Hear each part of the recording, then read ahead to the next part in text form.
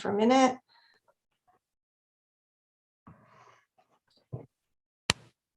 Okay. Did Sherry get in? I am going to let her in after we start. Okay. Okay, we are now streaming live and we do have the attendees in. We are live whenever you're ready to go, Mayor Smith.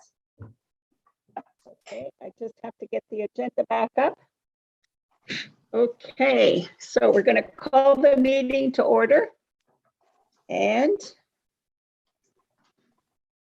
I have a motion moved by Bill McDonald, seconded by Brent Cameron, that the agenda for the special meeting for February the 24th, 2020 be approved as presented.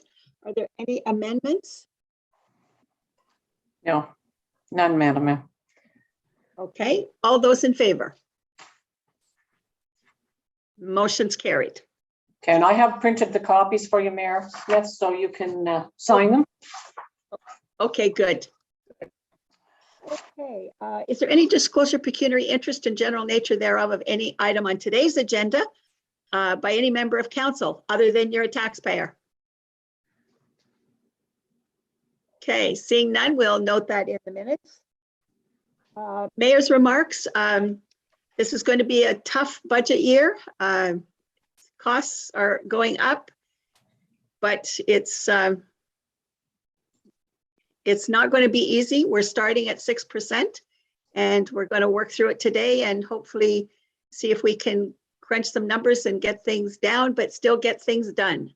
People are still expecting roads to be fixed and things to be happening. So we're going to have a real balancing act in this budget. So that's it for me. Deputy Mayor Sherry, do you have any comments? I still don't have her joined in yet. I've just sent a link to a different email address, so she might be a few minutes. Okay. Okay, so we'll get ready with Michael. Budget review, general overview is our first attack. Then we're looking at capital budgets and then operating budgets. So Michael, you can be sure we're all on the right page as you get started. All right, so hopefully you're seeing the presentation page, 2022 draft budget presentation. Can we make it bigger? Well, it's as big as it's going to get on my screen. Okay. It looks good on my screen, Michael. Yeah, okay. I can make it slightly bigger, it looks like, but I can't see you guys now, so I'm going to bring that back up. Okay, so just your screen came back up again, Michael, in the middle. Yeah, you've got all of us. do I? Okay, so you guys are seeing that screen then, but my presentation is coming up on my other screen. Maybe that's what Cindy was talking about. Now it's working. Cindy's coming in. So now you can see my presentation. So Just the PowerPoint program, Michael, not the actual slides. Yeah. Okay. And that's good. So I was thinking that they're seeing this screen. So let's just stop sharing for a second. Right now you don't have, okay, so you need to move that, all of those people to a different screen. Well, and I had them over here so I could see them. Okay.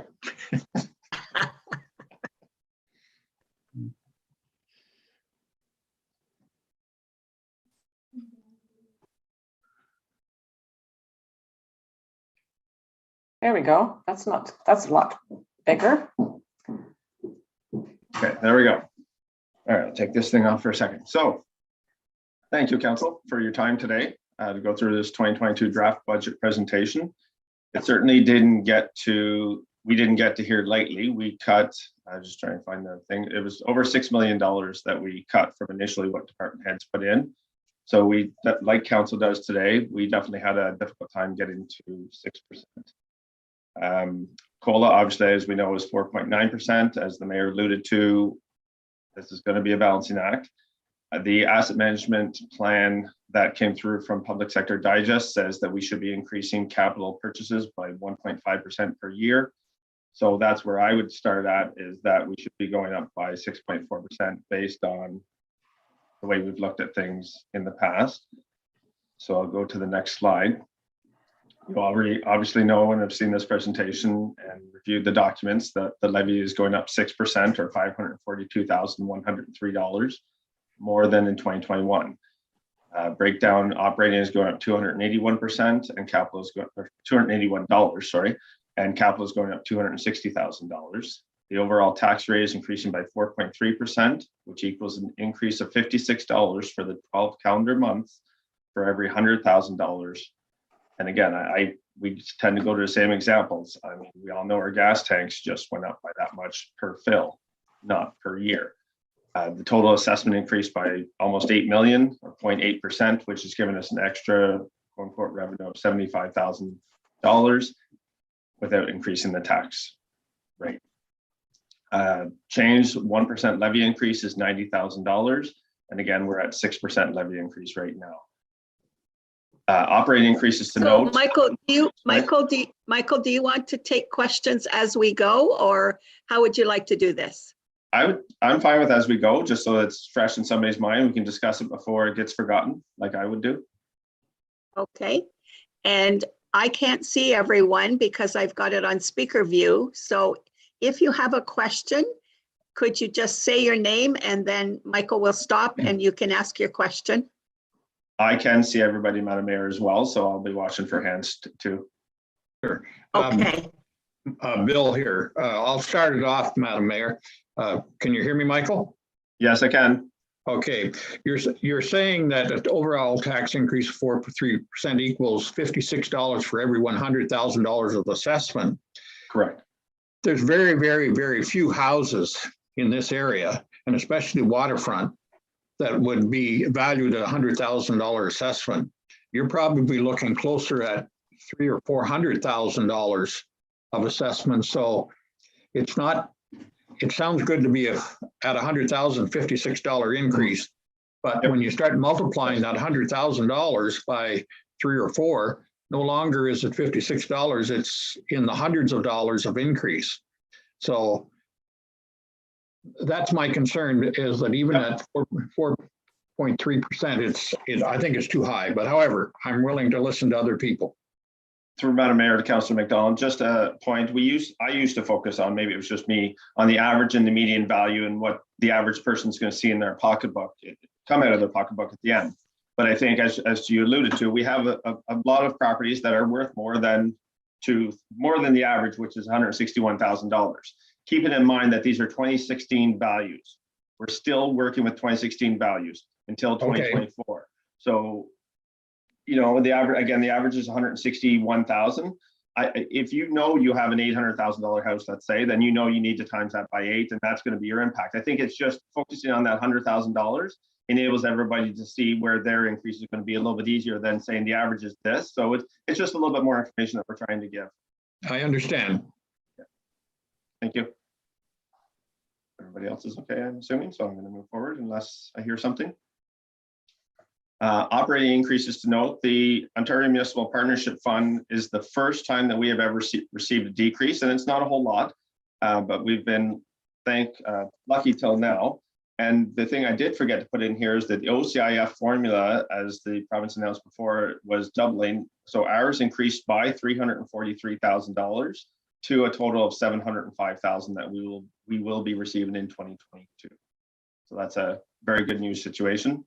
Heat and hydro, obviously, we increased by a certain percentage each year. Neighboring townships were doing 3%, 4%, 5%. Then we look at the actuals and we decreased it to a net decrease of $2,000 overall dollars. Obviously, council knows about the insurance increase that we did, that I think we benefited versus just continuing on by going out to the RFP. Fuel, we've increased by $15,000. COLA at 4.9% has a $105,000 impact. Training conventions, we did a one-time decrease in 2020 for obvious reasons. Those dollars are back up, and so that has a $29,000 impact on 2022. And positions that we budgeted for in 2021, approximately half a year over, but we're not filled, was $217,000. That money that we raised in 2021, unfortunately, we didn't get the positions filled. That money is coming back into 2022 to offset the full year position for 2022. We did decrease the fire chief position. Sorry, go ahead. No, I was just going to ask Michael about the COLA. and the Yes. 4.9%. Is that done by policy or by bylaw that we decided the COLA way back? I wasn't sure if Kathy, their CEO, wanted to answer there. She was smiling, so. It was done, Madam Mayor, and certainly was called back in 2013. And it was a resolution of council to include the COLA into the employee policy. I went back and I looked and found the report and certainly had the resolution at the time. It doesn't say what the COLA is, but it does mention about which COLA we use, like that October to October of the variance. So I did check that out, and it is in the employee policy, but it was just as a resolution of council at the time. And I did go back for Kathy, I hope this is okay to mention, that back to 2015, and the COLA over the years averaged out to about 1.9%. Like some years it was 0.7%, some years it was 0.9, 1.7 comes to mind, 2.1. But over the 7 or 8 year period that I looked at, it was 1.9% average. And just a follow-up question, Michael, in those years that it was 0.7, did we adjust that to 1% or did we make adjustments along the way? No, we just left it at whatever the COLA was. Yes, correct. Okay. The only time I think the only time, Michael, would have been if there was a negative, then we didn't get any COLA, or if it was zero, there was no COLA. And you're right, Kathy. We would not have reduced it if it was a negative COLA, but it's never been a negative COLA in my experience. No. So Just to comment with that, like $105,000, and I know that basically goes to the staff and who have worked very hard, but 4.9% increase in your income in 1 year is a lot. COLAs of 2% is pretty reasonable, but I'm not sure that 5% is. Anyway, I'll just throw that out there for thought. and I think the thing is too, it can also be changed in the employee policy that when it is those higher years, you can keep an average of maybe up 2% or whatever. That's an option too. I agree, Your Worship. I had a comment on that, but I'll say it now. I think we need to revisit this one this year, and I think we need to put a cap on it, whether it's 2% or 2.5 or whatever. I think we need to take a look at that and put a cap on it so that we don't get hit with a big jump, because it could, with the cost of living allowance going up dramatically every year, we could get hit with even a higher amount than what we got this year. So I think it's something we need to look at. Okay, so not seeing any other hands. We can certainly have more discussion on that as we go. Yeah. Okay. So in 2021, we didn't budget a full year for the fire chief. So that is an increase now that we've hired a full-time. We have a new community development, economic development position that Adriana has been kind of filling on contract and reimbursed partly by grant. We've hired a public works technician, a building inspector, and a potential new admin clerk in position. So those are the different operating notes to highlight. Not seeing any. Michael, could I ask a question at this point? Absolutely. Okay, so you have these 5 positions here. Are they reflected in the budget that you have presented to us? Yes, Councillor Hayes, they, through Madam Mayor, they are in the 2022 budget. Okay, thank you. You're welcome. Michael, Bill, again, are any of these replacement positions that we through Madam Mayor to Councillor McDonald, the fire chief in a sense is a replacement position. So we had it budgeted for a full year in 2020. Again, not knowing when we would have it completed. We did cut part of the year to help balance the budget in 2021. But I guess it depends on how you look at it. The building inspector is definitely, I guess they're all new positions other than the fire chief, really. But in fact, they are replacement positions in one sense, in that the technician replaces administrative assistants, and the Yes, building true. inspector revenue that revenue has to be used for building inspection, right? So Yeah, it is covered by the revenue. Thank you, Madam Mayor. Yes, the building inspector is a new position, but will be covered by the revenue. And the public works technician will pay for itself in terms of saving on contract administration costs and be offset by the administrative assistant position.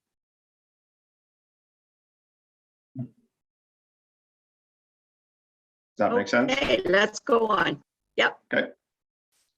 I'm just highlighting the main capital projects. Obviously, admin renovations is still in the budget.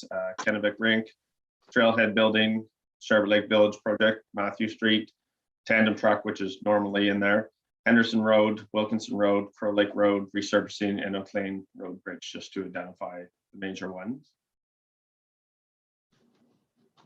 Michael, I just want to ask a question. Where is O'Clain Road Bridge? Oclean. Couldn't figure out that one.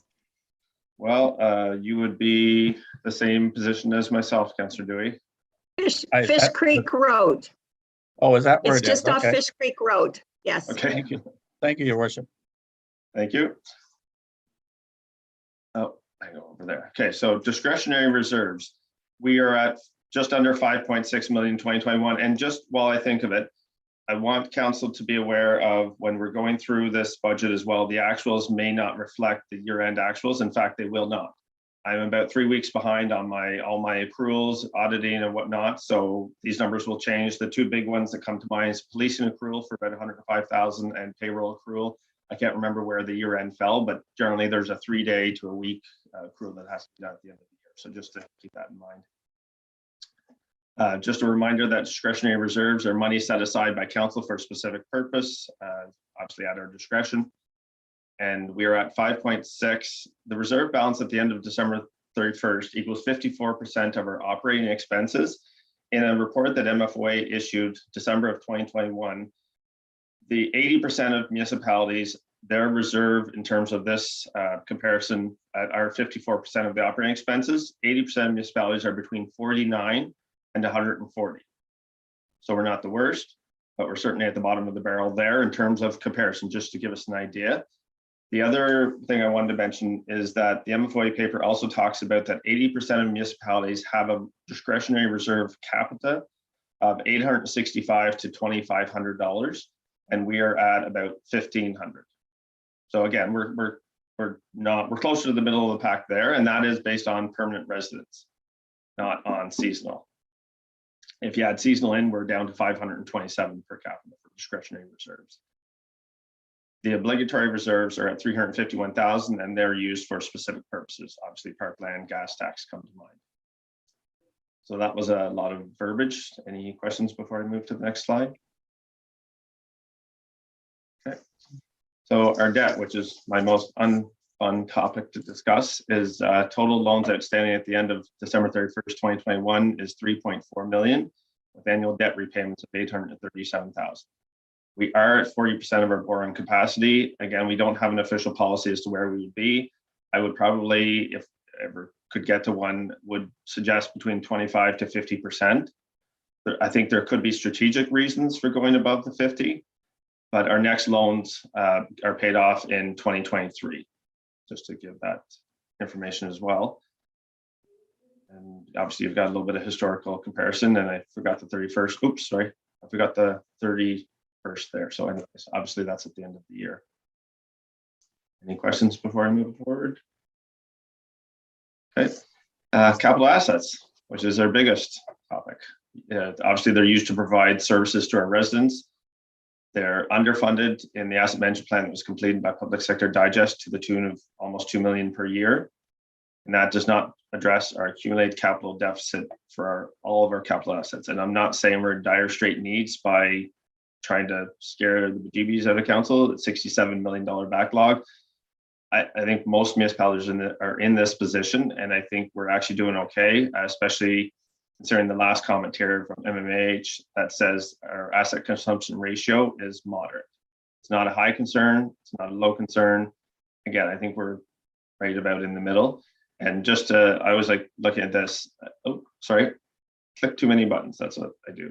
Annual amortization in 2020 was almost 2 million. So if we're not spending more than 2 million on our capital assets, which we are, and I very much have appreciated council support in the last number of years, and ever since I've been here, to move capital assets forward. Our asset management plan is, as much as I think we have a long way to go, which we do, we are a lot better than a lot of municipalities, at least from what I'm hearing around and consulting with Public Sector Digest.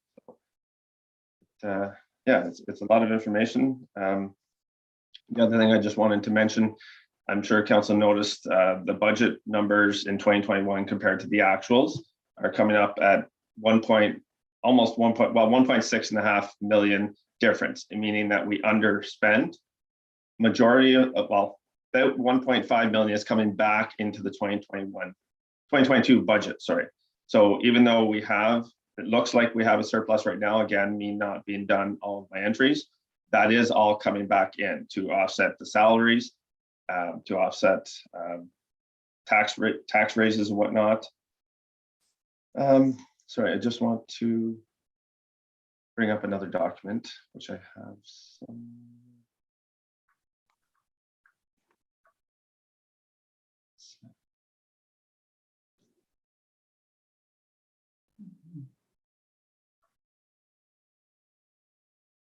Maybe I can find this. I'll go off the top of my head because I'm not sure what I did with the printout. So of the 1.7, again, there's a police accrual to do, there's a payroll accrual to do, there's other entries that need to be done. About 300,000 of this surplus was related to salary positions that didn't get filled. About 600 was related to winter control. That includes contracting, winter sand and salt. If we look back to the 2018 year, what we budgeted in 2022 was exactly what we spent in 2018. And obviously 2021 was a good year because we didn't spend that. We, in 1 month in contracting, we spent $70,000. We all know the snow and the ice that we've had out here recently. So it's always this, right? Depending on how the winter goes. And I'd say the winter's, I think, starting out fairly high. So I can always look at that. I didn't get a chance to look at 2021, January to March earlier, but it definitely the bills are coming in right now. I can try and find that document for later. I don't know if we want to go on to capital, I think Madam Mayor said, because that's the end of the presentation. Yes. Okay. So Madam Mayor, it's Victor again. I'd like to ask Yeah. another question to Michael. Sure. Yeah.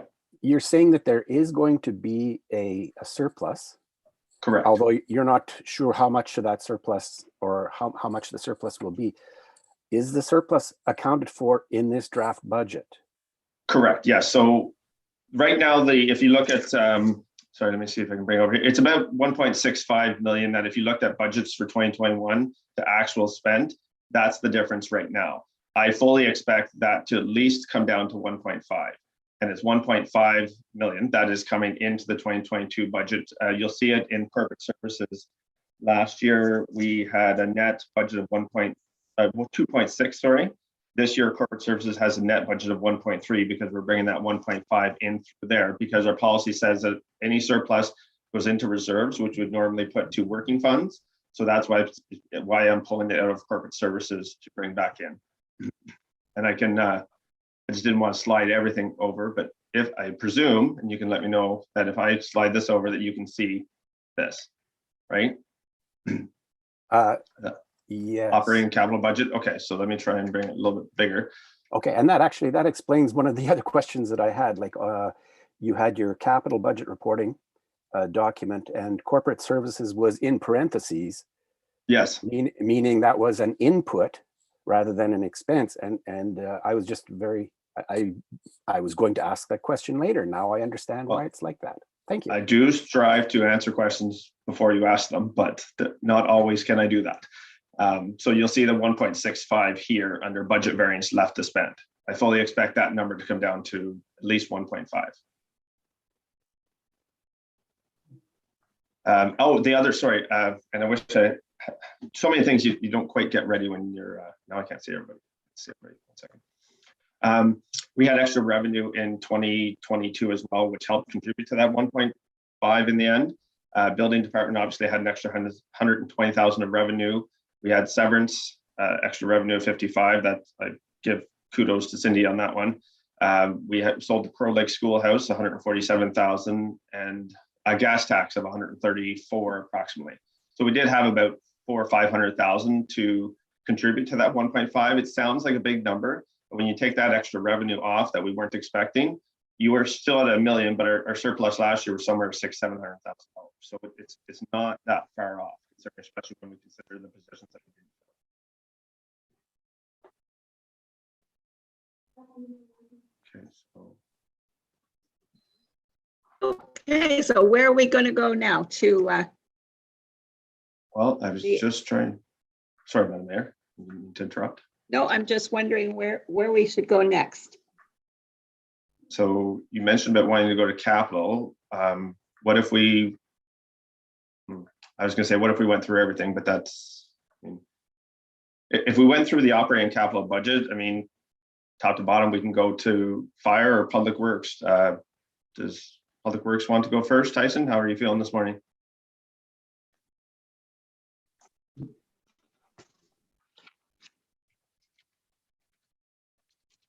Okay, Chris?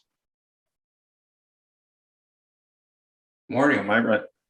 Did you want to go through the fire budget first? Sure, we can go. I'll answer any questions if you want to go through it, Michael. We'll do it that way. My screen's not very, it's not very big on my screen, so. Well, I'm trying to bring up, so there's fire services. Right. Okay, what page is that on, Michael? Page number 2. Okay, so let me, if I go to the big document, That's what I'm looking at. operating Page capital, 11. Page 11? and I was trying to go to just the capital. So yes, page 11, Madam Mayor, thank you. Oh, yeah, okay. So we wanted to jump to capital, Madam Mayor? Sure. Well, why don't we, I- I don't know, what do we want to do? Do we want to just go through this operating and capital? We have to do the operating at some point. Okay, so I- yeah, operating's page 11. Maybe we can just ask, are there any questions on page 11 or anything that somebody wants to comment on page 11? Nothing on 11 for me.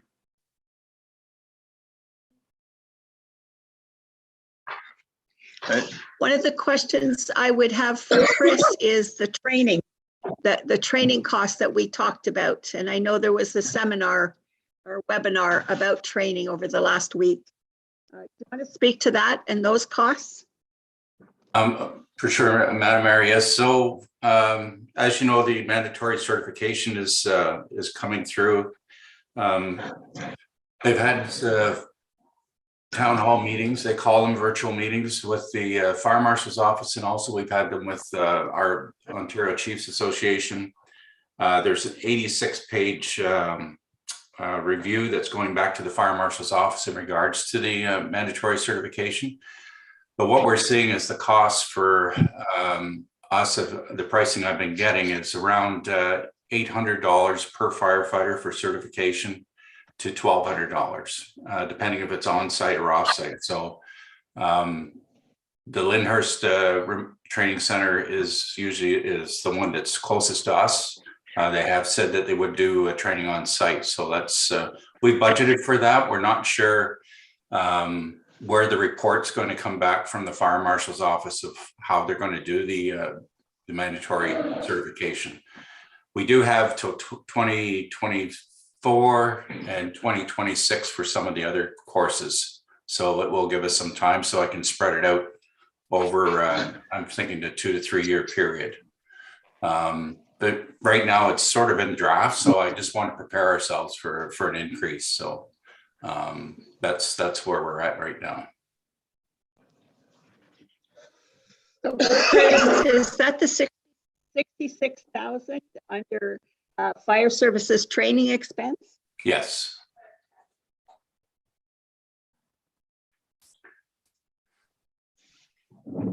Does anyone else have any question on fire?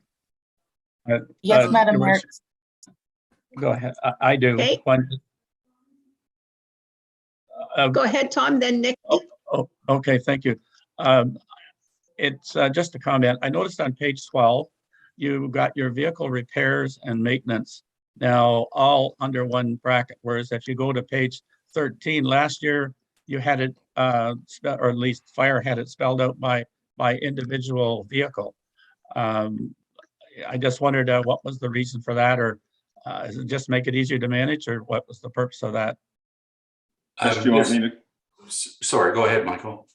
I was just going to answer that. Those are only actuals there. We haven't budgeted per vehicle before, but the fire department started tracking them individually just so we have a better idea of what vehicle is costing what for repairs.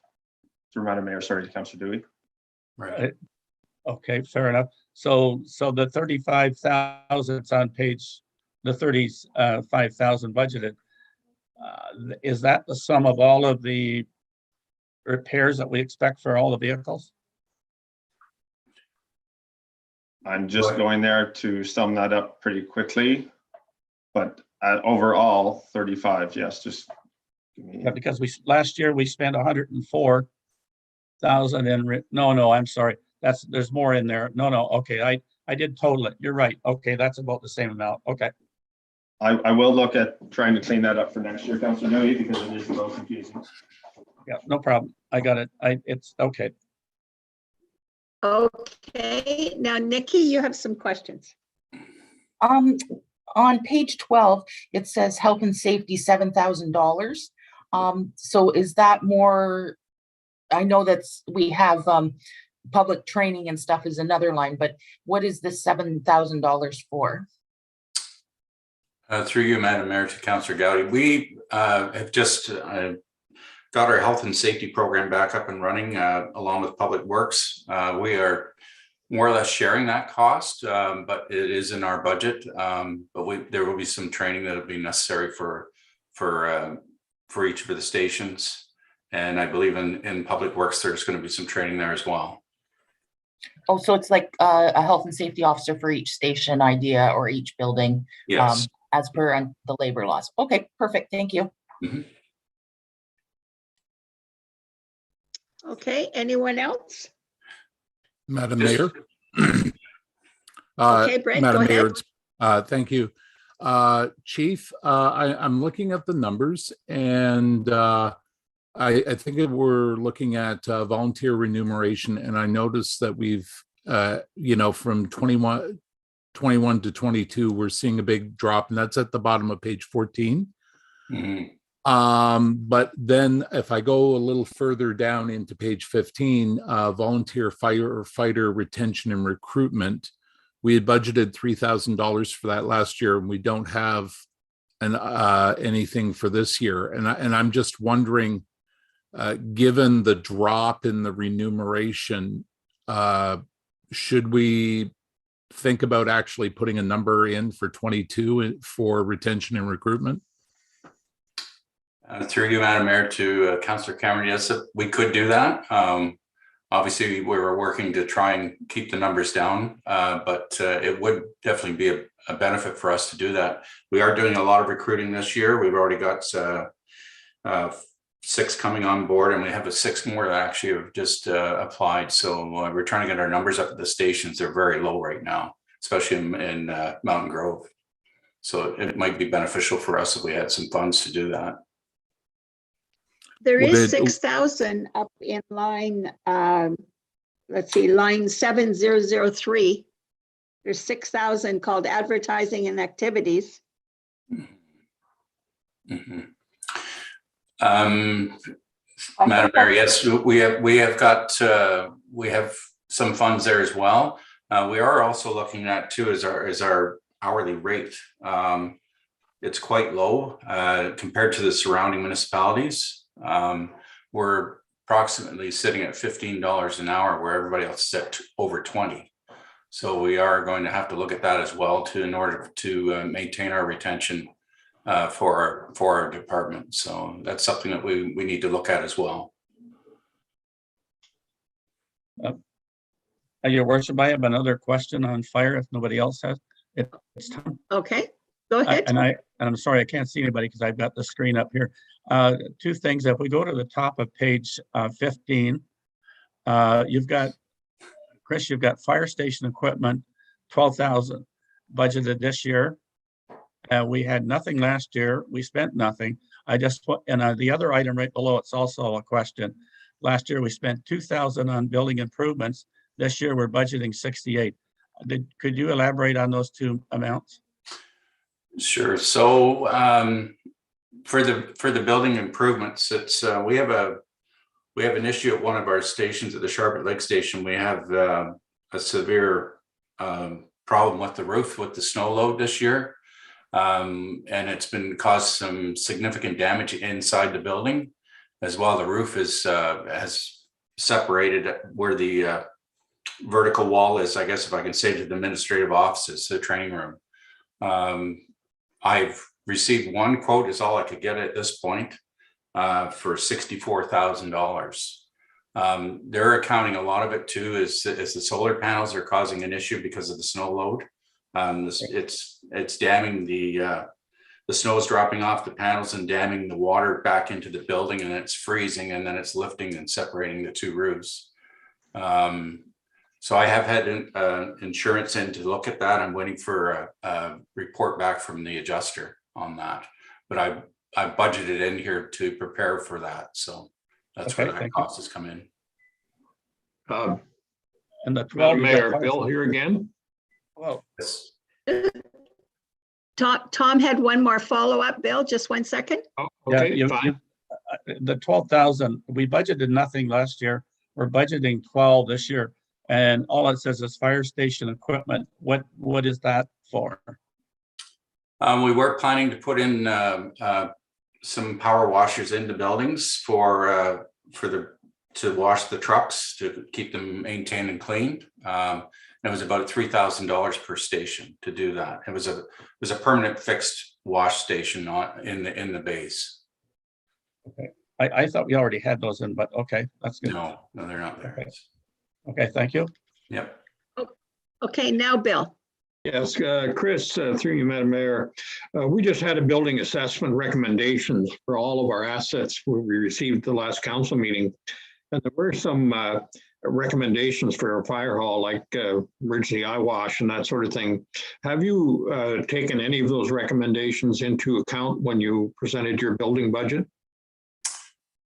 Through you, Madam Mayor, to Councillor McDonald. Yes. Now we do have eye wash stations. I understand they're not fixed as per the report.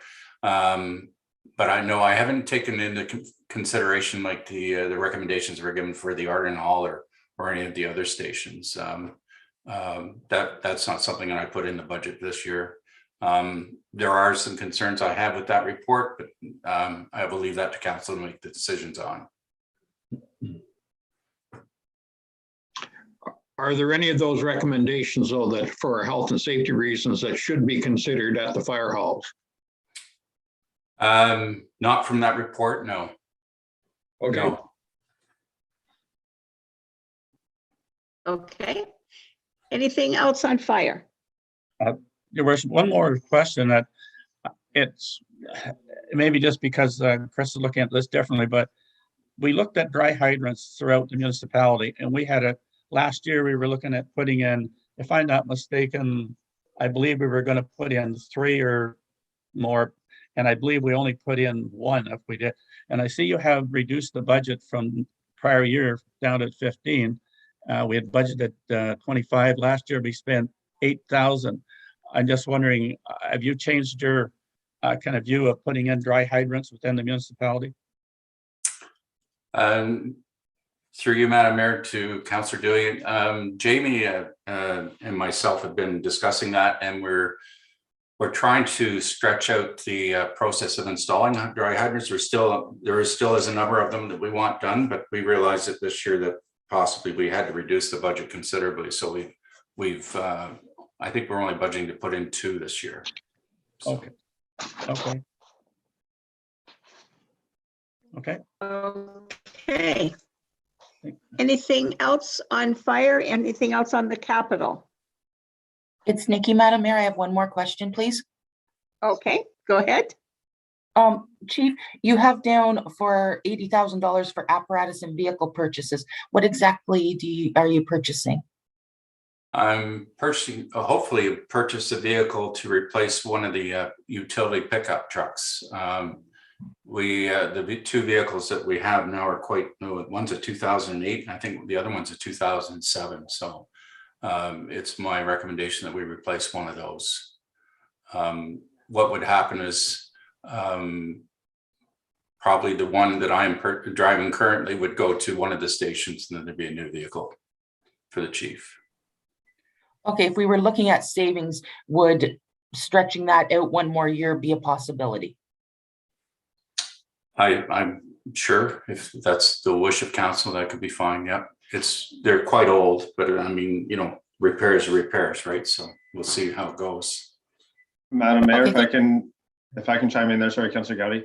No problem. Just want to let council know that there is 61,000 that's coming in from reserves to offset that. So if we were to cut that, it would only be approximately $19,000 in savings. And also just to add, the trade-in value on vehicles right now is huge. Exactly. Mhm.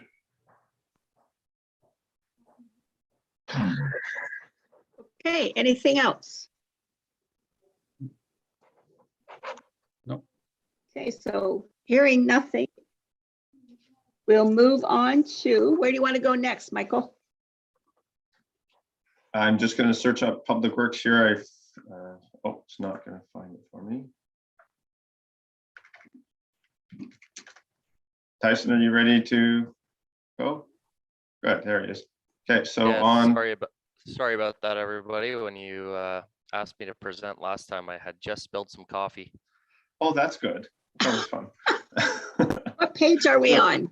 Page 35, Madam Mayor, to start at the top. All right. Madam Page Mayor, could I 35, request- everyone. Could I Go ahead, Tyson.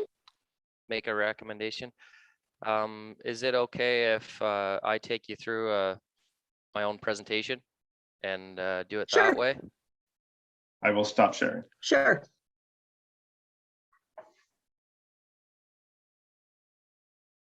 While You're going to give Tyson's, us the Tyson Cole notes. while Tyson's Well, bringing that up,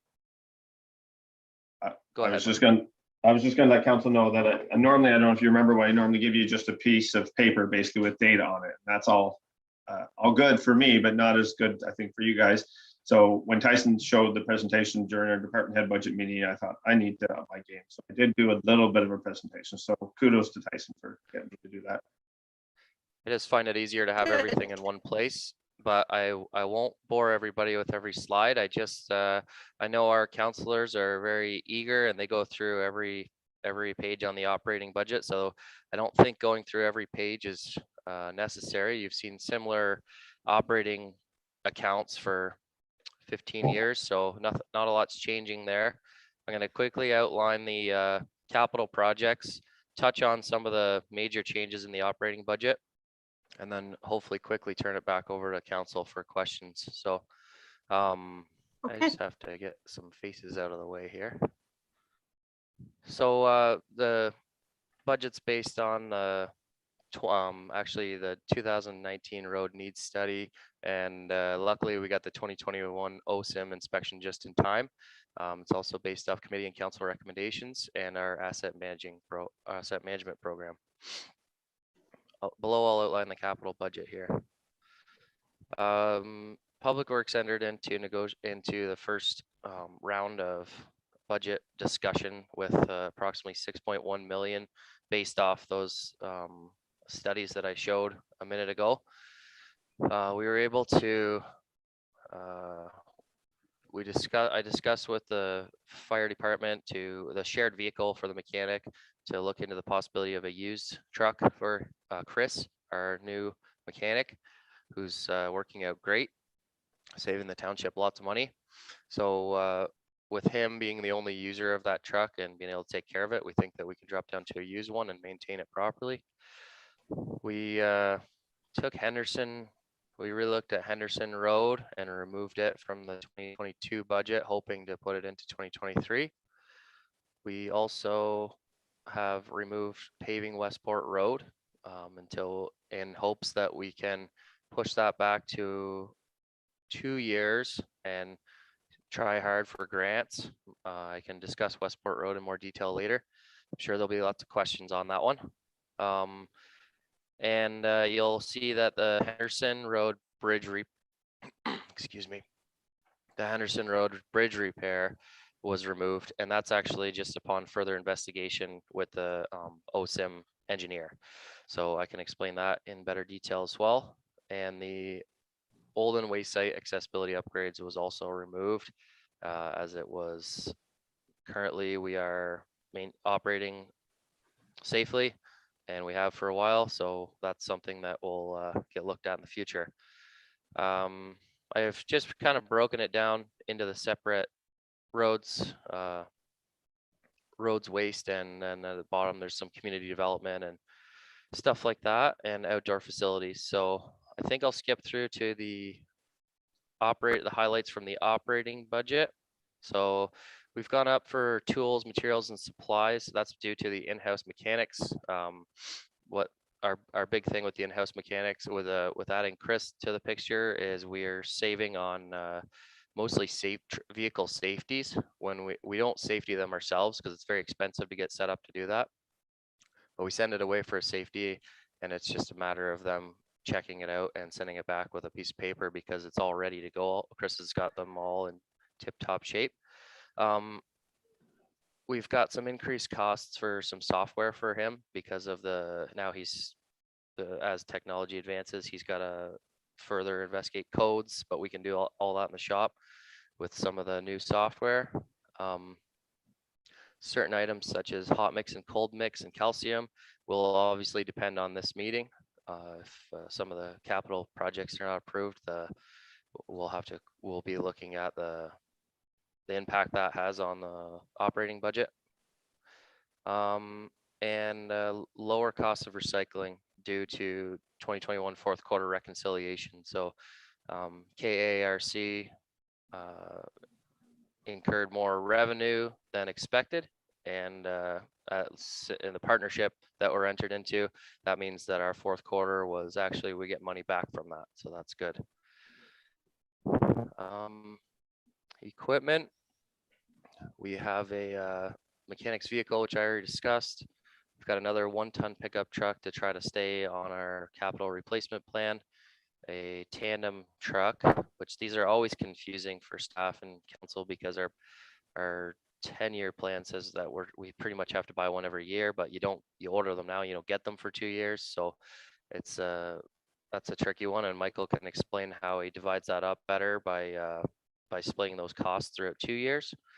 And you'll also see something new here is a wheel mounted excavator. So, but you'll also notice that the cost of that is pretty low. So we have discussed with a local dealer the possibility of a rent to own program where we it's about $100,000 to rent it for the first year, but we've negotiated up to at least 90% of that would go straight into the to paying off. If we decided that we liked it, which we're quite sure that we are, then that 100,000 would 90% of that would go to the purchase, take it off of the purchase price. So and also there would be a little bit of value in surplusing our Liebherr wheel mounted excavator. I've got some slides down here on community development, but I won't get into those too much right now. Stuff that's been identified, even though the downtown revitalization process isn't totally complete. The final report isn't done, but some stuff that's been identified that shouldn't be missed in the budget this year is just a little bit of upgrades to it's actually not upgrades, it's starting to plan for a washroom upgrade. And then even just in the busy time of the tourist season, so maybe some nice temporary washrooms. And so paint the band shell, a couple little operating items here that these were put into various operating budgets. So I think with that, I think we should jump into some questions, and I think I'll keep sharing if that's all right. What do you think, Michael? I think one of the things that you might want to put back up on the screen is the capital road projects for discussion, because I think there'll be lots of discussion on that. I agree, Fran. Oh, there we go. Excellent presentation, Tyson. Madam Mayor, can you see my roads overview now? No. Since I've home. Oh, you can't. Keep going down. What can everybody Okay, see now? That's your overview now, Tyson. I see that now. Okay. Okay, Madam Mayor, The let me one know I'm when talk- you can see it. Okay, go back to the one that listed all of the projects with the ones that were removed and the dollar values. I think that's a good place to start. You see it now, Madam Mayor? That's it. Yeah, that's it. But we can't see the Okay. numbers. At least You I can't? can't see the numbers. You have to move it over further to the, because all you can see is the, you can only see a portion of the 2022 after reducing, I think the two at the very bottom. The rest of it, I can see everything. Honestly, I can see the comments, the used truck and that, so. I It can't. might Bill, be, you need- Bill, might be you need kinda to go up personal to the computer view. settings. If Bill goes up to the view and pick side by side speaker, That's all right. what you'll get, Bill. But Yes. just go up to that. That's See the fine. I view can up see at the most top of it. right? Yeah, Yes. I can see most of the numbers. But I have a question for Tyson in regard to operational. With the most recent announcement about no stickers required for small vehicles and retroactive to last year, is that going to apply to any of our smaller vehicles, and will there be a revenue stream there? For you, Madam Mayor, that's something I'll definitely look into to see if that's gonna generate a revenue for us or any savings on our budget. That's 34,000. I had a note on that too, Bill. And I believe from what I've heard is that all the commercial license going back to March 20 will be refunded. So I would suspect that will not be a charge going forward. Well, I know it won't.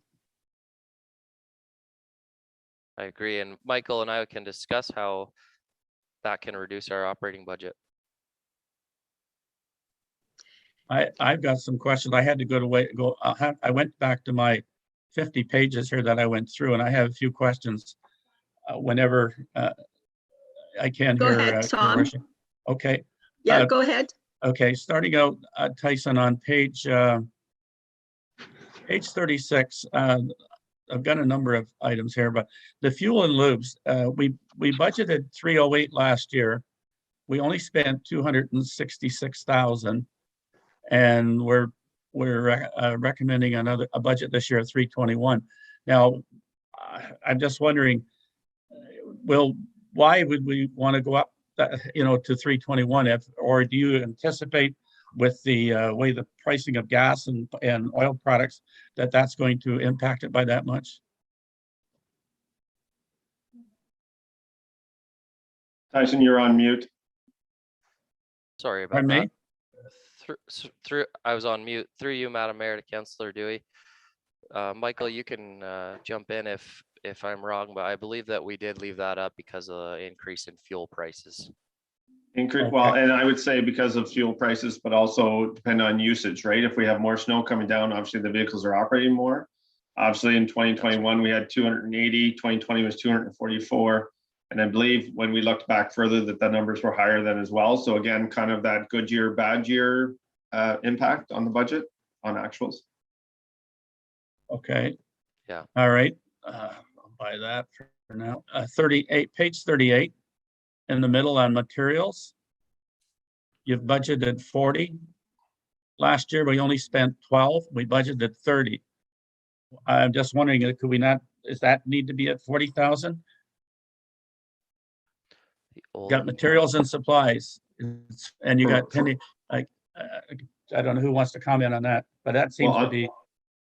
I'm still trying to find the line, Councillor Dewey, to even be able to comment. Is that Okay, under Olden Parks? Talking about 733. 70033. 733. Yeah. So Road actually, 38. Go ahead, Michael. It sounded like you wanted to answer. I do have an explanation as well. well, I would say honestly, go ahead, Tyson, because I'm still not 100% sure. When I need the whole number, 10,060,0633 is what I'm looking at under Olden Park Garage on 38. That's $40,000 budget. Right. Is that it? Okay. Yeah, that's right, Michael. I actually think that this may have been possibly entered incorrectly. Michael, when you and I discussed that, and I don't mean to put you on the spot, it could have been me, but when you and I discussed that, we wanted to bring that budget down because at Olden Park, we're actually saving on material supplies and repairs because the two mechanics work mostly out of the Hinchinbrook shop, and we have noticed savings in that account number. So I'm really glad you caught that, Councillor Dewey. That can actually be reduced to probably, hopefully, more like 20. We'll So have to take 10,000 another quick look at the. 10,000 was entered ahead, under the Michael. service level impact, not negative 10,000. So that's very likely why it occurred. Yeah. So I've adjusted it now. Thank you. Yeah, that's right. That was a really good point, Councillor Dewey. We noticed trends in savings. We used to have the mechanics run up there a lot and do repairs, but with both of them being set up really nicely in the Hinchinbrook shop, if we can bring the vehicles down to the Hinchinbrook shop, we do. It's just more efficient repairs down there. Okay. Page was that on, Michael? 38. 38. Madam Mayor, if I may. Yes. On this topic, there are two lines for material supplies and repairs. One, you've been talking about the one at Olden Shop, which is 0633 70033. But at the top of page 38, there's also the Road 38 one. It also has 40,000 budgeted and only used 21,000 last year. So there are two separate lines, both at 40,000. So that one I see, Tyson, is up 10,000 as well, but that's what you had said in your presentation. It was up at one and down in the other one, I believe. That's right. That's what we tried to do, is shift that from the Olden Park garage to the 38. So the only edit that needs to be made is just down at the one that Councillor Dewey. The Olden pointed Park out. Road one. Correct. So Olden Park is now down 10,000 to 20,000, council, and the Road 38 garage is at the 40,000. And based on our discussions, that's Tyson's intention. Okay. Correct. Madam Mayor, Yes, go ahead. just through you, a couple of questions to Tyson with regard to some of the capital projects. First of all, I wanted to know if we could have a little bit of discussion with regard to Westport Road. That I think anyone who's been in proximity to that road knows A, how important it is, and B, how significant the work should be. I know that we're moving, the budget says it's moving it out, and I'm just curious if, Tyson, you could share some thoughts with regard to what we're going to do in the interim. I fully agree that road needs a huge overhaul. I just want to get your thoughts in terms of what are we going to do between now and then to get to that. Before you answer that, though, I would also, as a follow-up, have questions with regard to Wilkinson, the road resurfacing. That's also a pretty significant road for people in the western part of our district. We're putting in 190,493. I'm wondering, is that enough? You could speak more to whether or not that's a sufficient amount of money for the work that's needed.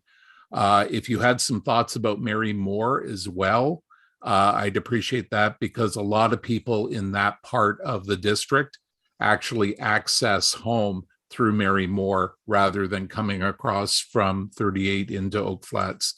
So I know that's a lot on the table, and I'll certainly stick around for as long an answer as you want to provide.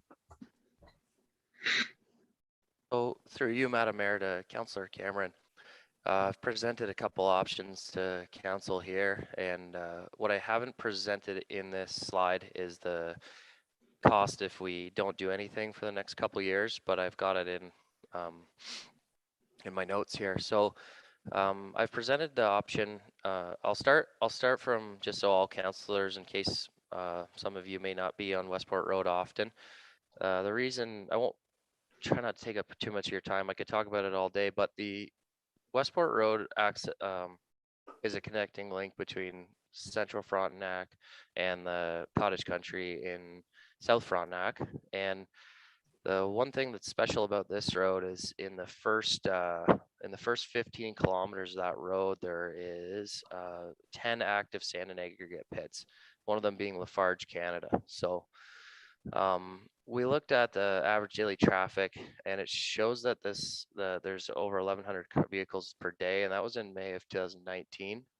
I'm not going to get right into every single statistic, but there's a pile of truck traffic on that road, and we believe that a double surface treatment or what we're currently maintaining, it's just not going to be able to hold up. So that's why the number's so high here. It's for paving 2 lifts of asphalt on Westport Road and try to get us on a program where we can maintain it properly and get the most longevity out of that road.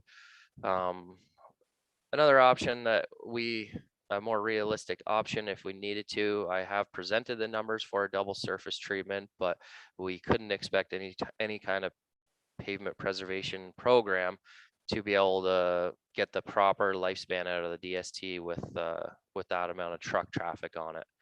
So Westport's got a good platform, not a ton of culverts and not a ton of reconstruction needed, some reshaping, but definitely some more gravel. But it is going to be a very expensive job if we go to pave it. So my hopes are I presented it. It is a pretty urgent need, but I think if we are able to bump it back in the budget a little bit and shoot for a grant, I think that would be the proper way to do it for our long-term savings.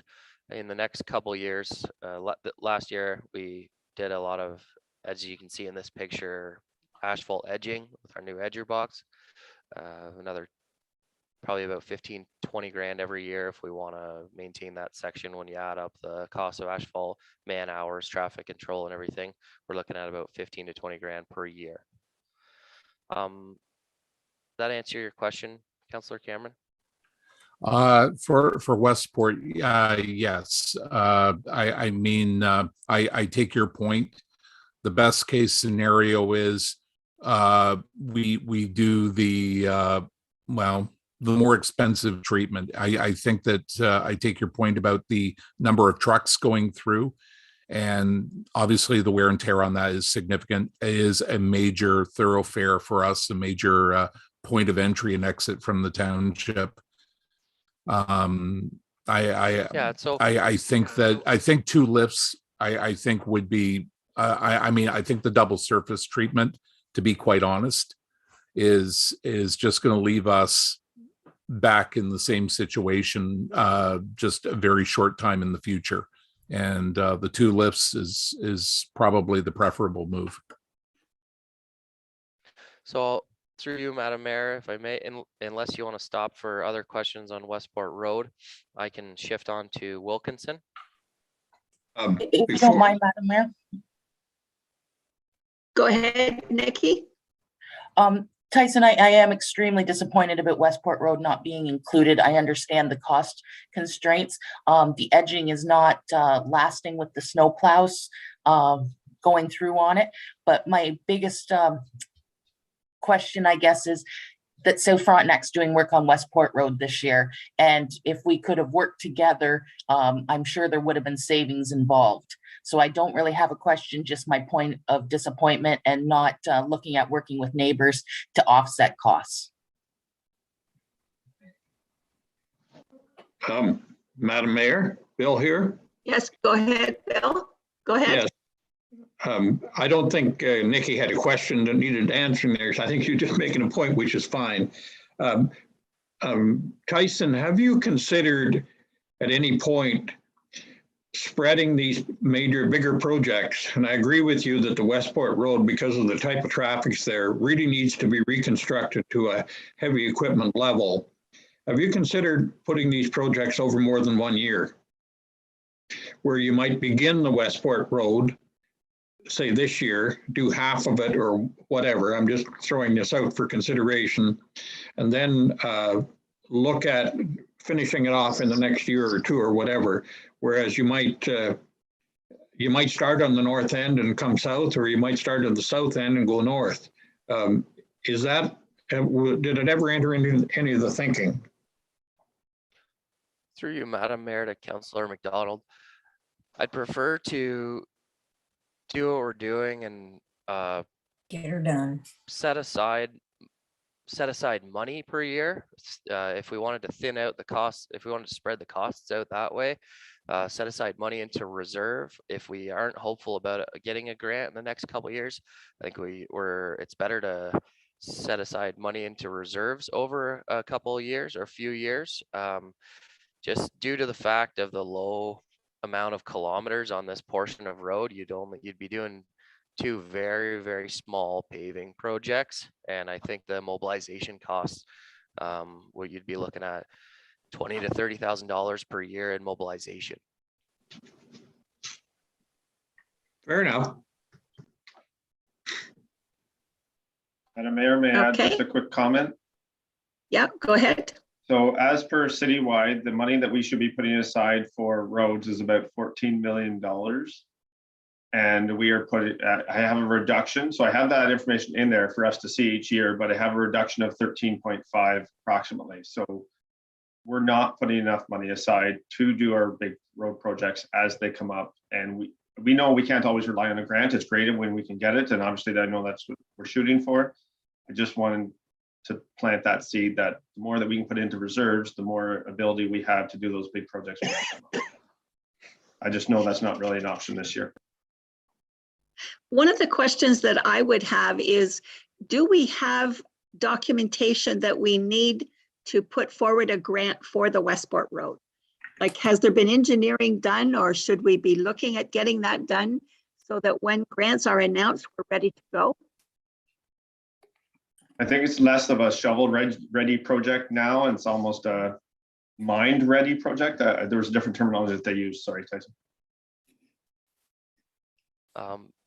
Madam Mayor, to answer your question, we have an engineering budget, that operating budget, that will allow for me to get this project on the shelf. Can everybody hear me? It doesn't show that I'm. Yeah, we can hear you. We Okay. can. A little Sorry about low. that. Yeah. Can you speak up? Just 1 second. Yeah, just a little louder. Would be great, Tyson. Sorry about that. That's better. It says your bandwidth is low.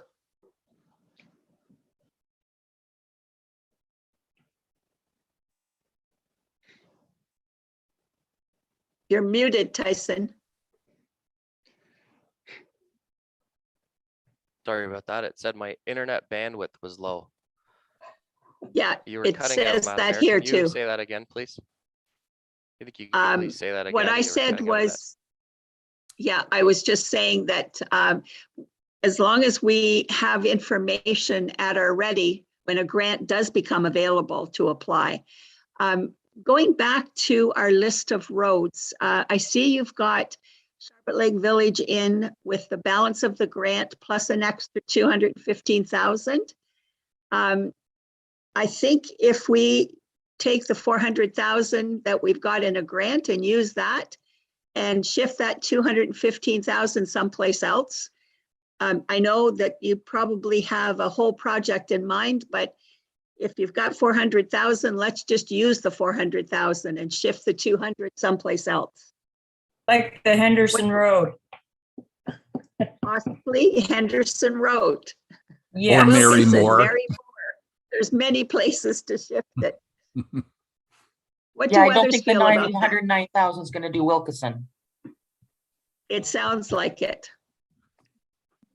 Would this, Tyson, sorry, would this be a good segue into my second question to Tyson with regard to Wilkinson and Mary Moore?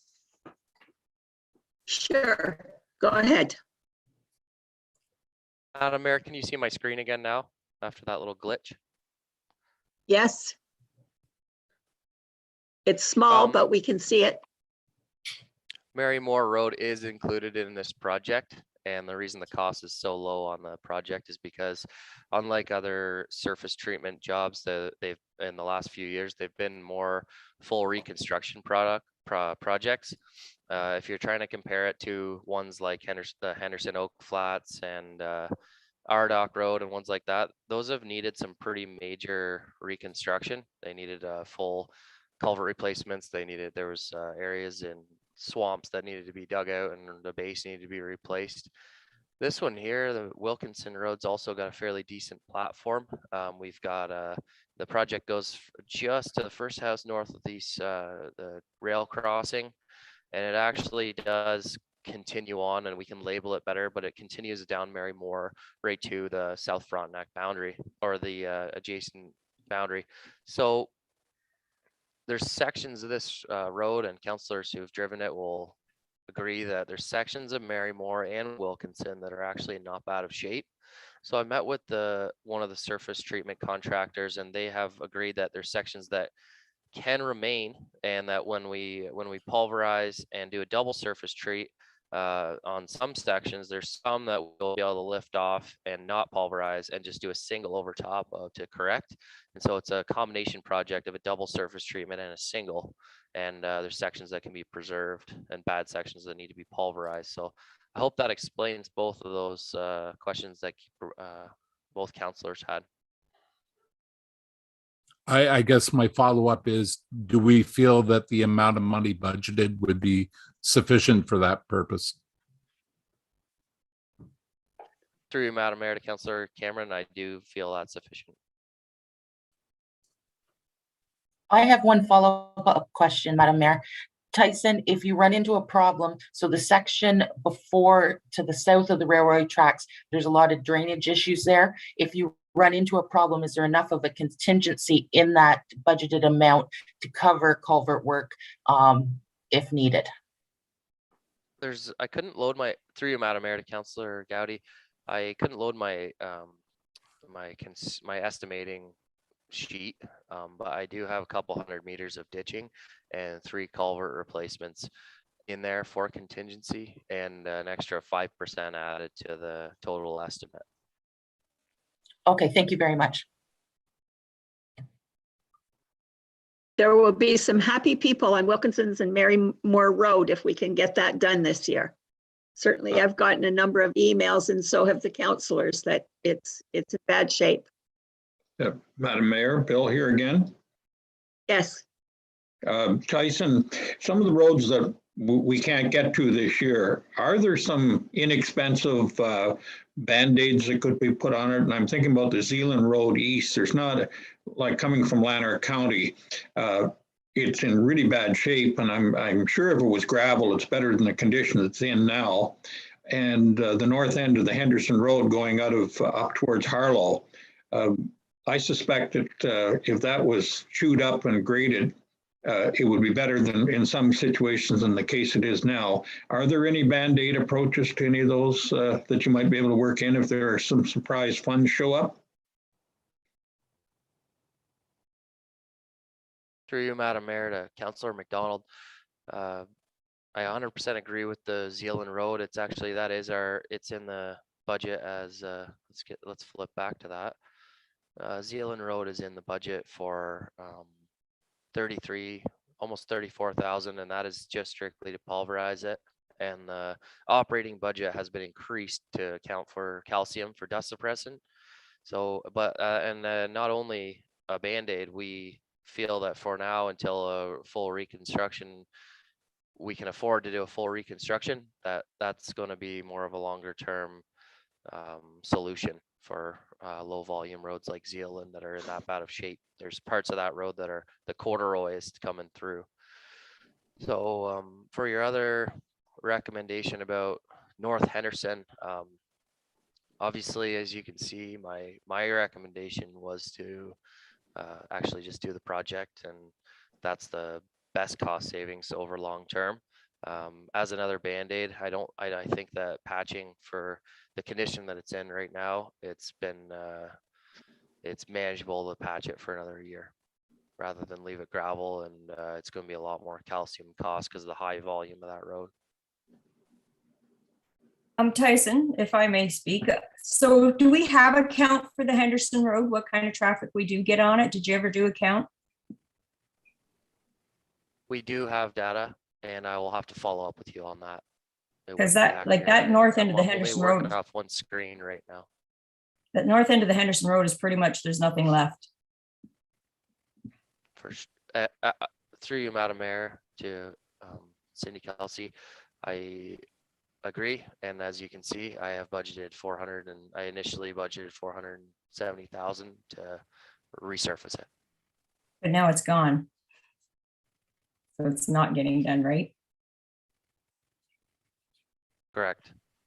Yeah, so. Tyson, on the Crow Lake Road, what section of the Crow Lake Road are we talking about?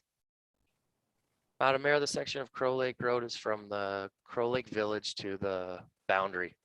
So the east to the boundary, I should say. So the village itself, that's a project that's going to need a full underground infrastructure replacement. So be another couple $1 million project, or probably closer to hopefully around $1 million. And it's going to be able to be patched, and we're going to be able to work with it for another few years. But the section from the village to the boundary, the maintenance costs were very, very high the last couple of years. We spent weeks patching. Okay, thank you. How do others feel about taking the 215 for the village project out and moving it someplace else? Madam Mayor, could I explain that a little further? Sure, yeah.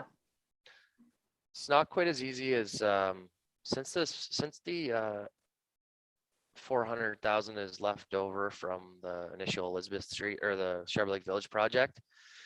It's not quite as easy as being able to spend that wherever we want. It would take some serious sitting down with the funding company or the funding organization to see where else we could spend that. Our proposal to them did require a pretty in-depth estimate, and as much as I wish that we could go ahead and spend that 400 on Matthew Street, it's the underground infrastructure that down here, if you can see my screen still, it's the underground infrastructure that costs us that 200,000. So we can't do this. If you can see my mouse, we can't do this 450 unless we do this underneath, or else we'll be doing this $200,000 5 years from now when those pipes fail and the oil grit separator unit, for example, is required to keep the contamination and salt and oil out of our lake. So we risk by not proceeding with this, we do risk not getting the funding organization has agreed to this estimate. So preparing another estimate and sending it to them, we do risk losing it. Now, I agree that it's a lot of upfront costs. I just will remind council that it was deemed in the village that Elizabeth Street was in such desperate need, while Matthew Street was actually constructed at the same time, and the underground infrastructure and even the surface infrastructure is in similar condition to Elizabeth Street was.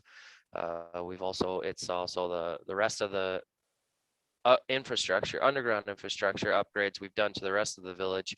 Half the village is in the same catchment area, so the stormwater actually goes down through all the new pipe from the Elizabeth Street project and Garrett Street project, and it comes down through Matthew before it enters Sherwood Lake. So the timing of this does make sense, and we would not want to risk giving 400,000 back. That's for sure. Madam Mayor, if I can do just add a agree. quick comment. I do Go ahead. think that this is when you get an estimate like this, it was from the same consultant that did the contract administration for Elizabeth Street. Estimates like this they do put a lot of contingency in just because it's a budget estimate. So I do agree, and there's some added stuff that was identified in the downtown revitalization. The problem is when I think the overall project could come down quite a bit up here unfortunately it's in the part that's covered. That's why my hands are tied. So, but I'm confident that if we were to do the bare minimum, I could probably get this underground infrastructure down to closer to like 175. if I can just add a quick comment, if it makes council feel better, there is an internal road pulverization loan that Public Works is paying back into reserves. We could always push that back 1 year, and that would cover, it's 232,000. That would cover the overage, and then we take advantage of the grant. It's just an option. I just want to point out that there's other villages in our catchment area that are feeling that Charlotte Lake has had the whole downtown revitalized, and when are we going to stop spending?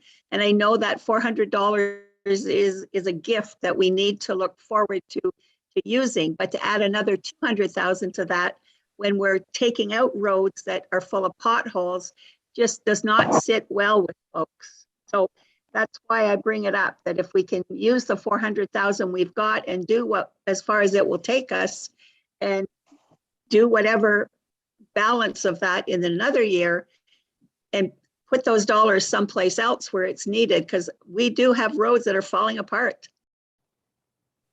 Madam Mayor, can I ask a question directly to you? What Sure. if we were to be able to execute a project and extend the Charlotte Lake Village project to take advantage of this $400,000 we do have left over? We have to eventually, with sometime for sure in the next 1 to 10 years, we have to replace the underground infrastructure. I would say closer to the 5-year mark. We have to replace the underground infrastructure on Matthew Street, and this oil grit separator unit that shows up as a $55,000 item that does help our the quality of the water we put back into Charlotte Lake. What number for underground infrastructure would council be comfortable with spending this year if we were to be able to utilize the 400,000? I could propose that. My back to the suggestion would be consultant and see if they could. Go ahead. Right? I don't know, but I'm thinking if we could use 100,000 of it instead of the 200,000, that might be all right, because I know what you're saying. It's like doing half a job if you're not doing the underground part of it. But to spend 200,000 on top of that 4 and on top of what we've already spent is just too much. How do others feel? Madam Mayor, it's Victor. Yes. What I'm hearing from Tyson is if we don't spend the 2, we lose the 4. So we would just have to give the rest of that money back, or we could try to use the 4, but then we're in a few years, we're going to be ripping up the pavement to put in new pipes. And that's going to be expensive as well. So it's, if council is concerned about the 200,000, then move it somewhere else, but then get back the 400.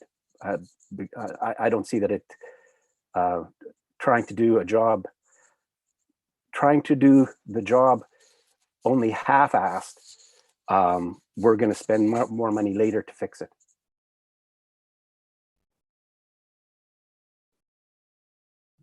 And what do others think?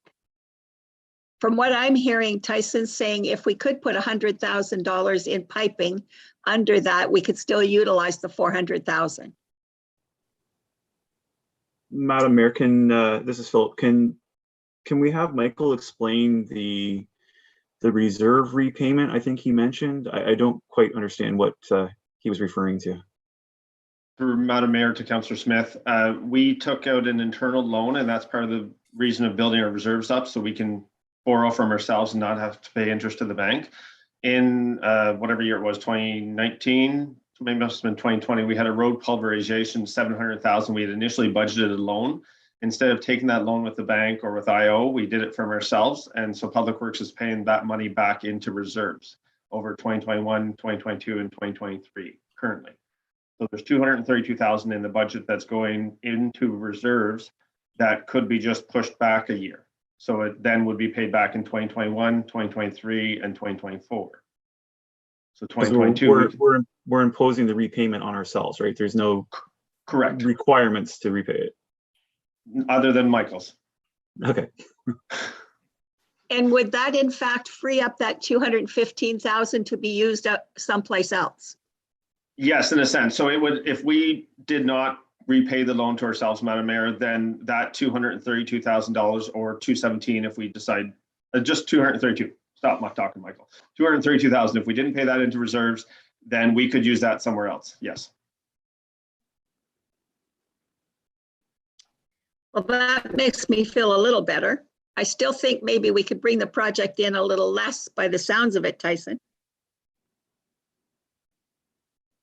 What I'm gonna do, Madam Mayor, is if council can commit to an amount, if council would like to try to reduce how much we spend on underground infrastructure, I can take that number back to the consultant and see what we can do with that value, but they've already provided a price for what we need to upgrade it properly. As you can see, can you still see my screen, council? Yeah, we Yeah. can. What I could do is, if you can see right here where my cursor is, that's where the main storm water pipe comes down from the rest of the downtown core through the backyards of these two Elizabeth Street properties, or 3 Elizabeth Street properties.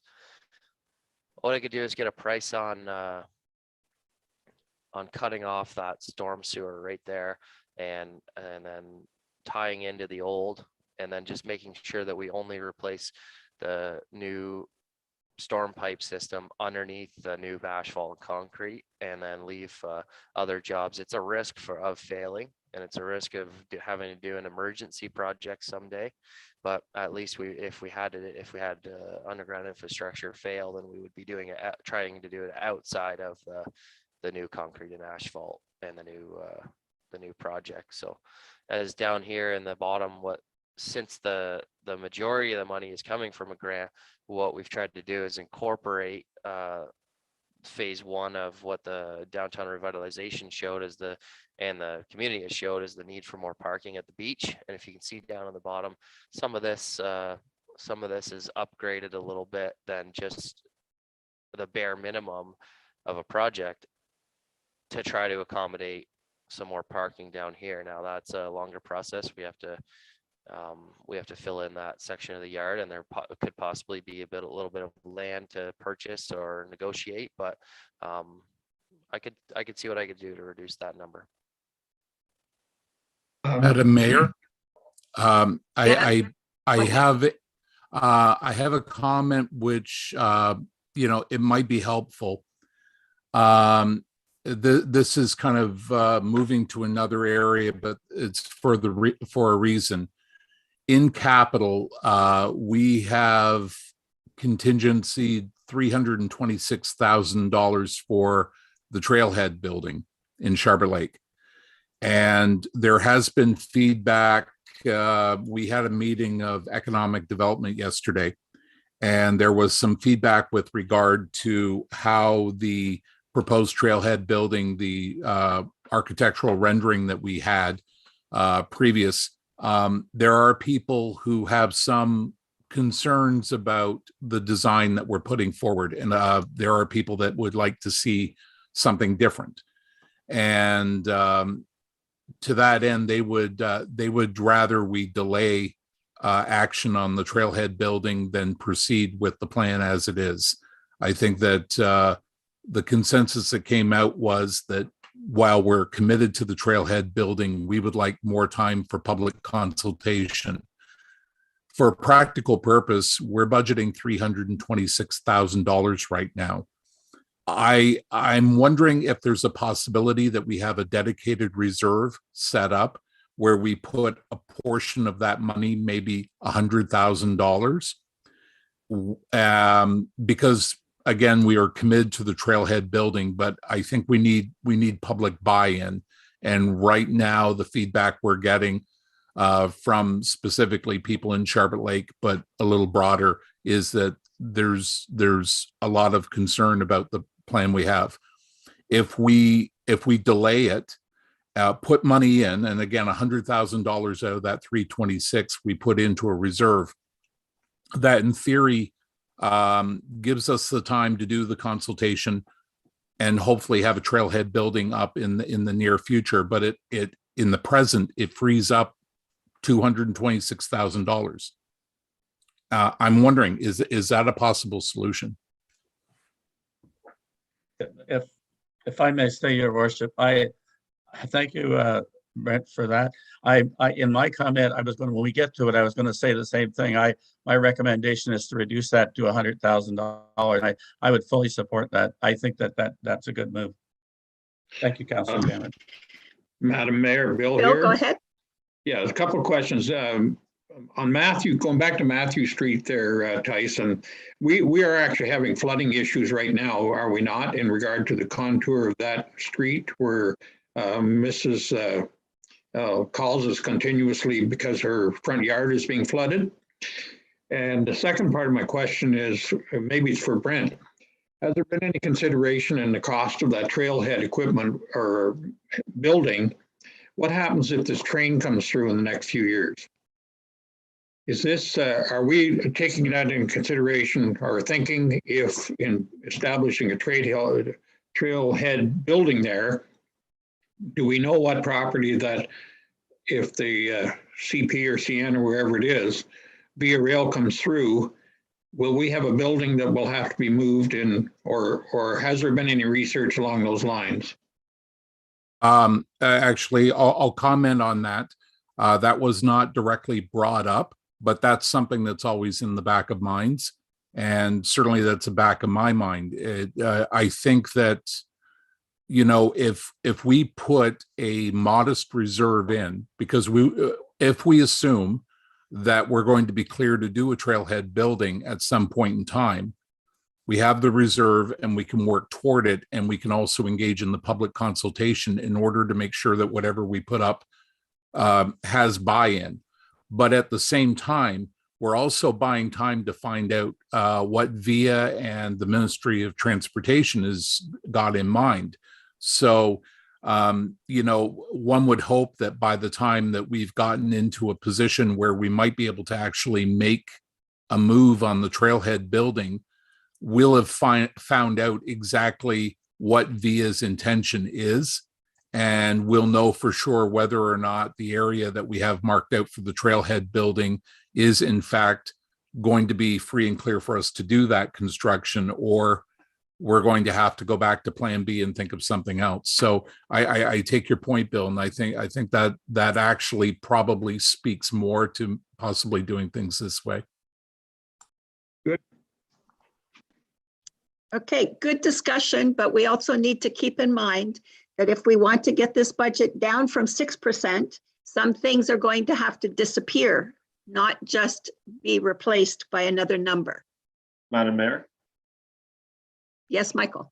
just a quick comment on the trailhead building. So the budget is in there for 326,000. We have 69,000 coming in from a grant, and we are also pulling 30,000 in from reserves, which we were putting in 10,000 a year into reserves for a trailhead building. So the net impact on the budget for the trailhead building right now is that 226,000. Okay. What So I was that think number back to again, the Michael? Matthews, 226,000. Thank you, Madam Mayor.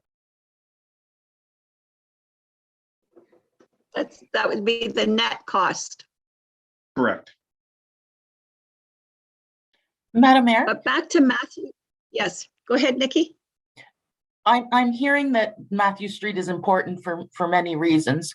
So just to throw out a suggestion here to share the wealth around all of the roads, would it be a possibility to take the money from Crow Lake Village, put it up on Henderson Road, and go ahead with the Matthew project in the Oso district? So it just kind of shares it around a bit.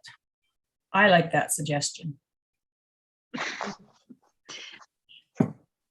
I guess Tyson would need to speak to that. Through you, Madam Mayor, it sounds like I've got a few questions written down. Councillor McDonald, there's flooding issues at 1009 Matthew Street. It's due to the not really undersized, but failing infrastructure. That will be corrected inside this project for sure. To you, Councillor Cameron, I would support if we're giving grant money back to the government, I would prefer to give the 70 to 90,000 from the trailhead back than 400 from Elizabeth Street back. So I could get behind that idea. Oops, I shifted slides. I could get behind that.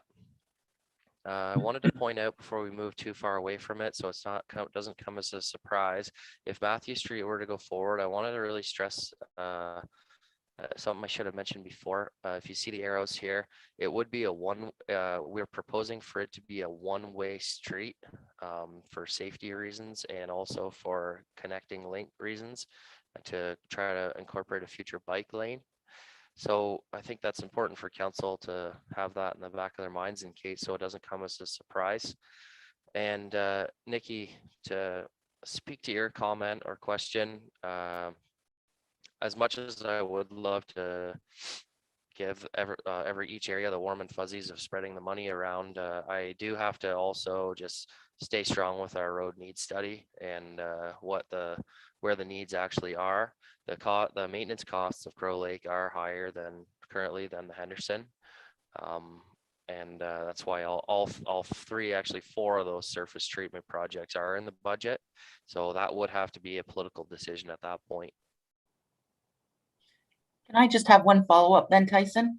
If we're following the needs of the road studies, the road study from 2019 said that Westport Road was the worst road in the township. So I know I'm flogging a dead horse, but I just want to point that out. Comments received. Thank you.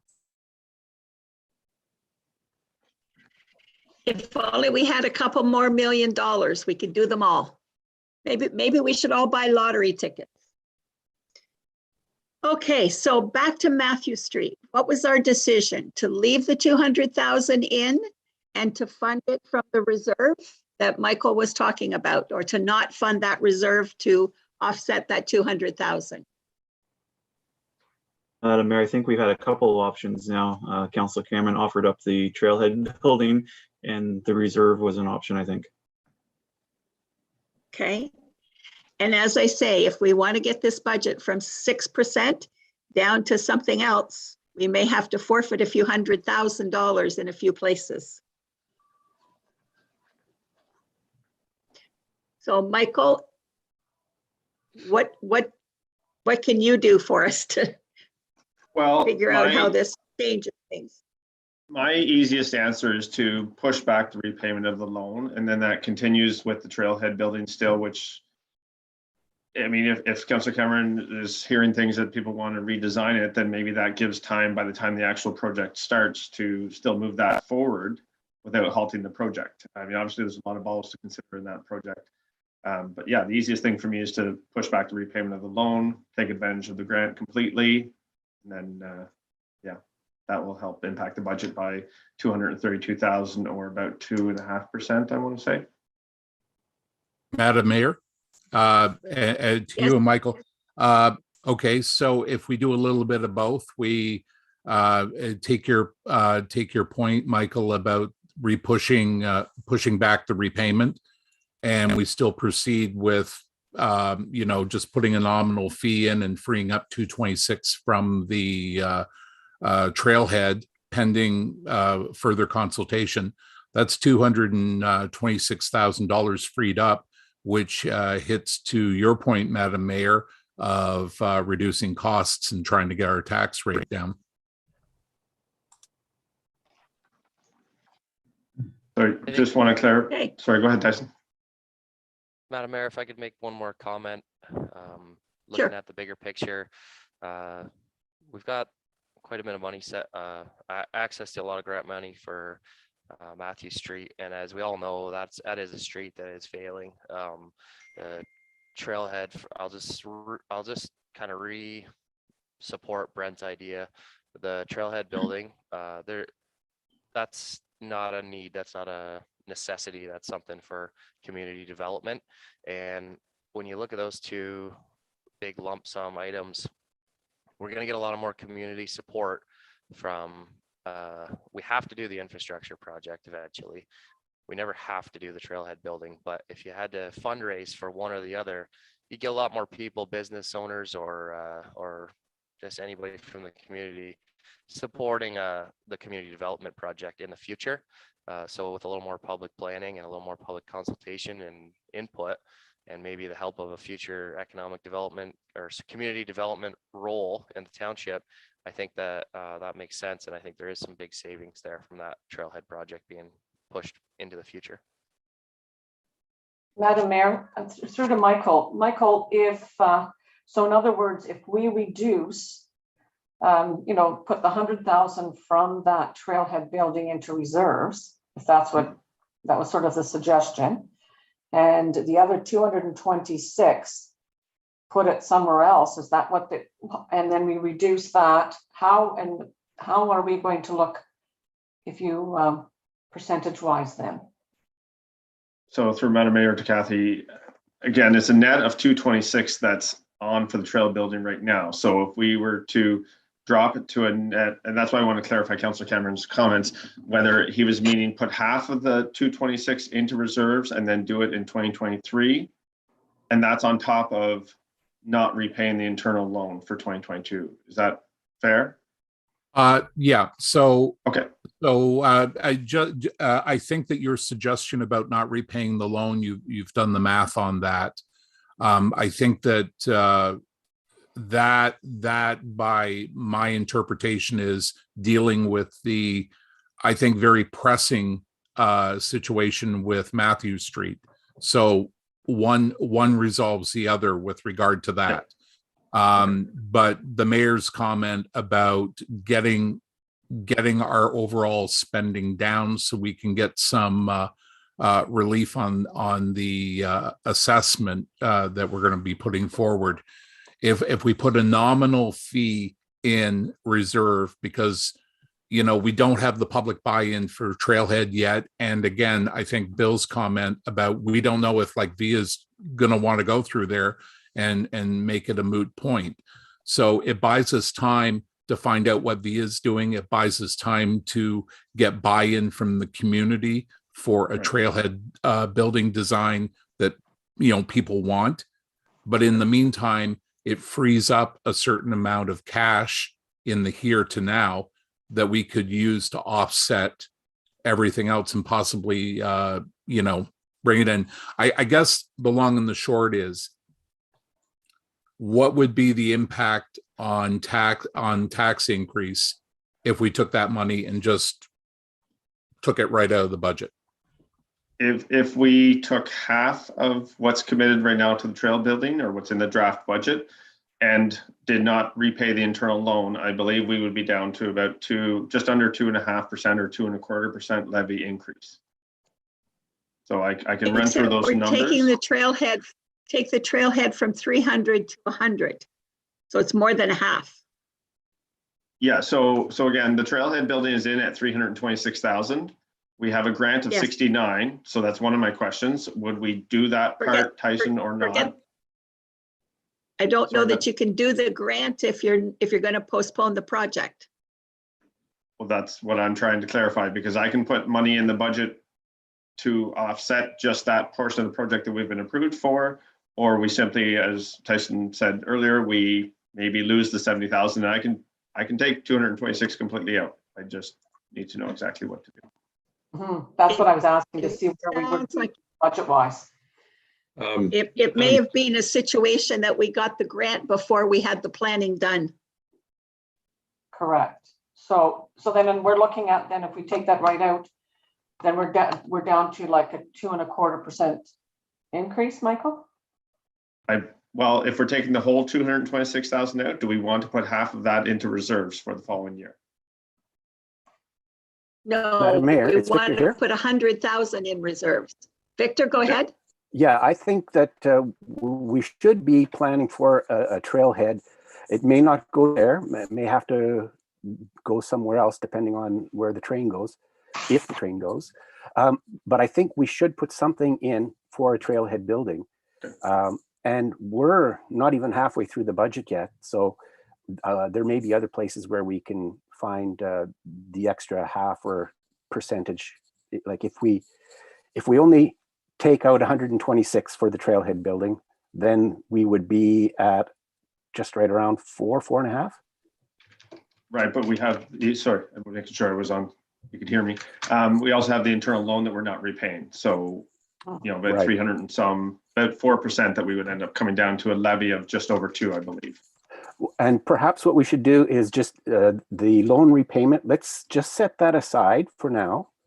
Okay. Finish up the deliberations on the other sections of the budget. We may find other spots there. I would be of a similar mind to you, Michael. If we can repay the loan, I'd rather it was repaid rather than putting it off. But we have that available to us if at the end of our deliberations, we still don't have a satisfactory number. We would have that plan, that option available to us. And I agree. Mayor, I think there is areas that we could possibly look at for reducing as well. Madam Mayor, Okay, Bill and here Tom? again. Go ahead, Bill. Yes, Tyson, if you're still online in regard to Matthew Street, you're saying that you're going to make that a one-way street. How are the people that live out on Thompson Point, all of those permanent residents there, how are they going to access the village if in actual fact, Via Rail does come through? It's through you, Madam Mayor. I was gonna flip over to the map, but that question was easier than I anticipated. I haven't been doing I can't plan too much on the unknowns of the Via Rail. I am confident the Via Rail would accommodate traffic flow if they do come right through our downtown core. Oh, okay, then that's fine. I just wanted to throw that out there. But if we're looking for savings, we also tagged, or at least I did, the COLA clause in there where we figure at 5% would be probably better around 2%. And if that was the case, then there's a $50,000 saving there also. I also flagged some revenue that's pretty low. And I know treasurers hate to hear that. I do like to be conservative, Madam Mayor, but I can certainly increase numbers here or there as we look at them, and whatever council directs me to do, I will stick in there. There's conservative and then there's very conservative, right? Yes. Madam Mayor, before we move Okay, off so- of the capital projects, the pavement preservation, it's lumped in at 729, and I don't know if it's just budgeted different this year than in previous years, but there was nothing for 2021.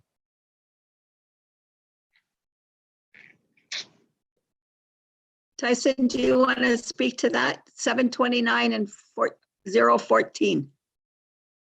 Very specific number.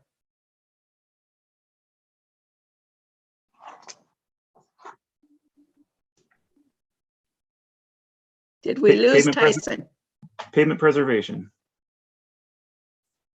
PW 0053. Sorry about that. Through you, Madam Mayor. I was speaking to that and I was muted. The pavement preservation, Michael, you might be able to on the fly pull up the old budget. I'm sure it just got renamed differently, but in 2021, I believe there was a similar amount budgeted. Is that what you're asking, Councillor Smith?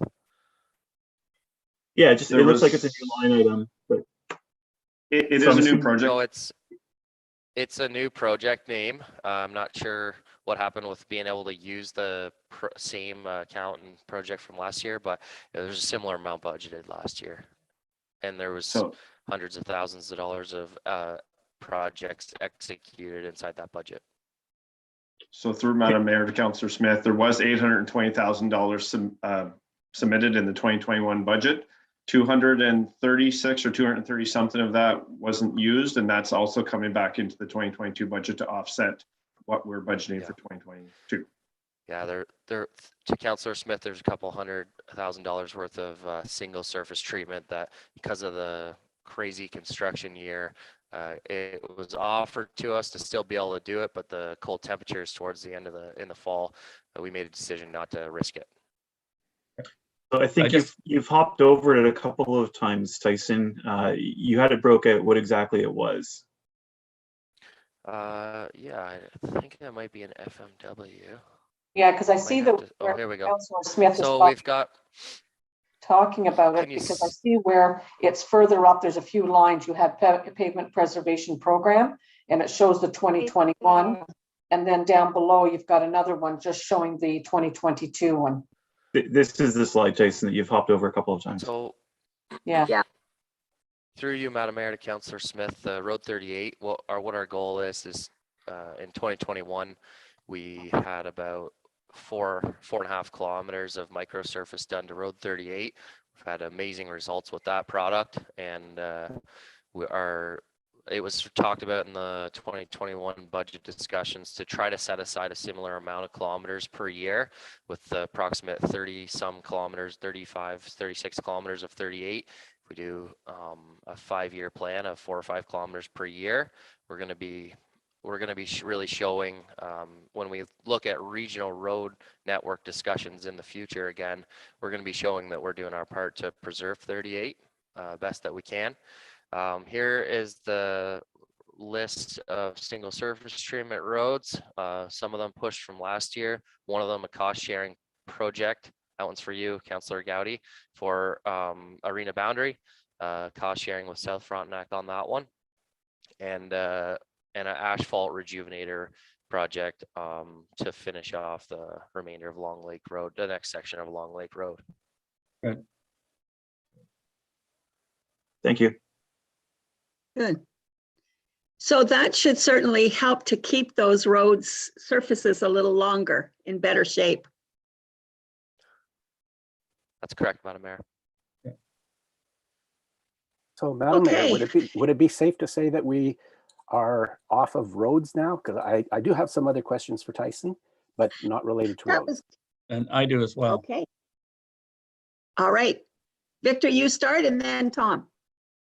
Okay, just very quickly, Tyson, there's a $30,000 charge for a roads needs study. Are we getting another roads needs study done, or is this sort of something that has to be done every year?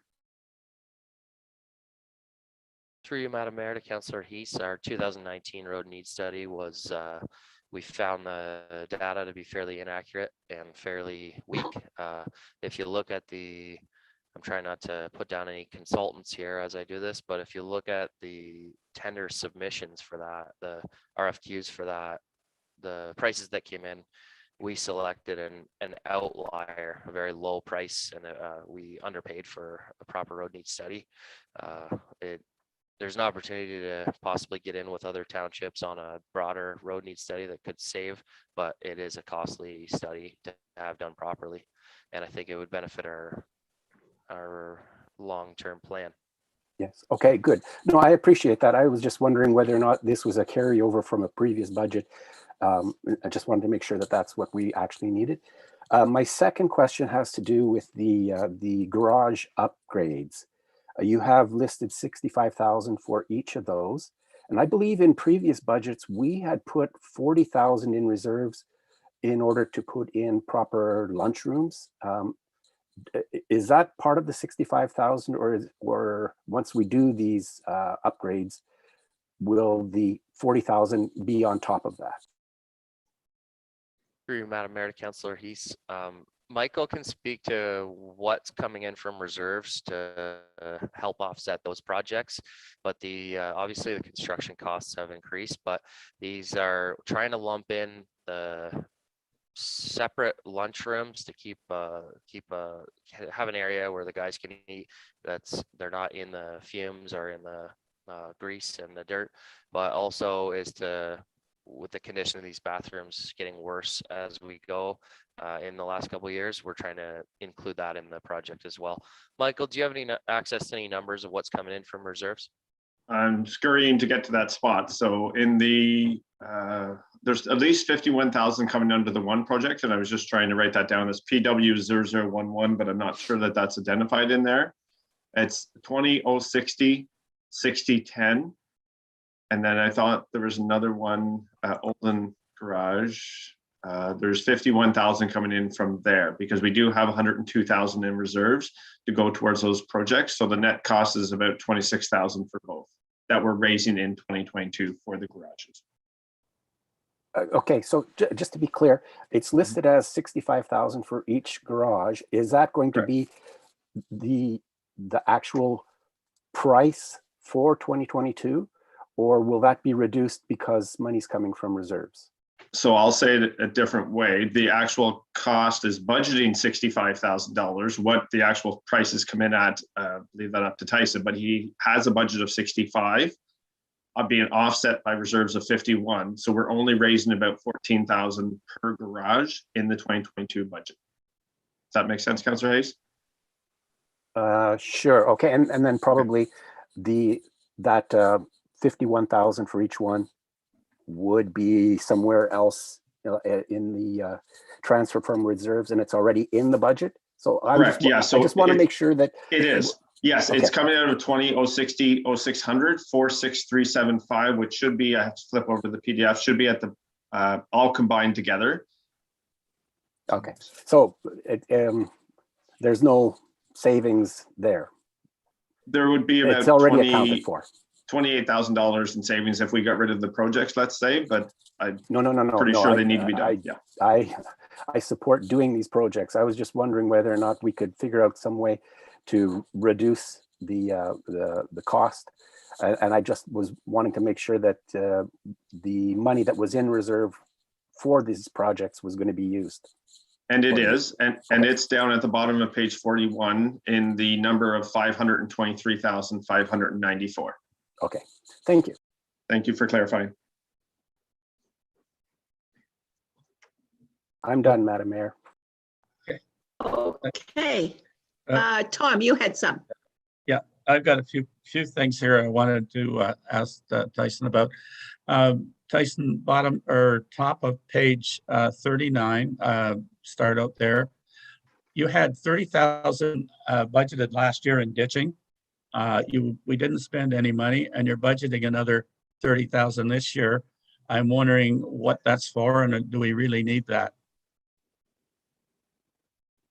Through you, Madam Mayor, to Councillor Dewey. This is a operating item that is another one of those ones where we have to leave it high until the capital budget's approved.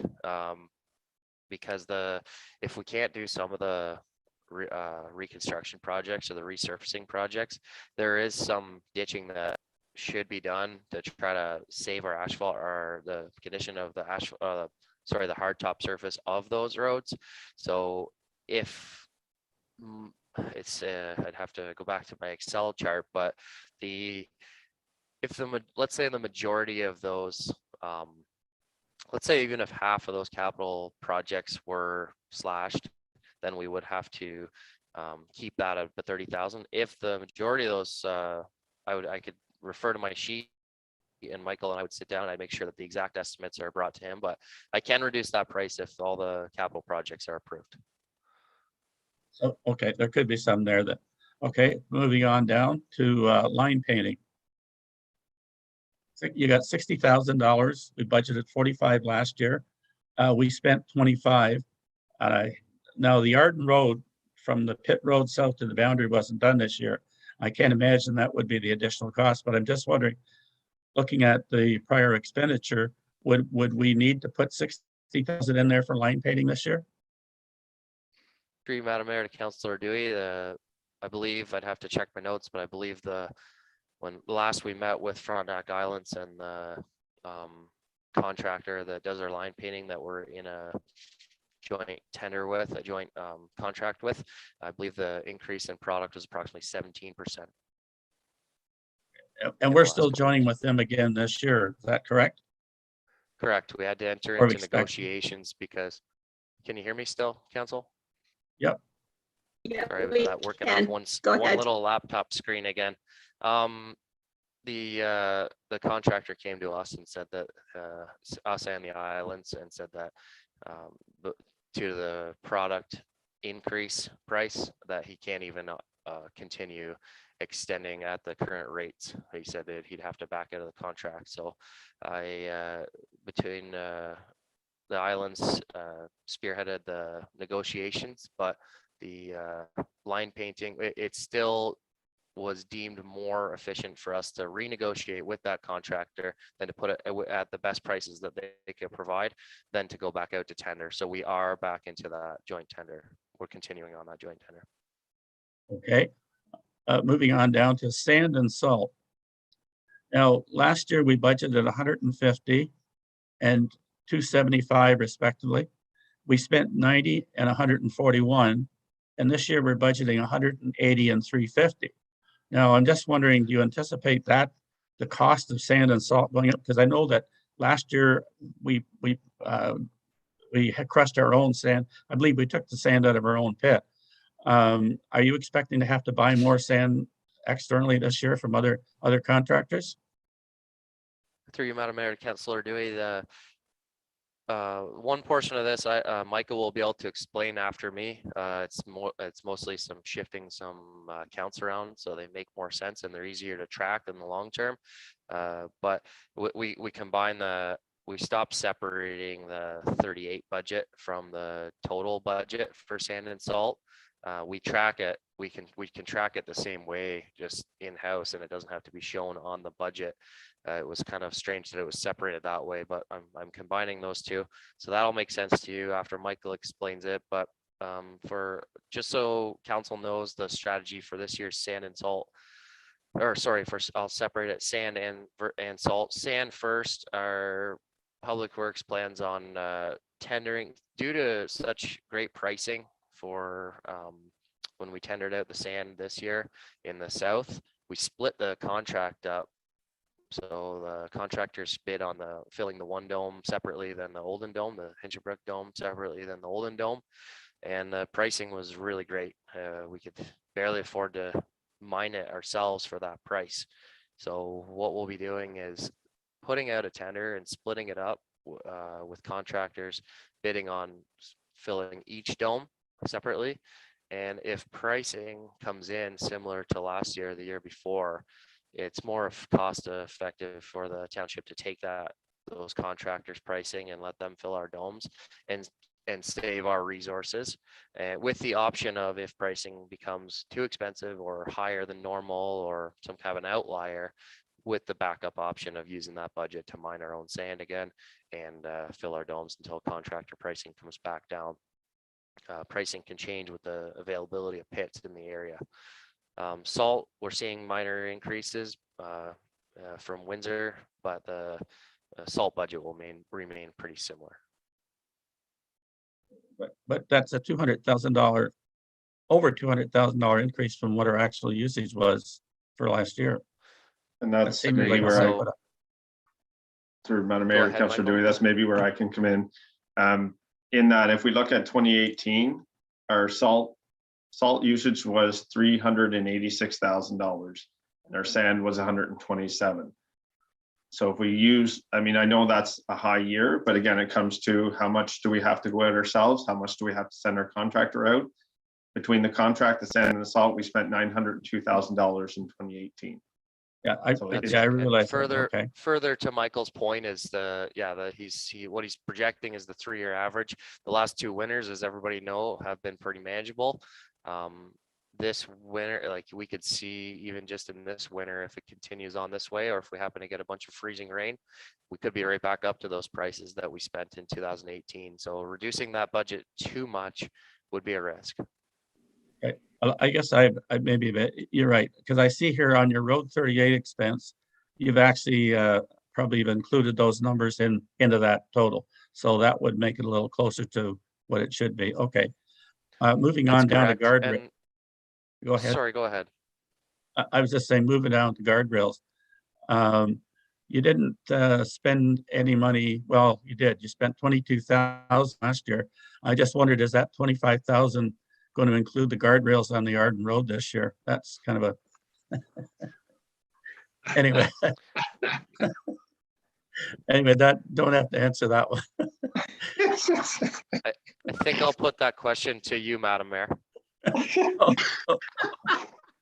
I am not the guardrail specialist. I have no idea. I do know that you need ground to put a post in, and I'm not sure along the Arden Road there's spots where there is the ground available. Sorry about that, folks. Sorry about that, folks. I still have a few more here. I just wanted to, I know we talked about this in capital, but on this wheel mounted excavator, and I understand what he's doing with the 102, because my comment was that, well, this is really cheap. I just wanted to ask Tyson, what would be, if we bought one of these outright, what would be the cost of a wheel mounted excavator? Through you, Madam Mayor, to Councillor Dewey, the wheel mounted excavator is approximately 300, just over 300,000. I think I've got the right screen up here now.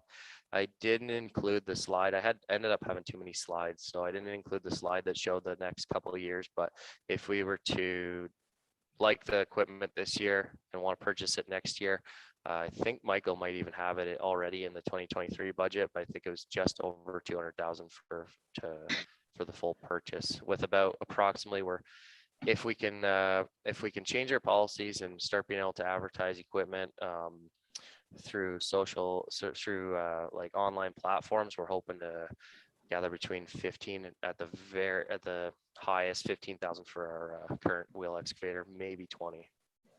Mm-hmm. Okay, thank you. That's all the questions I had. Sorry, we do have 276,000 in the 2023 budget. I do have a question for you, Madam Mayor, or maybe other councillors. Sure. With the rent to own option that I've presented, what's council's thoughts on that? I just did it to try to, I realized we give 10% away in that first year.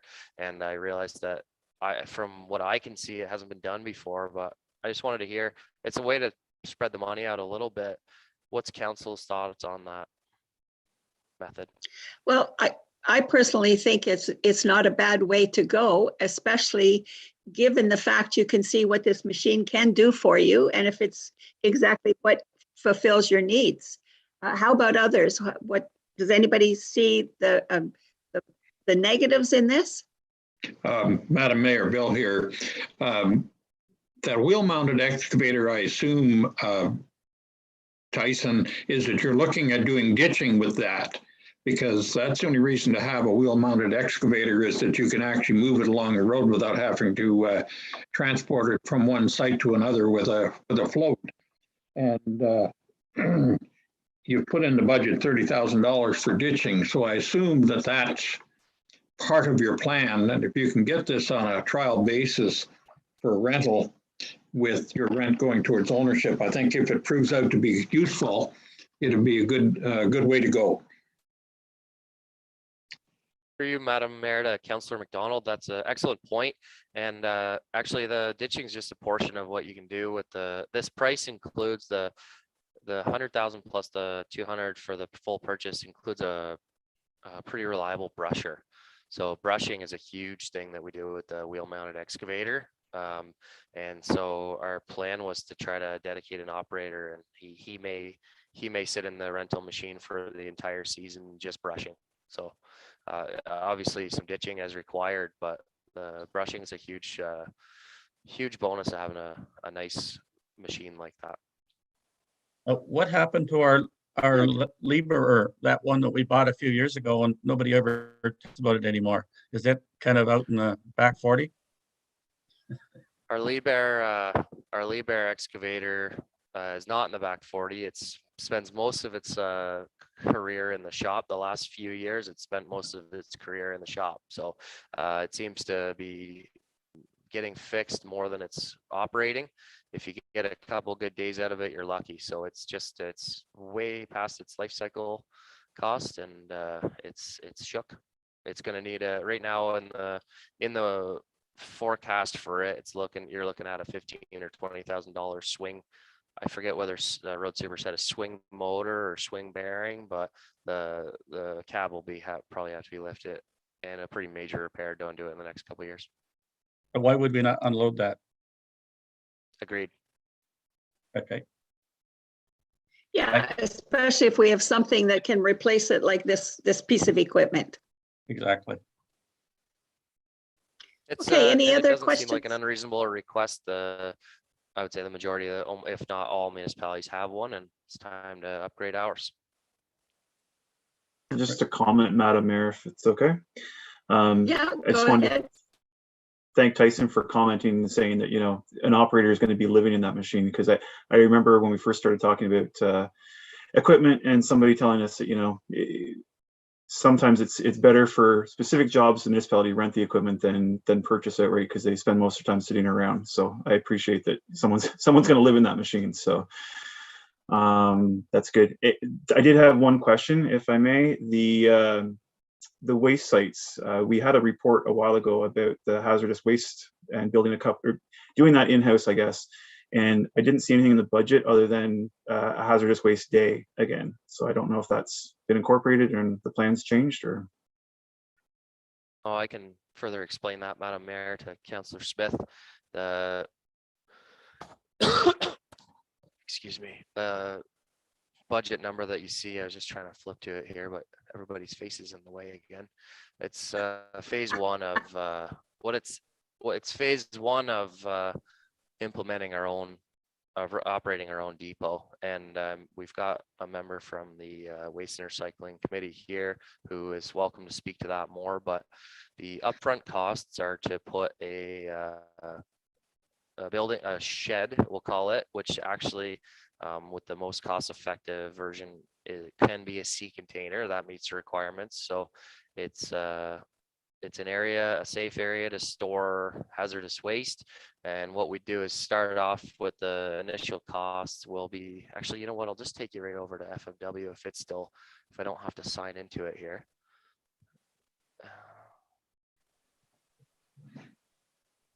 Tyson, I have that up if you wanted me to read through what you've got in the description.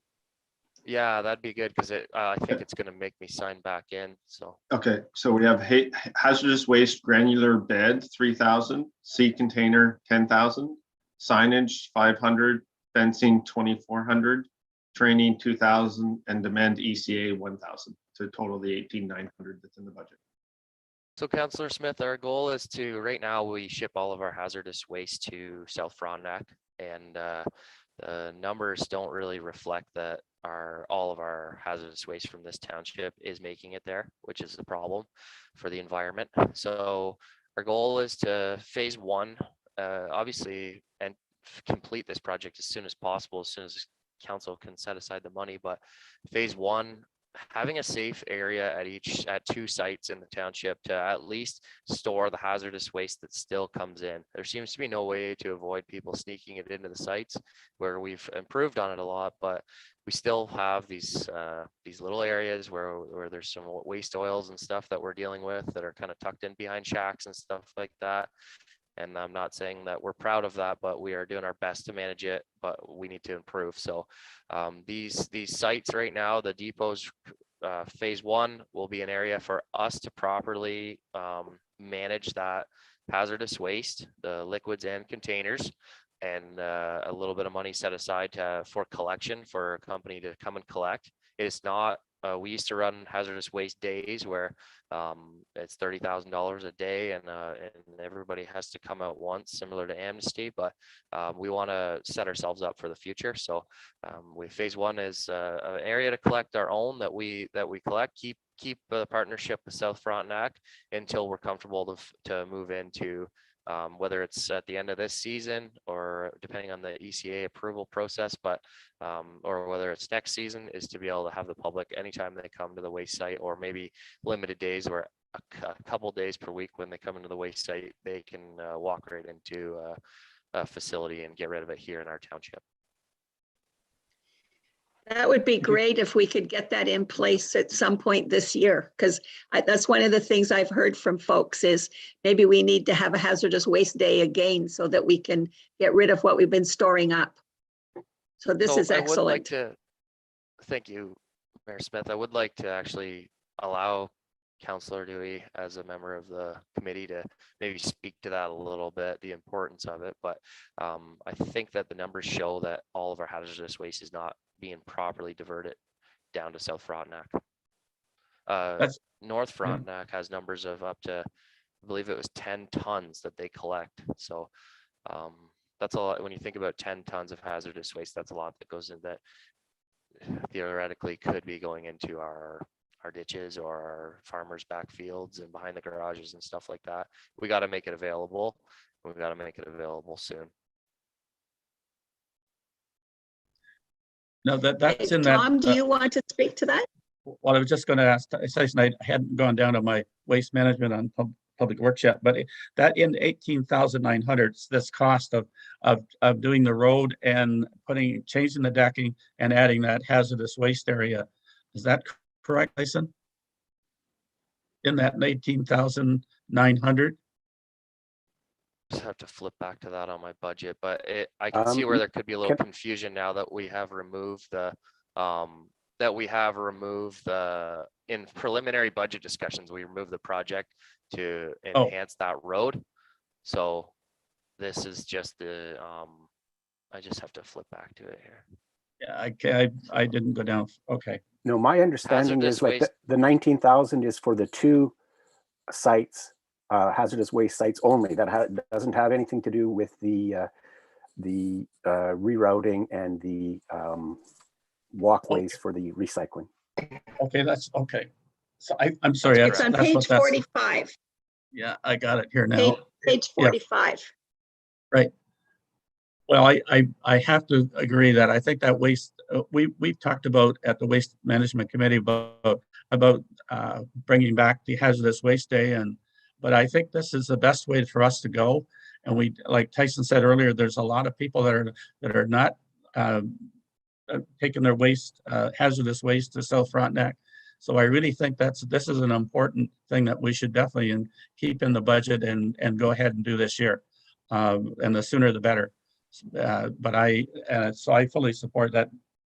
Sorry, we can't do the road, but I also think next year we should look at the road, because I think with our aging population and the fact that it is a area of concern for people climbing up those steps, that we need to seriously look at putting that road in so that they can walk onto the decking and dump their recycling. So anyway, that's for another day, but that's all I have to say on that.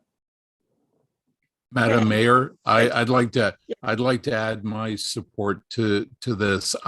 We're talking roughly 18,000 to get this set up and going, and that gives us hazardous waste coverage for the whole year. I remember, and people can correct me if I'm wrong, that's less money than the net cost of running one hazardous waste day a year. So from that perspective, we spend after expenses, like we're in the hole more money on just one hazardous waste day than it would cost to do this. So I think it's a no-brainer from that perspective. Madam Mayor, I would like to jump back in. I did try to get in after Councillor Dewey spoke, but Michael will have to make note that the operating budget will have to, if we're going to take your suggestion, Mayor Smith, and try to implement this and open it to the public all in phase 1, year 1, we will have to increase the operating budget, which will be a tough one to estimate. We'll have to go off of other townships, but that does not cover all the costs of if the public were all dropping off hazardous waste and we were calling companies to collect it. We're not, that $18,000 doesn't account for that. The estimates are closer. In my head, I've got about $10,000 to $15,000 operating costs to collect those kind of volumes and have companies come and haul them properly. This phase 1 is the small amount that we currently collect, that we currently have to actually put illegally. And if we are to ship it, we have to take it and move it down to the South Frontenac depot. So this 18,900 is strictly the capital cost of setting up these depots, and we'll have to be putting a little bit more aside for operating budget if we're going to go the entire operating a depot. Either that, or you could absorb it in your budget somewhere, since it is only $10,000. Agreed. And after the first couple of years of fully operating a program, we're going to definitely see a trend in people stopping, and I think we can keep the partnership open with South Frontenac, because it's been also noted that people heading to Kingston don't mind stopping. But if in the south end of the township, people heading to Kingston, they don't mind swinging by Sydenham Road and getting rid of their hazardous waste. That's convenient for some as well. So that's something I'll reach out to South Frontenac. But one thing that would offset that is our year of recycling revenue back from KARC. That would offset it immediately. It's approximately $20,000 we're expecting to save on that fourth quarter reconciliation there. Can I just say something at the Tyson, moment? Go ahead. Sorry, Fran, I was just going to say, I know Councillor Hayes had mentioned it earlier on this roads needs study, which is $30,000. And I really think Tyson's got it. And we did one in 2019. And I know what Tyson said, that it wasn't a very good one, but I believe we have a fairly good handle on what we need to do on our roads in Central Frontenac this year. So I would like to see us defer that till that roads need study until 23. And let's put some of this money towards the project with regards to the waste management here in Central. So there'd be a $30,000 pickup there. I just think we can use that $30,000 to our better advantage this year than putting it into a roads needs study at this point. Madam Mayor, Bill here. Yeah, go ahead, Bill. Tyson, I think whatever we do at the Olden waste site is important for longevity. Because if there was ever an opportunity for us to actually get a permit to expand that site in the future, when it's really reaching its end of life, I think if we as a municipality have done things to actually try to extend the life, would certainly bode well in any government decision to allow us to actually do an expansion. And I look at all of our landfill sites, the only one that I can see that would credibly allow for an expansion of the footprint would in actual fact be the Olden site.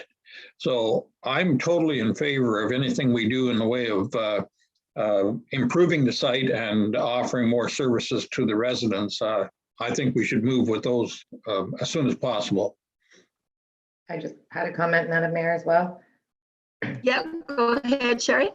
I just wanted to say as well that I'd be really supportive of looking at the hazardous waste, just in one day, seeing the volume of hazardous waste when we held the days back at the Highway 7. So I think it would also just encourage the proper disposal of these. And I think it's a service that that the community for sure misses and would like to see available. Okay. Madam Mayor, Anyone I would like else? to comment. I Yep, just like go to ahead, quickly, Tyson. before we move away, I'd like to comment on Councillor Dewey's recommendation of the road needs study. That's good to hear. You're putting a lot of faith in myself and now our new employees doing great, Noah, to we have a really good handle on what needs to be done in the municipality for road improvements. So I would be comfortable with that. I want to make sure council knows that it is shifting it all to in-house decision making when it comes to what the road needs, but I do support it and we do have a good handle on it. And then to Councillor Wan's comment is I think when you look away from all these numbers on these sheets and think about every oil change in the township getting possibly dumped behind the garage, I think it's a no-brainer that we need to move forward with this. For sure. Thanks. Okay, Tyson. so what we're saying then is take the 30 out and leave the 40 in at the bottom. Take the road study out of 30 and leave the 40,000 at the bottom. No, Is that right, Michael? No, where you might be getting confused. The Olden Waste Site accessibility upgrades is the rerouting the traffic and building up the road so the platforms are level with the recycling decks. That's actually separate. It would be leaving in the $19,000 project, 18.9, and for the hazardous waste depot, and removing the road needs study for 30,000. Right.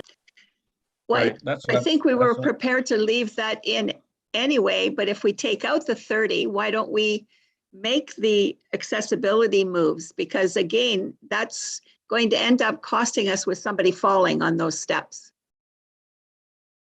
So if I can summarize, we're removing the roads need study, we're moving the 30,000 to waste site accessibility upgrades. Are we increasing that line to 40,000? That's right. Yeah. Yeah, so Why not? Okay. Madam Mayor, Just if checking. there's not much more wiggle room in the rest of my budget for for cutting, the $40,000 is definitely an area that I won't be offended if that stays removed, because that's showing up in my sheet that I am presenting right now in my presentation, but Michael does not have that currently in the 2022 budget. That's already been removed before this meeting. Oh, I see. Okay. So, And that's what I was. So- what I'm reading here is move the 40,000 back over, but we're going to have to, by removing the roads need study, we're going to have to add $10,000 there for somewhere to get it up to 40. Am I correct? Or put 30 in and do what we can. What do you think, Tyson? Do we put it at 30 or 40 for the wayside accessibility, or do we leave it out? No, I would prefer to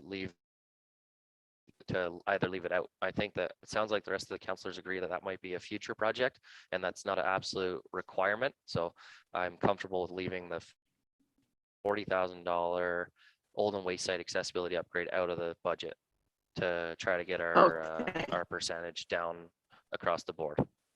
I think what I heard Tyson say earlier, that the wayside hazardous waste, that he would need additional money if we're going to expand that. And that was my idea of taking the 30 out of the roads need study and putting it towards that, which would be more than enough to do that properly. Increasing the operating budget to make sure that if we were to run a full depot that the public had access to, and it really wouldn't happen until the fall, so the cost would mostly be in 2023 for operating, but Tom's saying just maybe put 10,000 of that 30 into the operating budget. Right. Tyson, Bill here again, when the price you put in there for the Old and Wayside accessibility upgrades, was that doing that with our own equipment? Or were you thinking about tendering that out? Michael, if you've got the FMW project details, that was a combination of purchasing some renting equipment, like having a contractor do the excavation, but some of our own hauling our own material. We have to purchase a retaining wall to build up maybe some of those riprap steel cages in behind the bins, and then there's some cost for building a catwalk over to the recycling bin rather than removing the stairs. Right. You said it perfectly, Tyson, to what you've got in the details. Yep, I follow. So I don't feel like I have clear direction other than remove the roads need study. Where are we putting? Okay, do that. And the 40's not in. So you're taking 30 out of that. Okay, so we're just removing the roads need study right now. We're not putting it anywhere else. Is that correct? Right. Putting 10 That's into right. hazardous waste, hazardous waste. I think Tyson, or into No, his. you're He leaving needs it in- 18.9. 18.9 is in the budget. But he needed under 10, I believe, but I heard to do it properly is that not correct, Tyson? For operating expenses. Yeah, that's right. In the operating costs, if we are, that 18.9 didn't account for of opening the floodgates to letting the public bring material straight to us, and the cost of actually having somebody come and haul it and dispose of it properly outside of our township. So Michael and I can find an operating budget to increase by $10,000 until we start being able to really track those costs really efficiently. So we would have 20,000 then would have 20,000 to pick up. Right. But I also heard that we may not get this going till fall, so the cost should be very minimal maybe this year. Yes, it's hard to say. That's hard to say, because if it's advertised and talked about in a few more council meetings, the public will be pretty anxious and they'll be stockpiling, and so they don't have to drive to Sydenham. They'll be stockpiling the materials, waiting for that fall day when we do open the floodgates. So it's that's why I think we should have a bit of a cushion in there. Oh, we're stockpiling now. There's lots of folks that have never gone to Sydenham that are stockpiling. Yeah. Agreed. Okay. Are we almost in done? there. Roads. And waste. Yes. Any more questions and comments on roads and waste? But sorry, Your Worship, what do we finally decide on there for Michael? Are we going to just put 10 into operating, and then we have a $20,000 from the 30,000, we still have 20,000 to put back into surplus or put it into some other area, I believe. Is that not correct? Cut it out or make it part of the savings. They're going to work on Yeah. it for the Okay. next round. Okay, fair enough. But, okay. Okay, now it's 11:30. Do we want to break for lunch and come back? Or do we want to keep going? I just got my coffee, Madam Mayor. I would keep going because maybe we could end earlier. Could your waitress come over to my house? What's that? I said, could your waitress come over to my house? My waitress has gone on an equipment purchase expedition for me because my skidder broke down yesterday in the woods and I need equipment. So she's gone buying. Okay. What scares me. Where are we Madam going Mayor? next on this budget? Yeah, Madam Mayor, if we just wanted to continue going at least, what, another hour or so? At least, maybe an hour, maybe till 1 o'clock and see where we're at, and then staff can have their lunch. How does that go, Michael? Folks, how does I'm that good with sit whatever. with everybody? Madam Mayor, if we We are might- we moving might need away a- from, if we are moving away from Public Works, I am still pretty sick, so I might just be off for a couple minutes, but other than that, I'm good to go. Madam Mayor, can I suggest You a do.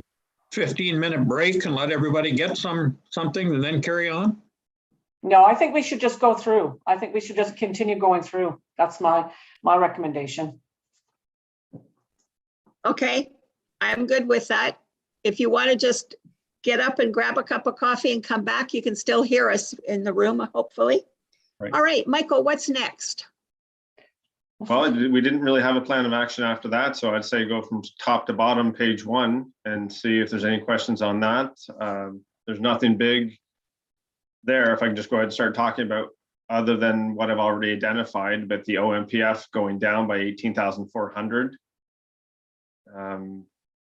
There's COLA for council. Going on to page 2. The training. Madam is- Mayor, Michael. Yep. So I don't know how popular I'm going to be on this, but you know, in light of everything and given the fact that people have been going through a difficult time, should we talk about not giving council the COLA? Council and staff or just council? Well, Just actually, just council. and I think probably council has too, have they not, Michael? What's that, sorry? I said all the staff have received COLA already for 2022, and so has council, have they not? They've done Yes, in January? yes. If we're just looking at council, wouldn't amount to hell of beans anyway.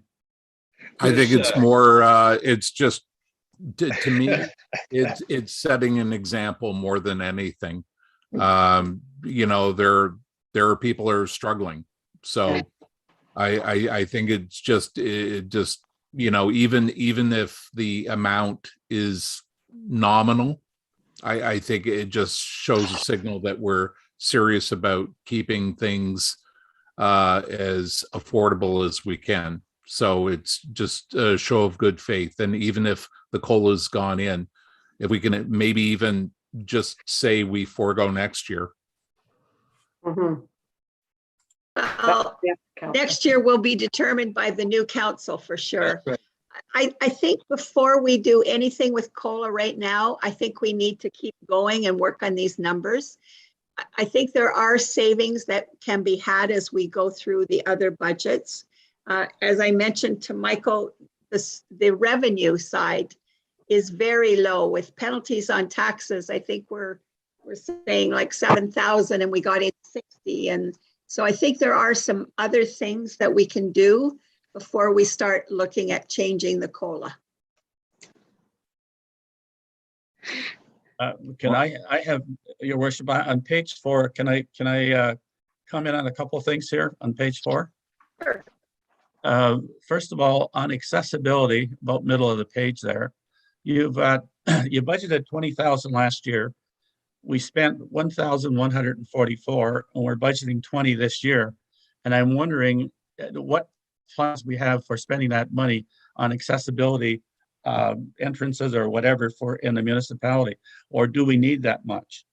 So through your worship to Councillor Dewey, this mainly is related to, if I recollect correctly, accessibility documents on our website, and that was a quote that we purchased. We did raise it in 2021. We didn't spend most of it, so that net amount of 18,856 is coming back in from reserves to offset the 20 that's in the 2022 budget. So you're not raising it. We're not raising. Okay. We're raising 1144. Just okay, fair enough. So that's good. So that's coming back. Then you got corporate services, economic development, 19.5. That's a new item that you've thrown in there. What's that for? so I have to bring that up in the other thing, but there was the trail. I forget what Tyson called it, a trail guide or something. Let me go to the right spot. Economic development, we moved from the planning department to corporate services where we felt it should be displayed more correctly. Okay. But the wayfinding guide is 12.5 of that, I believe. I'm just getting down to it. Okay.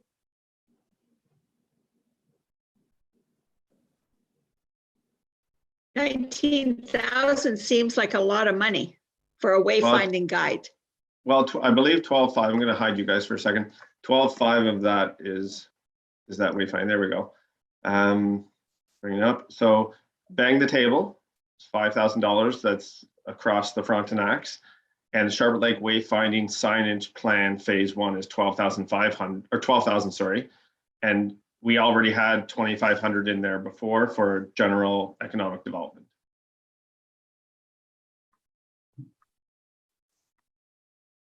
You want me to share my screen again and bring, like, as we're going through the budget, or? Okay. Yeah, sure, go ahead. My question is on asset management. We've got 29,300 and we only spent 10,000 last year. What are we doing in asset management that's costing us an extra 10,000?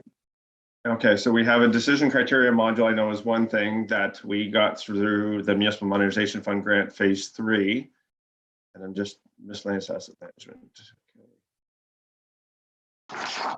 So we have a citywide asset collector. The decision support is 5,500, and I threw a number in there for asset retirement obligations for the public sector accounting boards, 3,280. Anyways, where we have to go through, we have to get professional consultation at some point potentially. Again, I've not dived into it, but there is a requirement coming up, I want to say this year, that we have to go through all of our assets and identify any asset retirement obligations. So it includes the waste sites, as well as if there's any asbestos in our buildings. So if we have any older buildings that potentially have that, it would be nice not to have to account for it. I really don't know what dollar amount to put in there for that, but that's 12,500 increase over the prior year. Michael, it's not a very big number, Bill, here, but under employee assistance programs, given what I'm hearing on TV and all the rest of it with the outcome of COVID, are we covering ourselves with the amount of money you've put in there, giving the fallout from the result of COVID and people, employees and all the rest of it? Do you think that's enough? Based on history, we've spent 1,100, 1,300, and then 2,700. So I believe so. If there was any overage, I don't believe it would be that much. So okay. I think we're okay there, Councillor McDonald. Thank you for the thought. I appreciate that. Also, Michael, multi-use center, $2,500. Is that the committee that's just been taken away? That is, yes, Madam Mayor, based on timing, this was still in the budget. I was not aware of that at the time. We did reduce it from 5,000 to 2,500, but I could certainly take it out now. Yeah, remove it, Michael, yeah. Okay. Okay. Is licensing of vehicles in the budget someplace?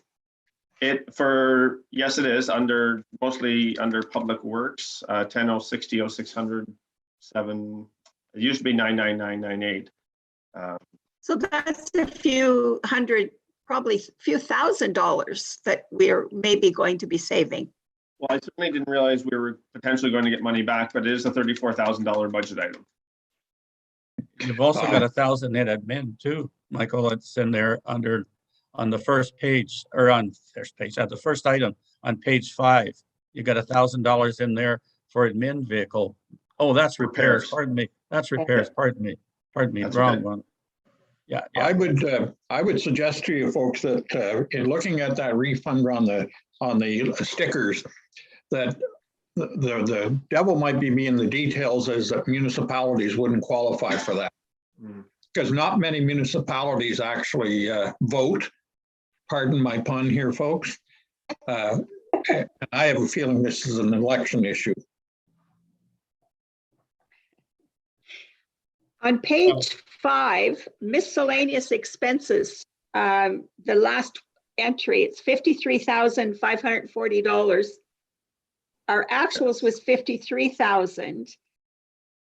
Yes. So what goes into that?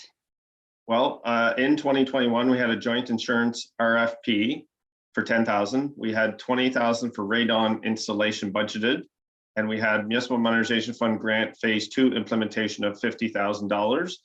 What's in there right now is I want to say the net impact of that. I didn't put enough description, honestly, Madam Mayor, but I try and recollect this phase. Safe restart funding, I think, is what that is. I would have to double check that though. What is that? Oh, that's a grant. Well, it was money that was given by the province to COVID related. There's a whole bunch of different programs going there, and I'm trying to get my head straight, but it's the net money that was not spent in one of my reconciliations that I did.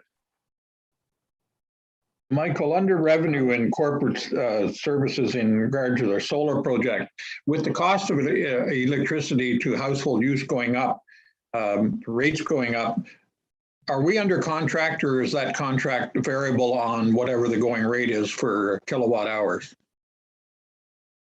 Through Madam Mayor to Councilor McDonald, I would have to double check. I really do not know the contract on that. I've just kept the revenue going in here, but yeah, I've gone on actuals each year. I apologize. Well, with the problem with the roof system, that solar panels may be affected by our roofing issues. Correct, Madam Mayor, but I didn't make any adjustment as of right now, obviously. Right. The solar, sorry, just a quick question, but it seems to be that the solar is causing a lot of expense. Are they worth keeping if we look at having to repair the roof? That's certainly the question that's going to have to be answered as they look at how to fix it. Yes. Chris has his hand up, Madam Mayor. Chris, go ahead. Thank you, Madam Mayor. So to relocate the panels, I've had the quote from the company that installed them originally, and to relocate them, it's $12,000 if we moved them down to the to grade. They're going to have to be moved anyways, I understand, to repair the roof. And then if we just remove the whole system, it's $1,200 because he said that he could repurpose them somewhere else. So I guess that'll be a thought for council for future when I get the final numbers from the adjuster. Just wanted to give everybody a heads up on that. Madam Mayor, it's Chris, that's a 20-year contract, as I understand it. And if we're getting $8,000 a year in revenue, wouldn't that come out to around $170,000 over 20 years? For sure. There has been some issues with the system, and we've had a couple inverters catch fire, and there's been some other things. So I mean, if we moved them down onto the grade, I would feel much more comfortable with them down there. But certainly, I'm not opposed to the panels. It's just that where they're located right now is causing a lot of issues for design, right? A follow-up question through you, Madam Mayor, Chris, is having those solar panels on the roof and maybe experiencing some of the difficulties you say there, is that affecting our insurance policy for that building? I'm not sure of that at this point. I can ask that, I guess. We're sort of in the preliminary stages. This, I sort of inherited this when I came here, so I'm still trying to get through all that, so. Sure. Okay. Sorry, through you, All Madam right. Mayor. Sure. This would be a question more for Michael, as Chris has only been here a short time, wouldn't be able to answer, but I think it has only been over the last year or so, maybe a couple of years, that we've actually been generating income from the solar. I think it took some time for that to actually start to benefit us. Did it not, Michael? Oh yeah, my voice is off. Okay, so through your worship to Councillor Vaughan, it has been the last couple of years, the 10-year loan was paid off. I think it was a great idea to do in terms of generating revenue. And as Councillor McDonald said, I think in the end, we'll get more revenue overall. But I can support Chris in saying that pulling that off the roof is probably the best idea, so we don't have any more damage that way. And we are getting revenue in the end, and I would hate to say goodbye to that, but we have had issues as well. So net overall, it's been a long time coming to get to that potential small profit. Thanks, Michael. Okay. Any other questions on page 5? Page 6, I had the Humane Society, 719. We're estimating $8,447. Did the price go up or something? It did. I'm just trying to get over there. Sorry, because I was trying to check another number. 1 sec. So animal control. So we are talking about the contract price. Okay. The buttons only worked as fast as my mind does. That would be nice. It did go up a little bit, 84.47. So yeah, it's up $47. I'm still waiting. We for it, paid Madam Mayor. Sorry. $2,000 last year.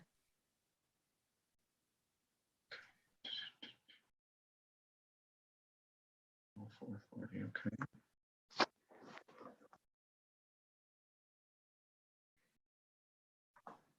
Sorry, sharing the screen really slows down. 20,230. I'm on the wrong thing.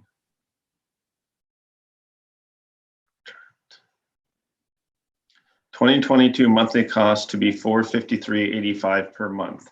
So I would have to look and see where the other costs went, but that is why it's gone up slightly. So our actuals must be wrong. I'm thinking a little bit. I don't know why. I mean, it said monthly. I'd have to look up the letter, but it said monthly cost, so that's why I've done that times 12, and that's what we would have done last year at $441 per month. Maybe it's only if there's animals in the shelter. Those are the months we pay. And that's a possibility, in which case we could certainly drop this a bit. I can check with Donna and get back to you, Madam Mayor. Any other questions on page 6? Madam Mayor, it's Nikki. Yeah, go ahead, Nikki. To Michael, the cost for the Parham Library, why do we have advertising in, and there's no year-to-date for the utilities? Okay, so thank you, Councillor Gowdy. Through Madam Mayor to Councillor Gowdy. The reason for the heat and hydro is part of my year-end entries. When Fire Chief Robinson was here, he had me start separating the heat that went, it automatically, when it comes to the accounting system, it goes to the fire hall. So I do a journal entry based on a percentage at the end of the year, which I have not gotten to yet. The advertising for $500 is probably something that's just always been there. I can't think of what it would have been used for, so we can certainly adjust that out. And Madam Mayor, I think Cindy might have her hand up, and Chris, you still have your hand up as well. Okay, Cindy, go ahead. I don't have my hand up. Okay. Which Cindy? No, it was. Oh, sorry, Beekman. Okay. I just pulled up the agreement we have with the Humane Society, and we do pay an all-inclusive fixed monthly fee. In the agreement, it's adjusted annually pursuant to the CPI, so that is payable every month. And then we also pay $8 for each animal tag sold. So that would be the sort of the fluctuating cost would be for the tags sold. Okay, so when I get a chance, if I have a long enough time, I can certainly go to Diamond and look up and see where the monthly invoices have been going, if they've been received. Okay.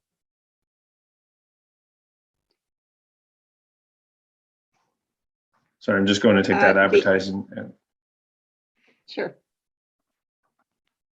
Any other questions on libraries?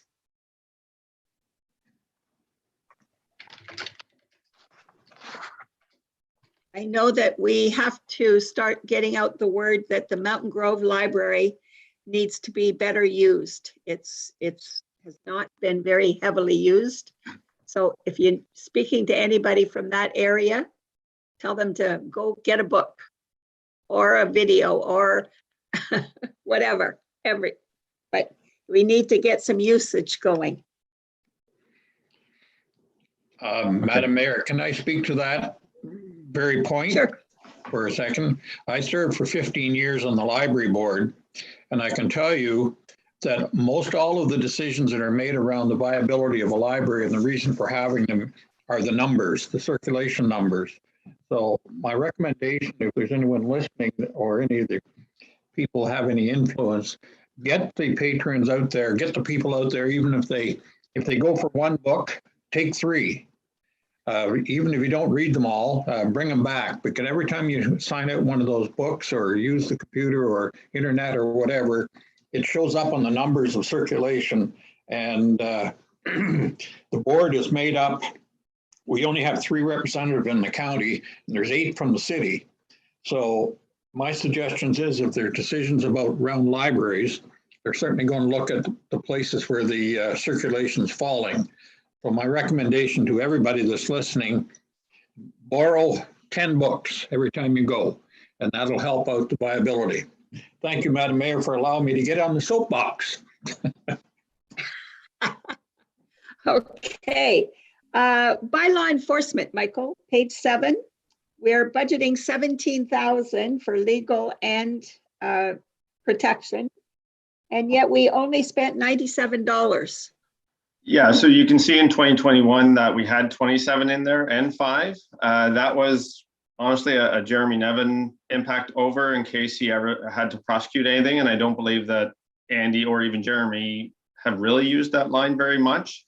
So we weren't sure how much to reduce that by, but we did reduce it to the 12 and 5. I mean, legal bylaw expenses, I mean, they hit you big when they do. So it's nice to have something there, but certainly we could probably adjust that as well.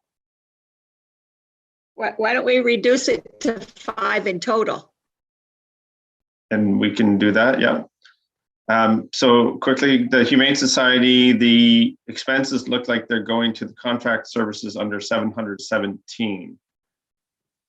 So we can look into that a little bit further as to how to adjust that.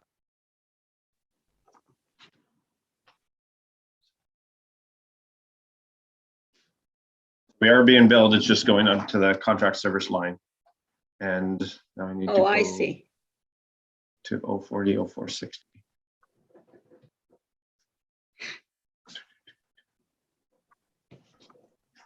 So you said to reduce that to 5,000, right, Madam Mayor, under other protection bylaw? I think so. I Okay. can't see that there's anything specific coming up. Okay, the next page. Page 8. On the, Your Worship, on the administrative office rental, we have 320 in there. With the move over to the barber shop, I don't see us leaving 320 in there. I would like to see us drop that down to 100, like say 100,000. So you could take 220. I don't know what we're going to use it for this year. Oh, So just to keep in mind, that might be Michael. That's accessibility. From council through you, Mayor.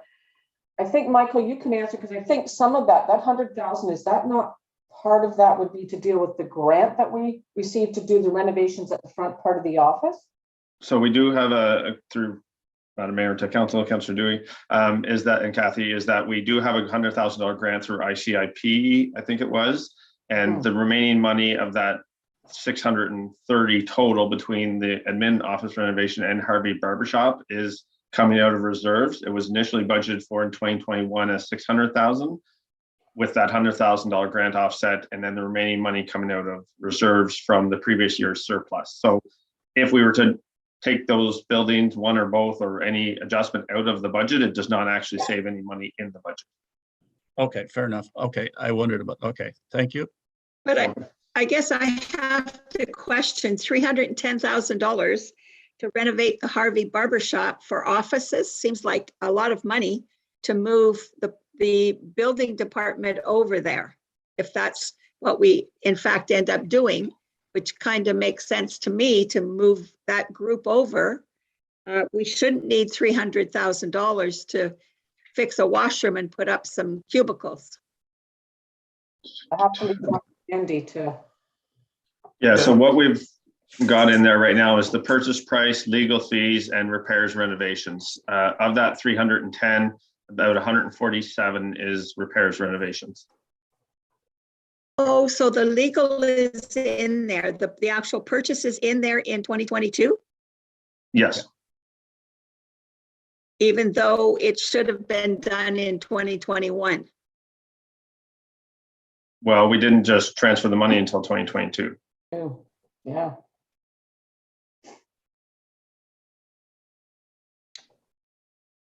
That's correct. I think it took a while Okay, for to get, yeah. to get that the- makes more sense of that number then.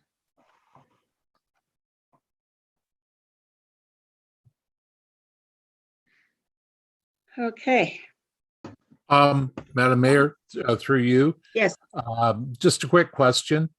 On the same page, capital solar loan. We spent 5,900 last year. We're budgeting 91 this year. I know that in terms of scale, it's small, but it looks like pretty much a doubling. I'm just wondering what's going on with that. Well, Councillor, through Madam Mayor to Councillor Cameron, I believe that's a Michael mistake, because the solar project loan, I believe, is paid off, but I will double check that. Yeah, it would have been paid off July of 2021, so I was probably trying to pull it out and missed that. So good catch. Thank you.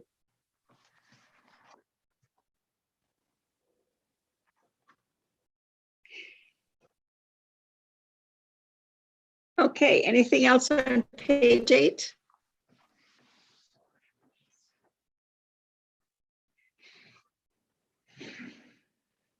Page 9.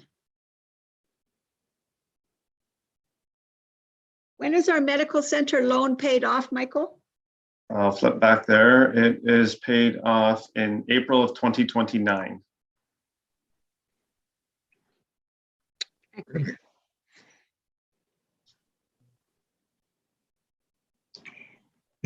Michael, is that medical center loan offset by revenue? We do charge right now $18,000 for the dental and the medical office. So what's really going into the budget then should be the difference, right? Net, yes. And we still have to negotiate the new lease, do we not, Michael? We do, yes. Just speaking of the medical center, just want to bring you up to date. There is a meeting coming up of all the mayors in the county dealing with doctor recruitment. As you know, Dr. Bell wants to retire, and right now trying to get a doctor. He's been advertising and it's not going well.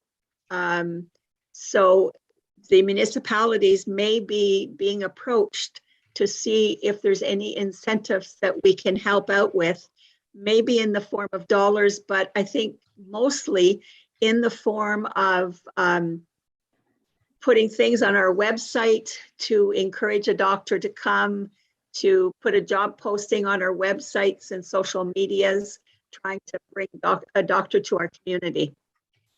So I can let you know more. I believe our meeting is next week.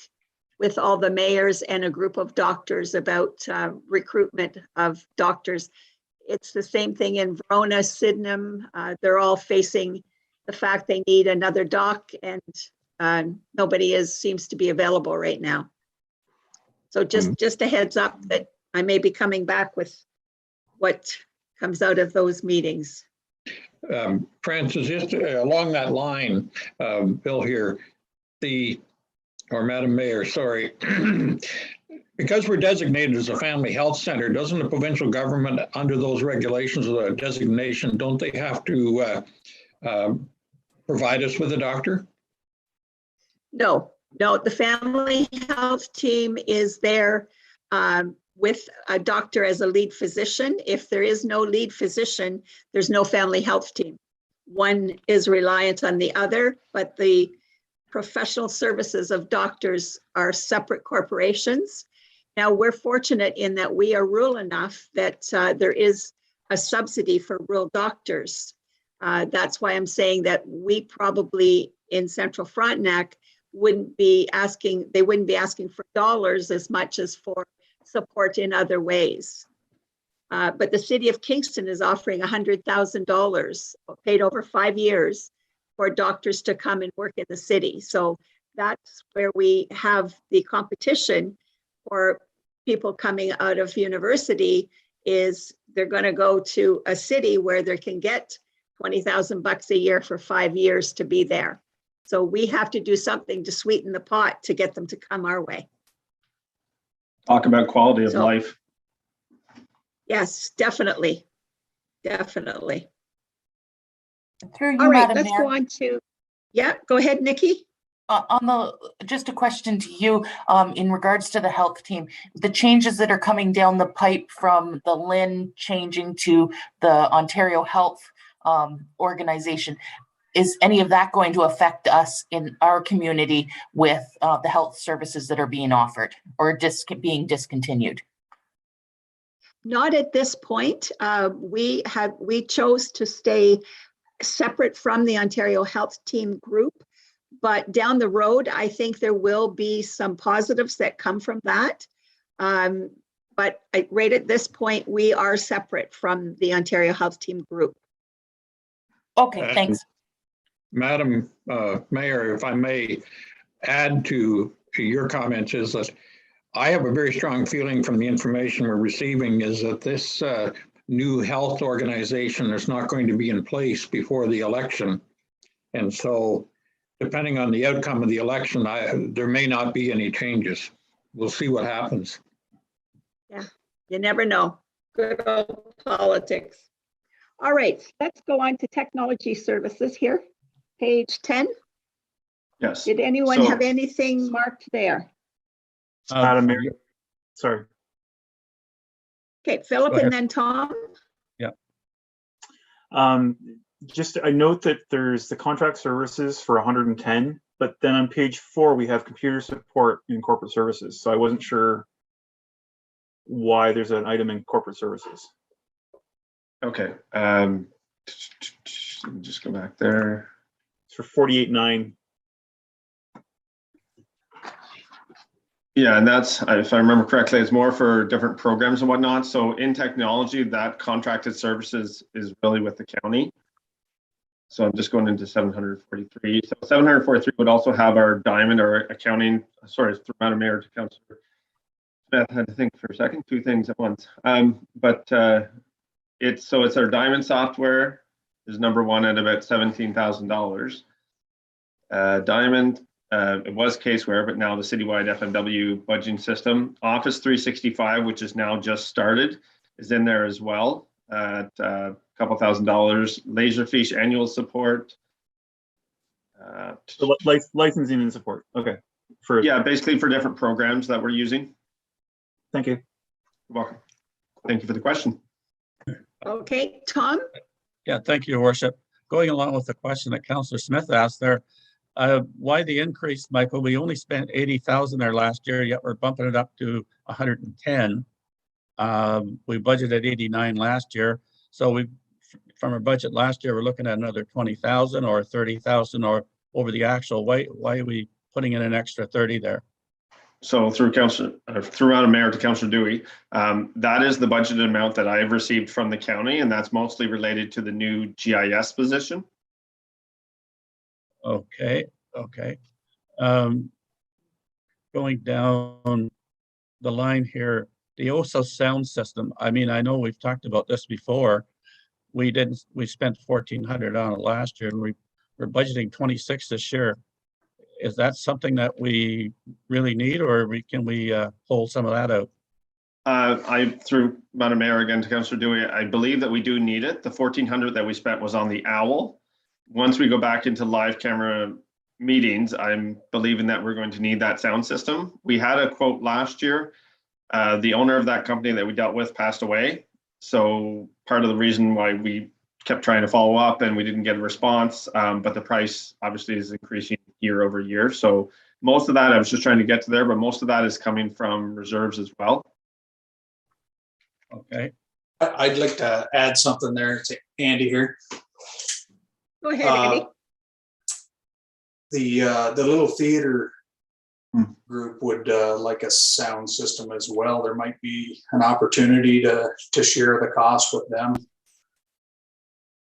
Right.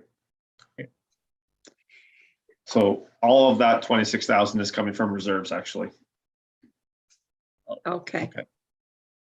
Okay. And certainly, I think we're going back to a different world where we have to have the technology to live stream as well as to allow people, let's say somebody gets COVID and can't come to a meeting, you would be able to get on Zoom and be at the meeting. We do that at the county now. So there's a combination of in-person and somebody who's not able to make it that day, whether it be weather or sickness, could still participate in the meeting. And that's the change in the procedural bylaw that Kathy is working on. Correct, Madam Mayor. Okay, page 11. Okay, we're on to That's fire. We did fire. Yes. Okay. We don't. Let's go next. So Why on don't we to go to building, page 17. page 17. 17. Andy's with us. And Chris has his hand up again, Madam Mayor. Chris, is your hand up or did it just not go down? No, it's up. Thank you, Madam Mayor. Okay. I'm just confirming with Michael, are we going to go back to capital for fire after this?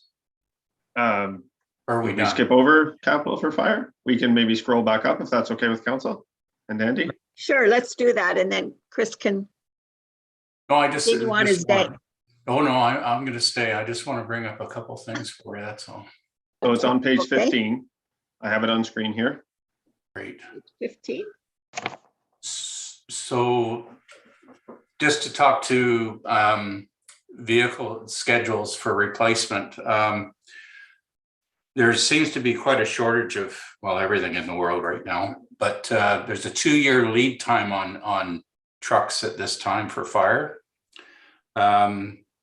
So what we've been working on is we spoke to a number of companies to see if we could get an order on a vehicle without having to put any money up front at this time till 2024. We had in the schedule, Jamie had presented to me, we had 2 vehicles that need to be replaced. What we've done is we've rejigged some of the fleet. We're taking a vehicle we're going to put into Arden, the new one, if it's approved. And we're going to take one of the older trucks from Arden down to the Piccadilly station and bring the other one up to Arden. So that way we're not purchasing 2 vehicles. I thought that was way too much. So we tried to reduce the fleet that way. So what I'm asking, I guess, for council today is a commitment to sign a letter of intent with, we had 2 companies out of the bunch that we talked to in purchase or making a purchase in 2024 for a new truck, but not having any money in the budget for it this year. So we're hoping for next year that we can put some of the money in, and then the following year when it's delivered, we would pay out the balance. So right now we have the 2 quotes we got. One was for 640,000. And then I got another quote for $100,000 less, actually just over $100,000 less with another company. And it's coming at about 530,000. So that, to me, with my experience and just actually purchasing the same type of vehicle last year is a pretty good price given today's world. So that's the 2-year commitment as well. So that vehicle 2 years from now will be a lot more money to buy, if that makes any sense. So I can answer any questions for council. I guess my question is to Kathy, with this being a council election year, can we commit to next year's purchases? I'm going to double check that, Madam Mayor, because when Chris mentioned it to me, I didn't get a chance to go back and look, but I will do that and see, because there is certain criteria that we cannot commit another council into. So I will double check the wording on that. I just asked Chris, what are we replacing, Chris? Is it a pumper or what type of truck vehicle? It's actually, we're sort of offsetting 2 vehicles, so a tanker and a pumper. So we're making this a pumper tanker, 2,500 gallon pumper tanker. So, and to Kathy's comment, I think though that we're making the commitment through the letter of intent with this council for the purchase. So I didn't know if that's an issue. I don't think it is, but I've done this before. I don't know. Madam Mayor. Was it in a council year though? An election year? Yes, it was, yeah. Okay, maybe we can. Philip, go ahead. Sorry, I just wanted to ask Madam Mayor if we have anything in reserves for fire truck purchases. Just maybe that way we're not, if we're committing, we're not then forcing a future council to have to tax for it. It might already be something that's in reserves that we, just to put our mind at ease that we're not forcing another council to pay for it from taxes in the future. Good. So through Madam Mayor to Councillor Smith, we do have money in reserves. We have some money set aside for vehicles. We also have a note to put money aside in 2023, and this is a regular thing that we would be doing. So that was my understanding, that you couldn't commit a future council, but hopefully there's wording in there, because every municipality would be in the same boat. You can't order vehicles for 2 years. Like when it comes in, there's got to be a way to do it. And certainly I like your idea, Councillor Smith, that yes, there's money in reserves and we can use it for that. A new council could also choose to use it for something else. Chris, by committing this year for something that's going to be delivered in 2 years, are the company or the suppliers guaranteeing the price they talked about this year? Yes, it's right in the letter of intent. So it's a considerable savings. I mean, this truck in 2 years will probably be well over 600,000-700,000, I would think. So, and I like Councillor Smith's idea. Perhaps we could put a deposit of 50,000 on the truck just to relieve council's, mind in giving this burden onto the next election. Maybe that works. That might be the way to. I don't think council has a problem doing it if we legally can do it, because it does make sense. Is that the feeling I get from folks? Is this is a good idea and we'd be prepared to do it if we can do it through the municipal act? I'm seeing nods. I'd certainly support it, yes. I would. Okay. So rest assured, Chris, that we will do it if we can do it. Very well. Thank you very much. Okay. Any other questions on fire capital from anyone?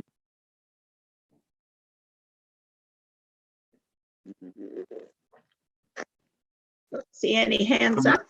Madam Mayor, Councillor Gowdy had asked a question early on about the truck replacement for this year and whether we could get another year out of it for that $80,000. Right.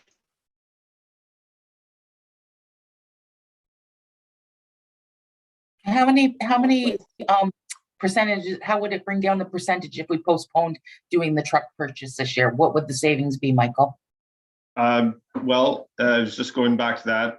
It's only a net of $18,000 impact on the budget. So 0.15% or something. Okay, thank you. You're welcome. It's not huge, and I guess if the repairs are high, it would suck up that 18,000 pretty quick.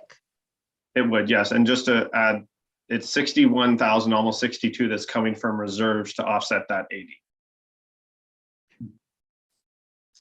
Have we ever had a trade-in value assessment from any company on both of these trucks?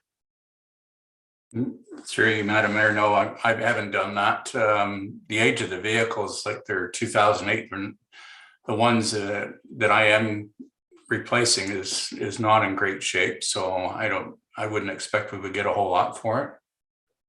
I can ask. It might be interesting to take them into the shops where you might be purchasing and get an evaluation. Very well. As I say, my car, I got $1,000 less than what I paid for it, and I had it for 3 years. Right. I think, Madam Mayor, from my perspective, Chris might be better off if he's going to get rid of these, is just sell them separately rather than talk about a trade-in. Mm-hmm. Let's see what the trade-in value will be. Okay. I don't know what our policy is here for disposing of property, so I'll have to check with Kathy on that too. Okay. If there's nothing else on fire, then let's go back to where we left off, which was Page 17. building. Sorry, I was on mute. I apologize. Yes, page 17, building. Okay. So anything on the first page, page 17?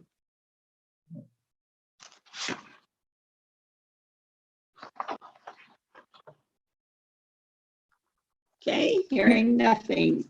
Page, oh, somebody, no? Page Yes. 18. Oh, sorry, Nikki, go ahead.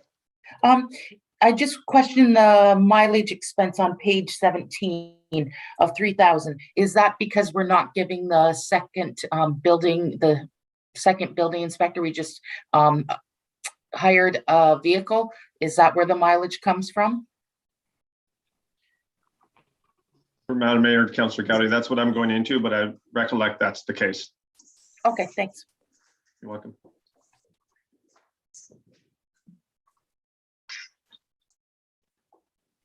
Page 18.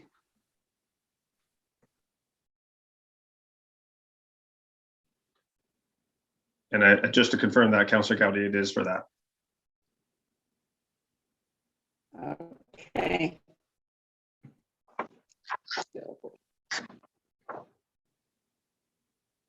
Now let's look at capital. Transfer to other funds, $125,000. Page 18.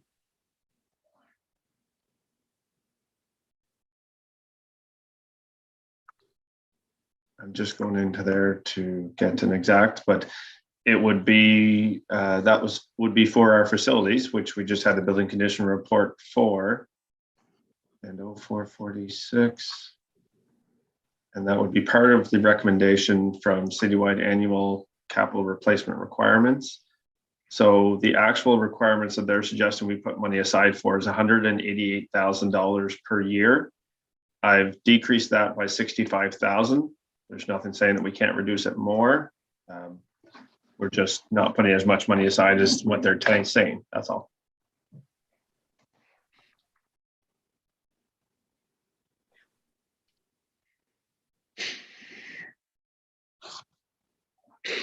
Okay. Anything else?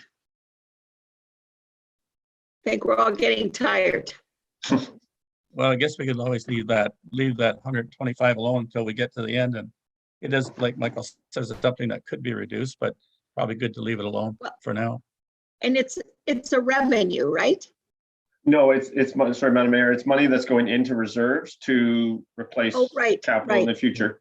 So, I mean, we did increase it by $40,000, it looks like, just through putting in the most recent numbers. And then the reduction, I don't believe I changed that from last year. Yeah, so it was actually, I reduced it by $3,000. So last year I had reduced the annual requirement by 68. And this year I reduced it by 65, and the requirements or annual requirements were a little bit more. And you know, that facilities report that we had the other night, we really need to take a look at that, because there's costings there on buildings that we purposely didn't rip down because we use them for storage, but now it's in that costing. We're going to have to make some decisions about if we have to have eye wash stations in a building that's for storage because an employee goes in there, then we need to rethink what we're doing with these old buildings and just get rid of them. I was quite disheartened by the whole eye wash stations in all of these buildings. I know it's occupational health and safety, but it just seems like a little bit of nitpicking for every building that we own. So I think we may need to look at something else to do besides keep these old buildings for storage, or whether or not we really need to store all the stuff we do store. Maybe we need to have a yard sale. I'd like to add something there, Madam Mayor. Go ahead, Andy. I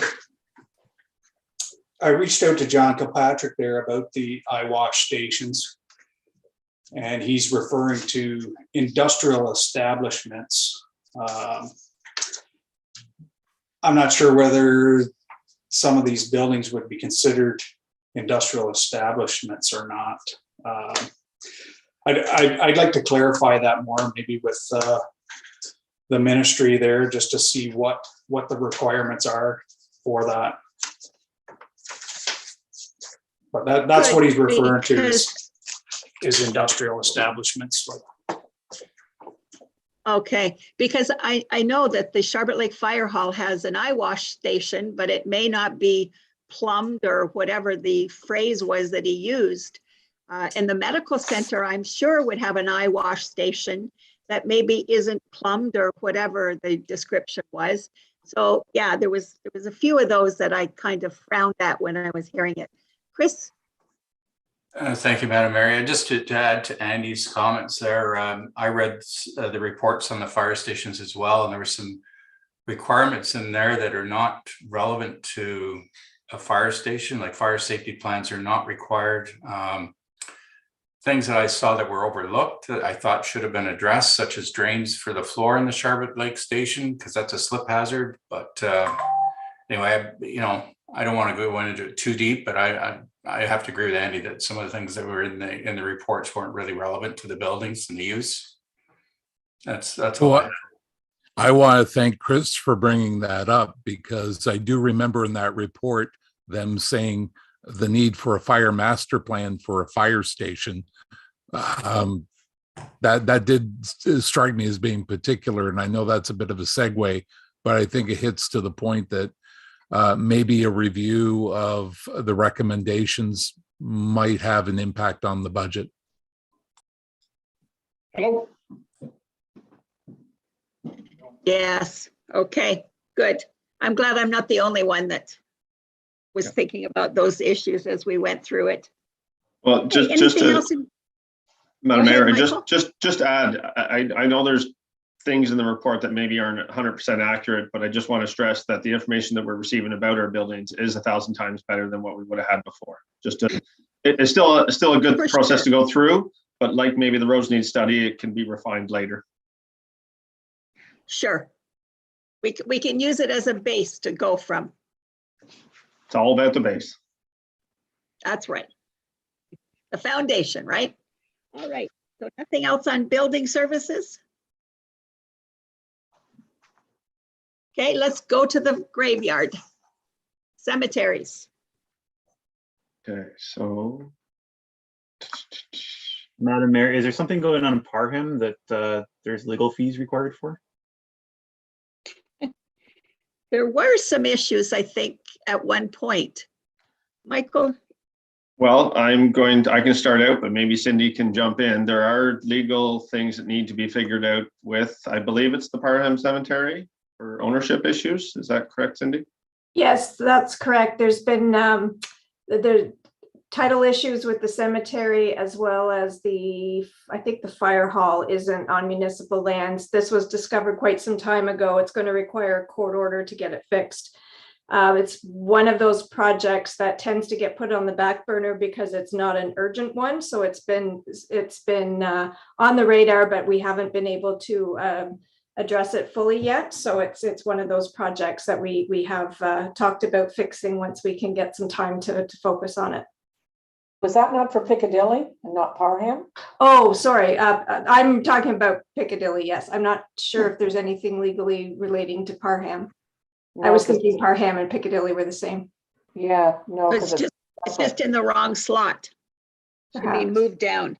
Unless That might- we yeah. could check with Donna to see if there was something that she had flagged with Parham. That's I don't recall anything specific though.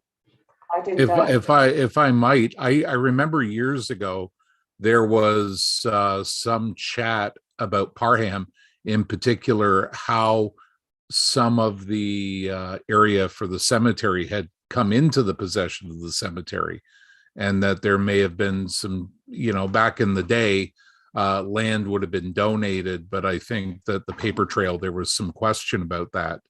I don't know if that's jogging anybody's memory or I'm not remembering it properly, but I think that might be part of the issue. And I think we did get some land too, Councillor Cameron. Because we moved the fence over. We had to do some surveying, but that was a few years ago, yes. So it doesn't look like there's anything outstanding in the cemeteries that's different from other years. It's pretty close to what it's been. Except in the capital, there's $10,000 in for Zealand Cemetery project. What is Yes. that project? That is related to the road work, if I remember correctly. I'm just going to my 2022 notes. Well, I don't need to do that. Sorry, let me find Zealand here.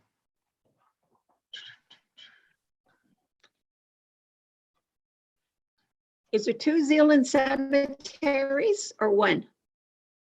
I'm thinking one. There's the Anglican Church and then there's a United Cemetery as well. That's right, and it is called. Kathy, is it? Yeah. The road to the Anglican Church one is the Oso Road. I can't imagine it needs work that we're going to pay for under the cemetery.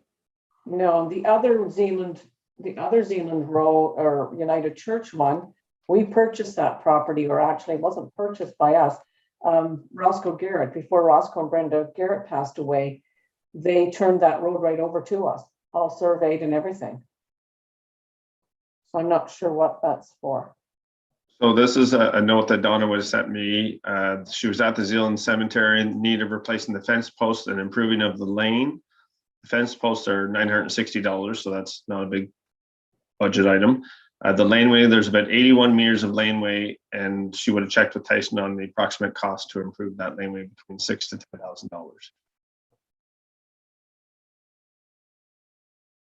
$10,000. So it is for the laneway. Okay. Maybe now that we've got that wheeled loader, it just needs that to go down and widen it out a bit. I think I should drive one of those. I'll drive the bulldozer and just make it wide that way. Well, it's good that you're both operating near a cemetery. What are you saying, Councillor McDonald? Be careful. Okay, and we're transferring 22,000 to reserves for cemetery. Yes, that's as per the recommendations in citywide. I'm just trying to go there and see exactly what that. Citywide's just full of good information, eh? It's full of information, it is good, but it's disheartening, as you said earlier about the buildings. Yeah, general capital repair and replacement, 10,000, legal fees for cemeteries, 10,500, buildings, land improvements, and land. So most of that 22 is, yeah, replacement and then half in legal fees. Okay, heliports looks the same. Hinterbrook facilities. Oh. Go ahead, Michael. Sorry, Councillor Gowdy had asked for a report on cemeteries, and I had done it up here. I just brought it to screen. So the cemeteries themselves cost us $55,000. Donna did do a report, and it's a little hard to see, but she did do a comparison of different cemeteries and what they charge. So what we want to do with that information, I'm not 100% sure in terms of rates, but council did ask to have a discussion during the budget on what we're doing with rates. I probably was a seed for that report in regard to the comments I made in regard to comparisons of other locales. And I think we actually should look at the revenue side of this report and increase the non-resident rates considerably, given what other locales are charging for non-resident purchases of plots. And I think it'll be something we should actually look at and include in the budget a considerable increase on the non-residents plot sales. I'm happy with the rest. Do we have a lot of people coming from out of community to buy plots? I would have to check, Madam Mayor. I really don't know. Check with Donna, because it could be because of families and stuff coming out. I can go get her and bring her in if you'd like, just while we're talking about it. No, I think it's just, yeah. I don't just a think question where Yeah, she'd be going to lunch right now. the Madam Mayor, I don't think it's essential that we should know the number of them that are actually being sold outside of town or outside of the municipality. I think it's we're protecting our inventory a little bit by increasing the price on the non-resident sales. So I don't know that it's going to become a big line item on our revenue. I'm just thinking of as the population grows and the cost to go up in other locales, we have to have some tool in which to protect our own inventory. That's where I was coming from. 1,100 now. What do you suggest we put it to? It's $1,100 now. What do we want to charge? 1,500? I would go that at least, yes.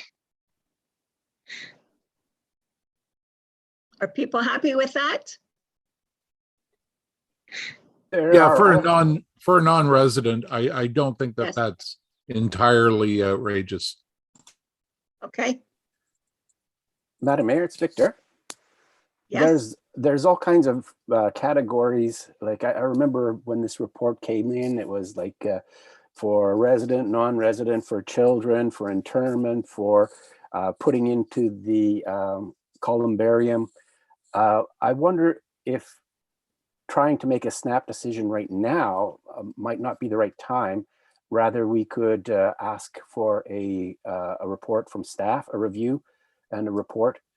We can always make the changes in the future and they'll be reflected in next year's budget. It's not going to make a whole lot of a difference this year. So let's do a full report, think this through, set our new prices, and that's what it'll be going forward. I can concur with that, Madam Mayor. All right, let's do that. Let's Thank move you. on then. We're at Hall. So, okay, so we're on page 25. 25. Yes, okay. Now, it's 12:30. Instead of rushing through this, do we want to stop, have lunch, and come back? Well, my lunch just arrived, but I lot set to a go. field. There is a lot to do yet.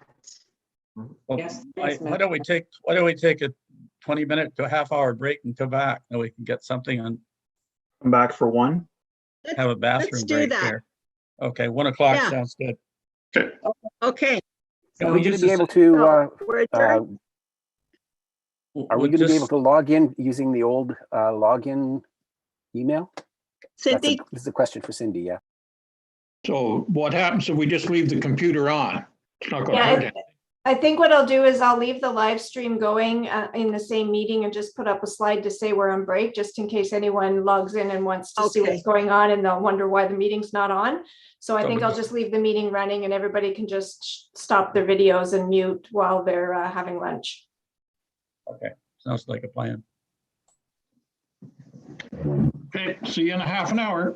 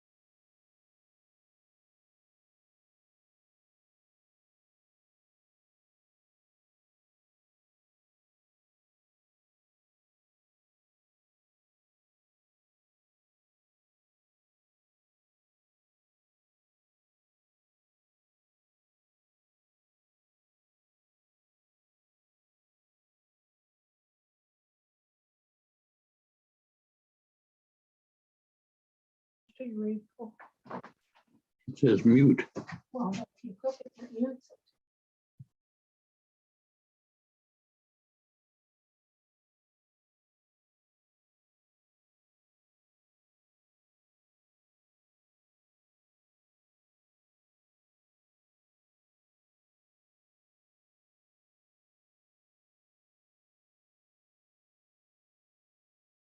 Now your microphone's open. But why does it say mute up there? Oh, that's just a sign to do it. Yeah, okay. All right, I get my other glasses on. I'm confused here.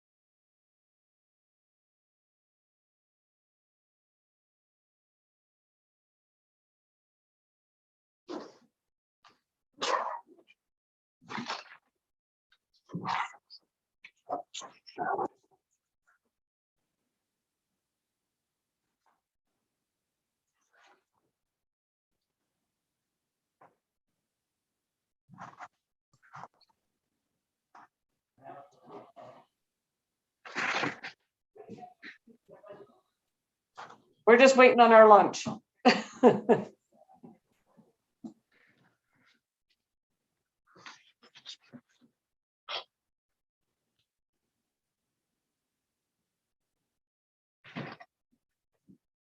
Okay.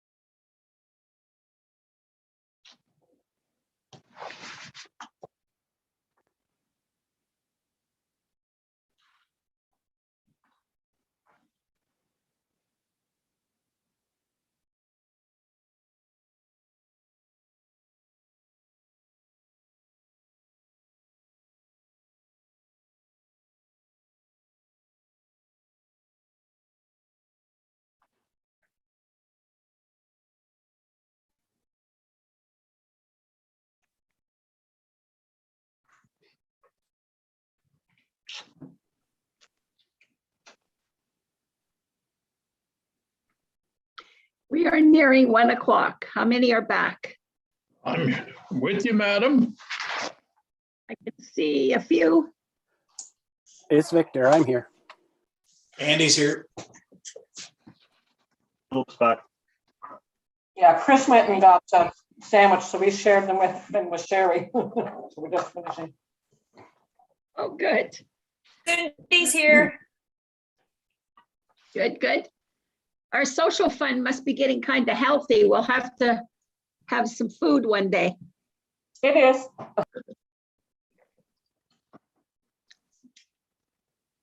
What page did we leave off on there, folks? Give me an update. Where are we at, cemeteries? Page 25. That's where I thought. That's where We I'm at. finished with cemeteries.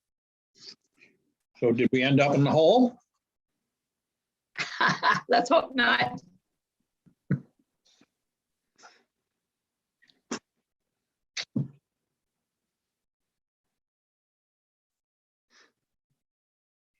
I So don't know how Michael, are close- you back?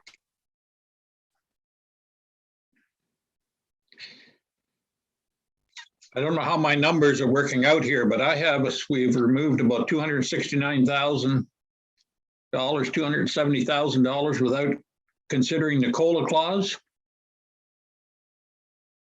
I have no idea. After a comment Michael made earlier, though, Bill, with the COLA, if it's already been paid out, it's going to be difficult to roll back. Take it. So you're going to have to get a new writer on your jokes. Well, so long as I think- the mayor promises not to drive that wheeled excavator around the community, I think we can live with that.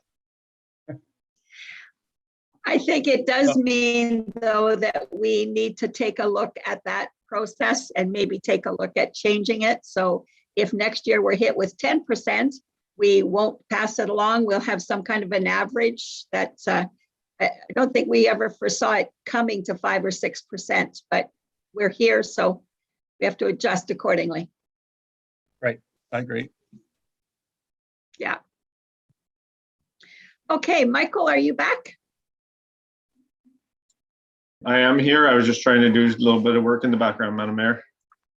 Aha, So, Madam Mayor. your time for working is just beginning. Yes, Victor. Before we get started, I just need to tell you that if this goes past 2:30, I'm going to have to leave. If this goes past 2:30, we're all going to be gone. I'm aiming for 2 o'clock. Another hour? Okay, let's get started. We left off on page 25. And we're at the heliport and the halls. Okay. Anybody have any questions or comments on that first page?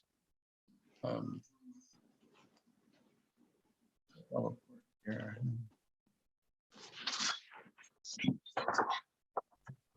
There's a new line item for 15,000 on outside contracts in Hinchinbrook Rec. Now, are you Madam on Ma- page 26? 25. No, maybe I'm 26. Yeah, sorry, 26. 26? I jumped ahead. I apologize. All So right. through Madam Mayor to Councillor Smith, we did separate out the contracts inside and outside. We don't have exact dollars. This was just kind of we need to break it out, especially since Andy and Tyson are monitoring different parts of that contract now. And obviously, we're always trying to improve different parts of the budget to give a little bit more detail without being overly excessive. But that is one breakout that we did through all of the recreation committees. Thank you. You're welcome. And that was the tender we just opened for J&J Landscaping, got the Hinchinbrook, I forget the number now, 16,000 maybe for the year?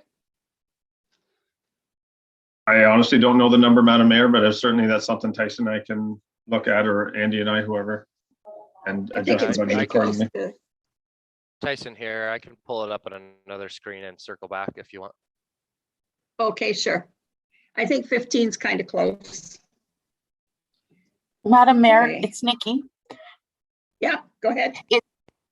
Is 15,000 for inside contracts? That seems a lot because there's really only the inside of the Hinchinbrook or the Piccadilly Hall in Hinchinbrook. So is 15,000 high? Again, we Good question. through Madam Mayor to Councillor Gowdy, we didn't have time to do analysis exactly on what should go where. We had a previous budget for contracted services of 30,000. Thank you, Donna. We just submitted the 15 and the 15 for now. Again, Tyson, Andy, and I can refine it based on actuals going through. Time is at a premium for, I'm sure everybody can appreciate that. Except going appreciate it. back, Michael, you only spent 18. Yes, Madam Mayor, we did in there. I would want to look at the monthly cost and then take that out the 12 months. I can add something, Madam Mayor.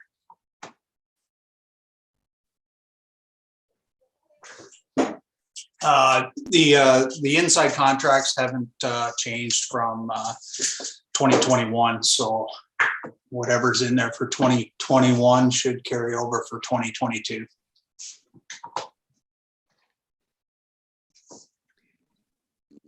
So that kind of helps us, but not.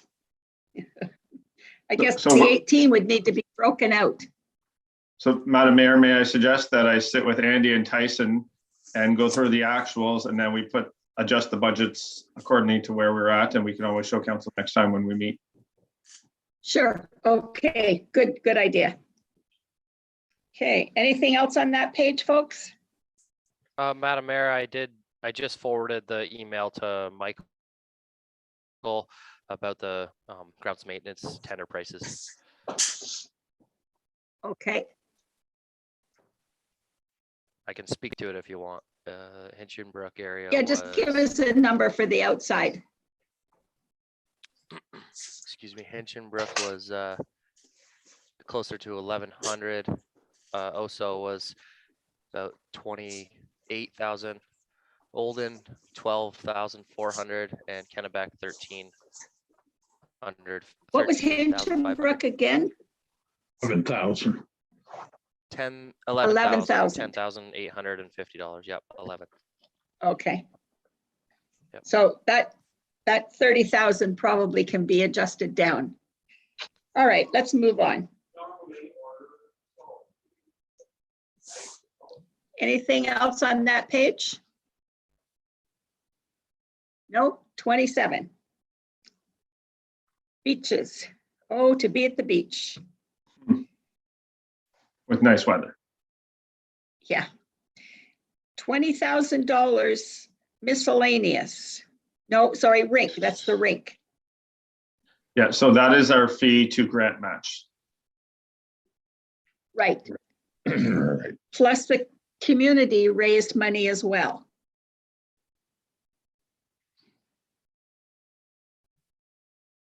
I don't know that I have that in there because we weren't sure at the time.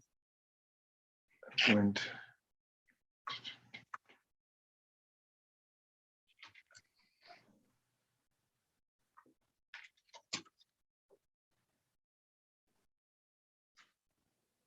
okay, so we have the rink in there at the 200,000. We have 134 coming in through the grant, and we have 30,000 coming from parks and parkland reserve. So a net cost of 35,400 overall.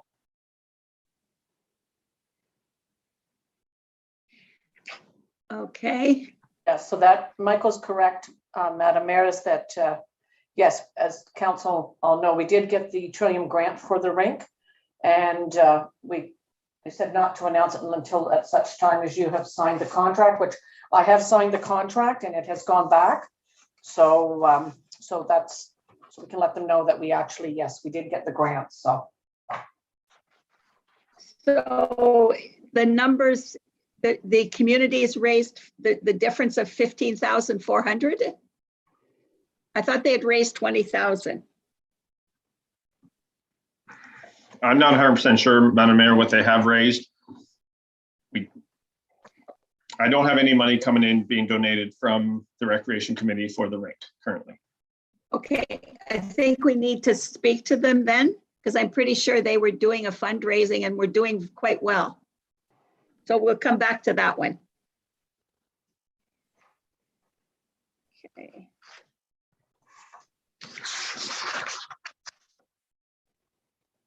Okay, anything else on page 27? Okay, page 28.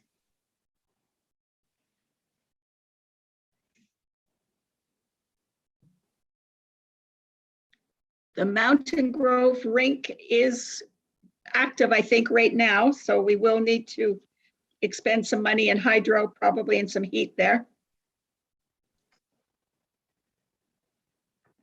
Can anybody tell me, is the Arden rink up and running or not? As far as I Cindy or know, Tom, it's not. it was No. in too bad of disrepair.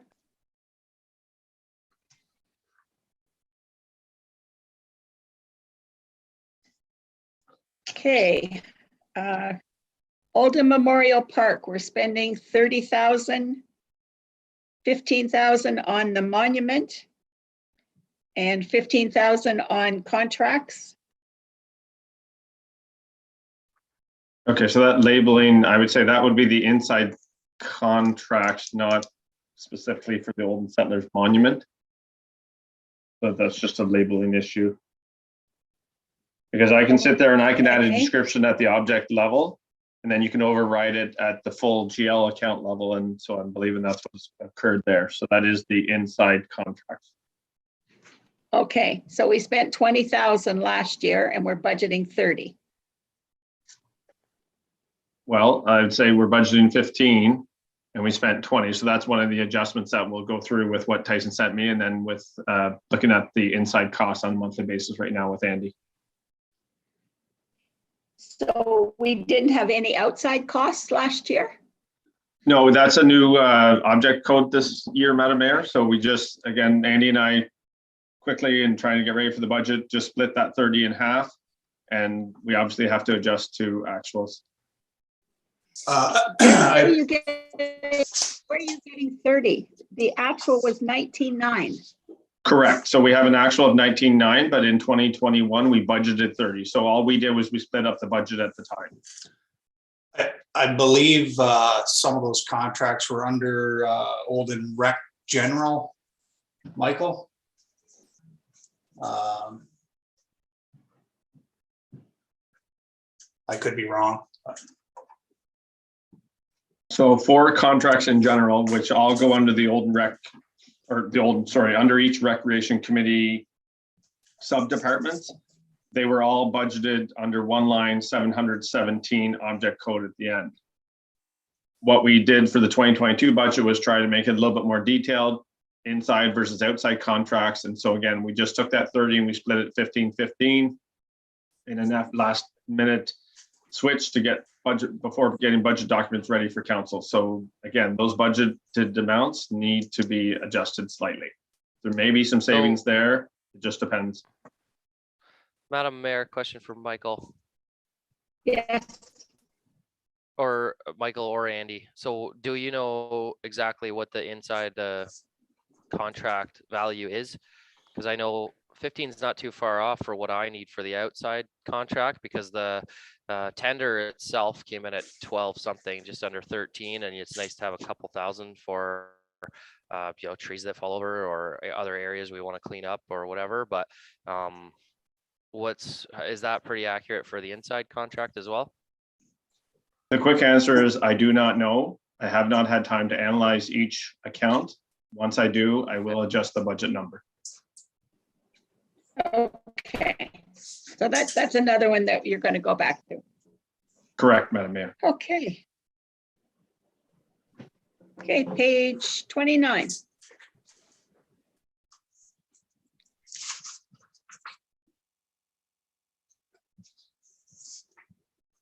Charlotte Lake School expense, 62,000.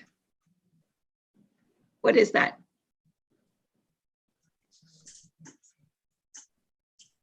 Okay, so that is the communal servicing system. Last year in 2021's budget, I believe Michael messed up and didn't put, I thought the 33 that we were spending was coming in as 100% grant, but we had a net cost of $32,000. So the revenue coming in here at $30,000 is offsetting the 62,500 expense in the end. So we are putting $30,000 towards that project. That makes sense, Madam Mayor? Okay. Yeah, it does. It does now.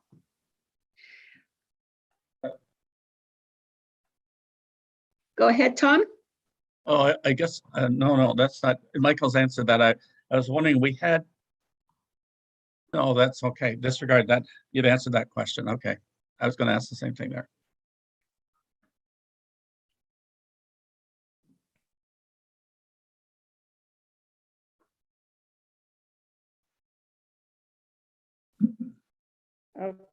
Okay. Nothing else on 29. We'll go to 30. Madam Mayor, for page 30, I just have a couple of questions.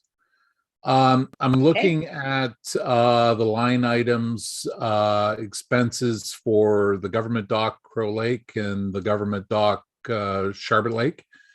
I'm seeing a fairly modest amount allocated to that, but I know that we're dealing with some sort of contract with Fisheries and Oceans, and that there is, you know, we talked recently about expenses. So I'm just wondering, is that something that's showing up somewhere else in the budget other than here? And before we leave this page, I know that on this line from a little bit further below, we have miscellaneous expenses for the Trailhead Building. And I'm just wondering if, in light of our conversations this morning, we might be able to adjust that number as well. Okay.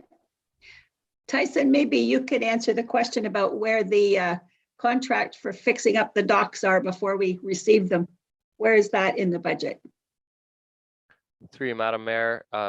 Michael, hopefully you can let me know if we're wrong, but they should only show up in that one place. There is, the costs are fairly low because it is a 50-50 cost share with the DFO. And there was one item of that contract that we pulled out to save the township a little money, extra money. So yeah, they should only show up in one place. His screen share is a little small, so I was just trying to find that on my budget, but while he was looking there. But Michael, is that the right account? May I jump in? I think the $500 is the rental fee under the lease agreement that we have. It's not related to the actual construction project, but we have to pay $500 per year to DFO for each dock under our lease agreement. Correct. So this 10. So where Michael's looking that up, as I can quickly flip over to my presentation where I'm pretty sure I've got the exact numbers of. Pretty sure I've got the exact numbers of what our. So it's in your budget then, Tyson, is it? If I may interrupt, it's actually on page 33 under capital projects. Yeah, so I've got, thank you, Councilor Gowdy. I've got 14 for Oso Crow Lake dock. I've got 14,499, and I can give you that account number if you want, Michael. And for Oso Charlotte Lake government dock, I've got $9,100. Okay. We've got 18,200 and 29,000. So, Madam Mayor, the $18,200 for the government docks divestiture project is $18,200. We have 4,000 coming in from reserves, and we have 9,100 coming in from the other revenue, which is the FDO money, or if I got that acronym wrong, for a net cost of $5,100 for the Charlotte Lake government dock. For the Crow Lake dock, it's 29,000 less 8,000 from reserves, less 14,500 coming back in for a net cost of 6,500. And to thank Councilor Gowdy again, it's on page 33. And then also this Trailhead Building, $10,000 here is the fee to grant match. And you're grant matching the $79,000 grant? No, this $10,000 is the grant match fee that we use to put in the application. Okay, for the grant that we're not going to be using this year. Potentially. But I don't know, because we used them, we were successful. I believe we would still have to pay that fee, but I want to double check the fine print. Okay. So if we got the grant and you had to return it, then you would take that fee back off. That's through Madam Mayor to Council. Company that we pay. Grant match is a company that we pay. Thank you, Madam Mayor. Yes, it is. Okay.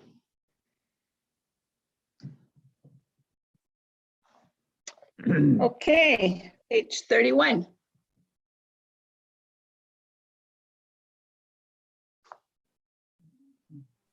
Any questions or comments there? We're now into the, I guess this is a good time to have the discussion about coming out of COVID, swim program, Canada Day, Parham Fair, all of the events of the past. Are we looking at this as if it's all a go? That's What? yeah, I would think that, I mean, that's the intention, is to hopefully that everything is going to be back opened up and we can offer the swim program again this year. I agree. I think it's time that we try to get back to some form of being normal, which means that we need to take those into account in our budget. Canada Day, swim program, other events that might be happening that affect our budget. So would that become under grants to others, Madam Mayor, like the Parham Fair? Yes. Yes, Parham Fair would be. Canada Day is under Central Frontenac Rec, I think, or OSO Rec, I'm not sure which. And the swim program is here. Now we have the swim program as money coming in. Oh, we do have the expense side too, yes? Yes. Well, yes. Okay. The swim program happens in two lakes, does it not, Kathy? Long Lake and Charlotte Lake? Yeah, we just use two now. I don't know, I have to ask Donna to make sure, because I can't remember if they used Eagle Lake 2 years ago before pre-COVID, because I think there's just one we eliminated because there's not many people coming. If I recall, Madam Mayor, also there was someone presented to council. They were doing a youth program in Arden, if I remember correctly, that was looking for support also. I could be wrong, but I That's Rural Frontenac Community Services Youth Program. Okay. I think it's in here. Yep, I think you do. Yeah. Okay, so I guess once we accept this budget, we need to start advertising for swim instructors and get out the registration forms and hope that parents are going to send their kids to swim programs. Yes. Yes, we won't know until we actually try. Yes, because as of April, I think you'll find everything will be opened up and no mask wearing, any of those things. So I'm hoping that it goes well for the students. Also, too, when you're just talking about, you were talking about the rinks and everything, just so the council is aware, and Cindy will have to put them on. I'll hear back from her. The rink here for Charlotte Lake has been resurrected as well. There's a group of people that's been working very diligently on it, and they're going to make a presentation to council on March the 8th with proposals forthcoming for the next, so they've got it in stages, but I just wanted to make you aware of that. Because I heard from Deanne Callion yesterday. Okay. All right, page 32.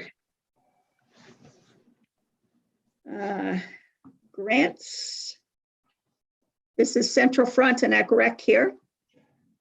Madam Mayor, So revenue, yes, go ahead, Brent. I see under expenses, we have a line item, $1,000. It's labeled Canada 150 Committee.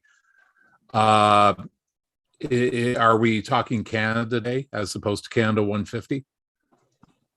Madam Mayor, to I Councillor see. Cameron, Yes, that is something that was on before and we just never changed it off, but that is not the Canada Day. The Canada Day, the fireworks and whatnot would fall under the next section, Central Frontenac Recreation Expense, 16,000 there. okay. So that $1,000, what is there a reason why it's still in there if Canada 150 is a correct labeling for that line item? It would be an oversight and we can certainly pull that out. Thank you. It does say materials and supplies. Right, but it would be for Canada 150, which is passed. Okay. Now, Contracts. Sorry, go ahead, Tom. I'm sorry, but I probably due to COVID, but Central Frontenac Rec had a $35,000 budget, didn't have any expense last year, had a $35,000 budget, but it's probably due to COVID and we didn't have any activities there. Does that be true, Michael? It's true. No, I believe the line above that, the 717, is where all the expense went, and we budgeted under. We didn't match up the lines. Okay, So the line all right. right above that, over the actuals are 27. Gotcha. Okay, so Sorry. that's it. Okay, fair enough. Fair enough. That's it. Okay. Move it up. Okay.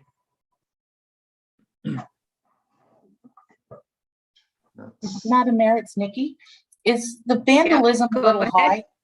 Thank you. Is the vandalism a little high at 10,000, seeing as we only spent 1,500 last year?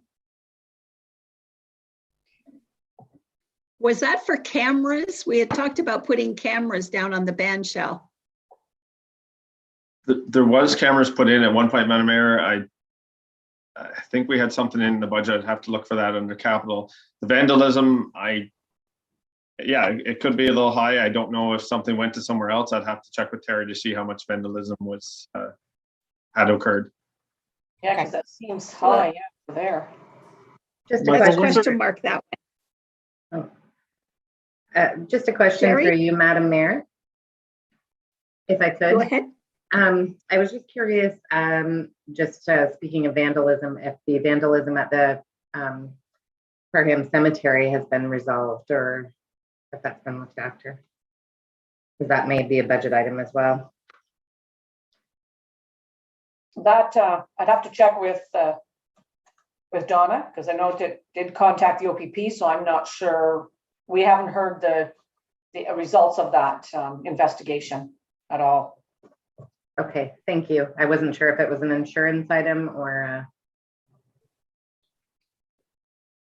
I wanted to try and remember. I believe I sent Bill an email on that, and I think he said it depended. We'd have to get more details and let him know if we were going to proceed forward, I believe, Councilor One. Thank you. Madam Mayor, the default number one, there's 15,000 in there. We didn't spend anything last year. Can you explain that line, Mike? I can in just a second.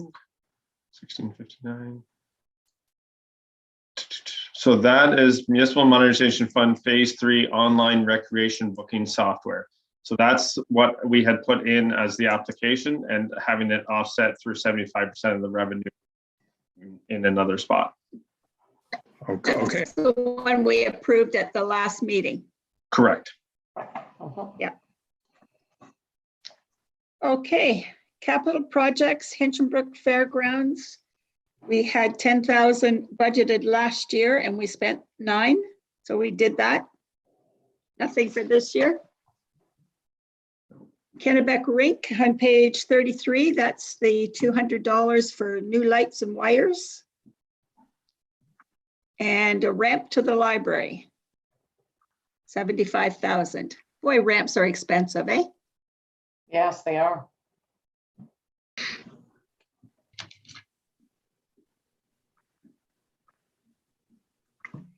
Okay. Madam Mayor, looking at that, it looks like we spent Yes. 70,000 last year, and we're going to spend another 75 this year for the ramp. No. Through Madam Mayor to Councillor Hayes, we budgeted 70,000 in 2021. We spent $509, and that's what I was just going to. The 75,000 that we have here in 2022 is offset by 69,491 that we raised last year, did not spend, and are bringing into 2022. So the net cost or net taxes raised for the ramp this year is 5,509. Right. Yeah, sorry, my mistake. I read it wrong. No worries, thank you. I do that all the time.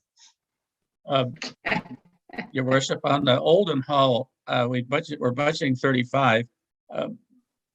What are we spending on that this year? We budgeted 30,000. No, we didn't. We didn't budget anything. Yeah, we budgeted 30. We're budgeting 35. What are we doing with the Olden Hall? Because we haven't used that hall, have we, for some time? I can answer that, Madam Mayor. Go ahead. The roof is in need of repair. Has started leaking, so to keep that building in a decent state of repair, it should be done. The other thing that we wanted to get done there was the baseboard heaters are all on individual thermostats, and people tend to leave them on, which puts the hydro bill up. So we're looking to convert them to a central thermostat, one for each floor, to save on hydro. Okay,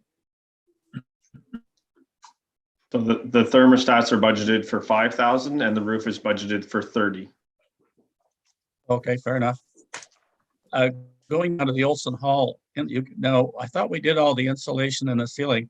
Now we're putting in another 54,000 this year. What other work has got to be done there? I thought that was all pretty well finished.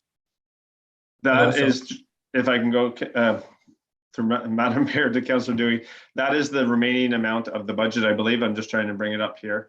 But it's timing of the invoices ultimately. Yeah, so there is 15,000, sorry, net being raised this year.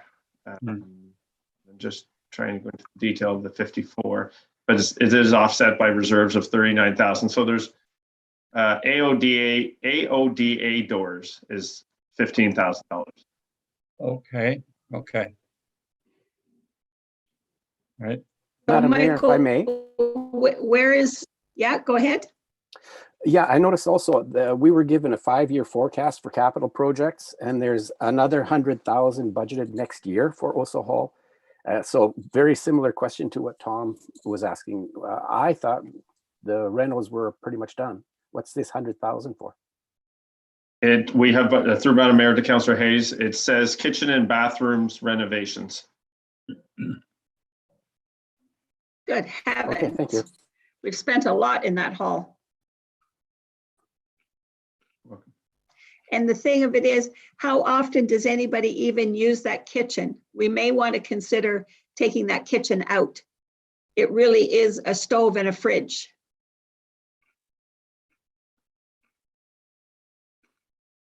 Through you, Madam Mayor, the kitchen, being that it is a assembly occupancy, the kitchen, if it is renovated, should have a fire suppression hood over the stove, and they can be very pricey. And the other significant cost is the bathrooms to bring them up to AODA standards. Yeah, I remember Jeremy giving us a cost of something like $20,000 for a stove hood that, yeah, does not make a lot of sense to me anyway. Chris. Thank you, Madam Mayor. Just to add to that with Annie. So if you do put a suppression system in that building, it complicates things because then you have to train the people that are going to rent the hall on using the suppression system if needed. So it brings in a whole different avenue of liability for the municipality. Talking from experience. I think a microwave and a fridge might be all that we want to put in there down the road. Definitely a discussion for another day, but Yes. maybe the next council can have a look at that. Just to add to that, they can't produce anything that grease-laden vapors. That's sort of the guideline that the fire code goes by. So anything like bacon or cooking of anything like that, they have to have a suppression system in there. So you're wise just to have a microwave and a fridge. Yeah. And a coffee Madam pot, Mayor, that's really all you need. We have to keep Yes, in mind Bill. also is that the Oso Hall there is being rented by the courts. And now that we have another partner in there, the little theater, there may be more demand, especially on the washrooms, to bring them up to date. Now, I have no problem with the kitchen renovations, but especially the washrooms may have to be looked at sooner than later. I think we maybe should ask staff just to take a look at the previous rentals and how many people actually utilized or wanted to use the kitchen. Because down the road, who knows what the demand may be, but I'm guessing that type of kitchen isn't where somebody would want to go and prepare a meal from scratch. Chris, do you have your hand up again? Sorry, no, I'm distracted, sorry. It's kind of like the teacher. Do you have your hand up again? Okay, so for this year, we've got 54,000 in to continue with those repairs. And our trailhead is down here at 326. What are we doing with that? We're making that. Well, Go I ahead, moved it Michael. earlier, sorry, Madam Mayor, moved it earlier based on our discussions to 2023. I just moved everything over to 2023. And then I think we added 100,000 into reserves, going into reserves. Yeah. So we'll change that 320 to 100,000. Yes, it would be under a different line, under just below really transfer to other funds. Should now be about 198,500. So, and if we, again, looking at the fine print, but I believe that by doing that, we are basically rejecting that grant, right? Or is that something that we need to look into? I would say we're not ready for it unless it can be extended for a year. Okay. That's correct. Through you, Madam Mayor, I will definitely look into that, but I imagine we'll be losing the grant. Okay. And transfer Central Frontenac Rec is 169,627. Yes. That is the total, Michael, of all the ones that we've talked about. Yes, it's a culmination of everything. Yes, Madam Mayor. I can bring it up if you'd like and go through it, but it is a culmination of everything else that we've talked about. Do we need to see it? Or are we okay with that, folks? I'm fine. Okay. Okay. All right, page 34. I have a question, Your Worship, on the item Go on ahead. building condition assessment. This was for the report we had last Tuesday's council from Macintosh Perry, and I believe there was only an additional 12,211 that we had to pay. Now we're budgeting 21,000. I'm just wondering what that additional 9,500 is for. So through Madam Mayor to Councillor Dewey, it's just a timing of invoices. It's completely offset, or the 21,800 is offset by $18,086 coming back in from reserves. Okay. All right. I guess that makes sense. All right. And the tangible capital of 204. 18. So that is revenue coming in, and I'm thinking grants money. One sec. 21, 60, 60, 59. Almost there. Okay. Okay, so yeah, 134,600 of that is the Kennebec rink.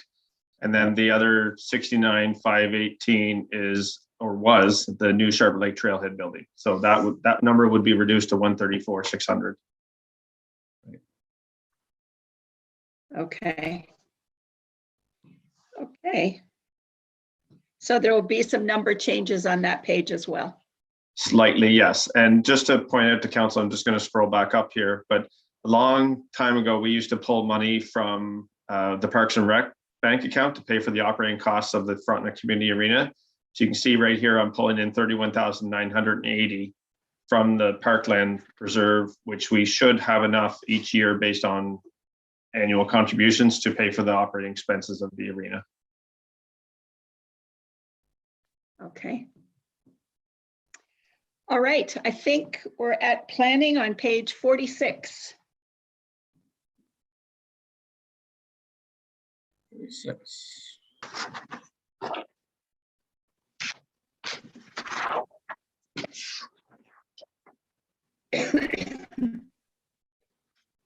Okay, 46.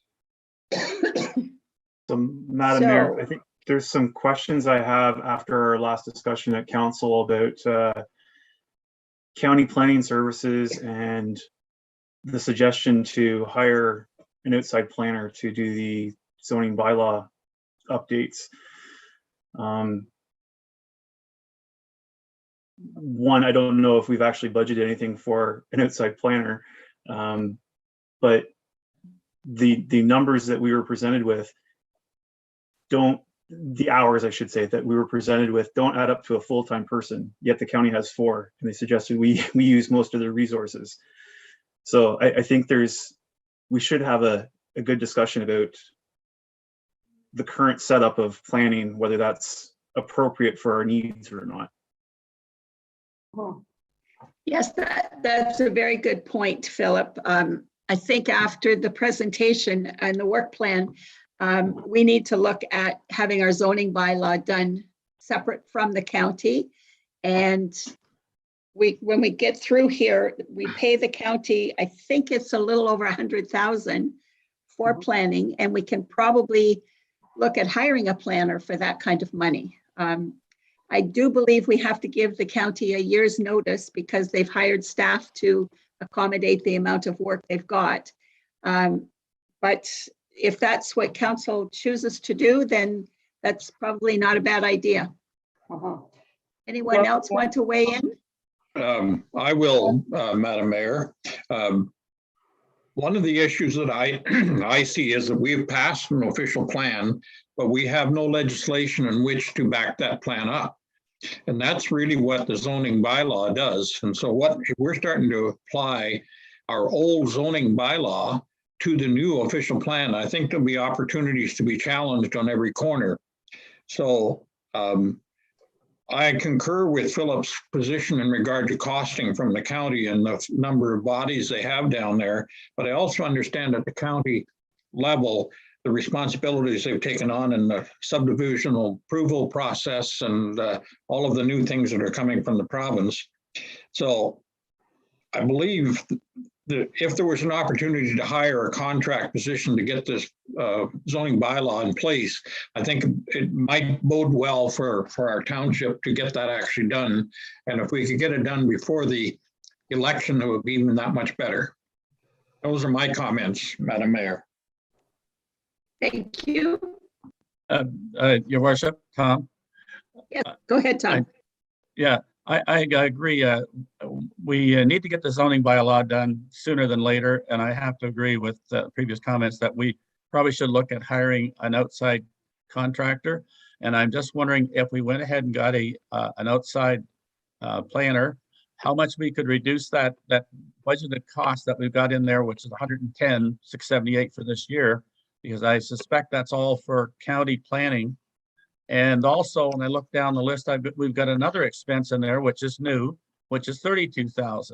So I'm look at those two costs. I don't know what that last item's for, but we definitely should be able to reduce our planning costs to the county. And I definitely would agree with hiring a planner to get our zoning bylaws in place before the end of the year.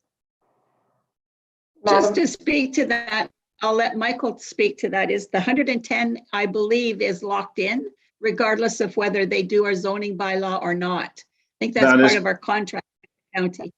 Sorry, Madam Mayor, that is the contract with the county. It is the budgeted amount, and based on the amount of notice that we have to give them, I wouldn't want to really play with that number very much. Okay. The $32,000 down at the bottom, to answer Councillor Dewey's question through Madam Mayor, is for a development charges consultation, hopefully piggybacking on what the county is doing.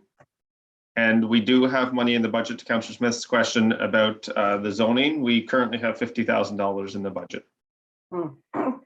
So, Madam Mayor, if council wishes me to certainly discuss this issue, yes, I think that you're correct. I did look at the contract that we have with the county for planning services. We would have to give them 6 months notice in writing if council decides down the road to have a planner on staff, our own planner on staff. With respect to the zoning bylaw, I agree with council, with the comments that are made by council, and it would certainly be my recommendation to council is that we do hire a consultant to get our zoning bylaw done this year. Saying that, I have approached Glenn Tunnick from Tunnick Consulting, who had prepared our zoning bylaw previously and was our planner, just to see if something like this was doable and sort of looking at costs and whether or not he would be if he would be interested in doing that for us in the time frame of getting it done this year. In my conversation with him is that he's still in business for at least this year. He is planning to close his planning business at the end of the year. But yes, he would be willing to do it for us, for council, at up to, I think would cost us up to maybe $15,000. For that means to complete and bring our zoning bylaw up to conformity with the official plan. Also, too, as part of that, I was speaking with Cheryl Robson at North Frontenac to find out what kind of costs that North Frontenac received when they went out and they had Xander plan, Tracy Xander do theirs, and their cost was $20,340. So I think $15,000 is pretty reasonable under the procurement bylaw, but does give me the authority, because of being a vendor of record, that I could certainly, go forth and certainly have him go ahead and do it. But I would certainly want council's blessing and a resolution passed if council wishes to go down that road. That certainly sounds like a good project to me. What do you folks think? I would definitely agree with that, Your Worship, and I would support that. I think that be money well spent, and Glenn Tunnick is very familiar with our municipality. So you'd make that motion, Tom? Well, I'll put the motion on the floor. Yeah, I definitely will put the motion on the floor that we go ahead and authorize Kathy to contact Glenn and contract him to do our zoning bylaw and have it done before the end of the year. I would second that I saw motion, Bill. Madam Mayor. And Bill will second that. Okay. Any further Madam discussion? Mayor, it's Victor here. Yes, go ahead, Yeah, Victor. just for clarification. So Mr. Tonic is suggesting that he would do it for 15,000, 15. And did I hear that we have 50? Yeah. Okay, so that's good. That sounds like we have a surplus of 35,000 now. Well, depending on where we want to drop it to. If Glenn is saying he can do it for 15, do we leave 20 in the budget just in case? Do we leave 17 as sort of a buffer? Yeah, that's where I don't know yet. Yeah, I would agree that we put in some sort of a contingency amount, but I'm in support of this idea. Why don't we put in take? Could we take 15 as an expense and 15 as reserve coming in? We could take the difference between what we've budgeted and what he's charging and split the difference and keep half in as a reserve contingency and the other half apply it to savings. Although remember, if we want to get this down from 6%, we might want to net it out to 0. True. Also, okay, so also to the motion, the whole zoning so bylaw, the motion, county GIS would be doing the mapping, Madam Mayor. yes, the county would do the mapping.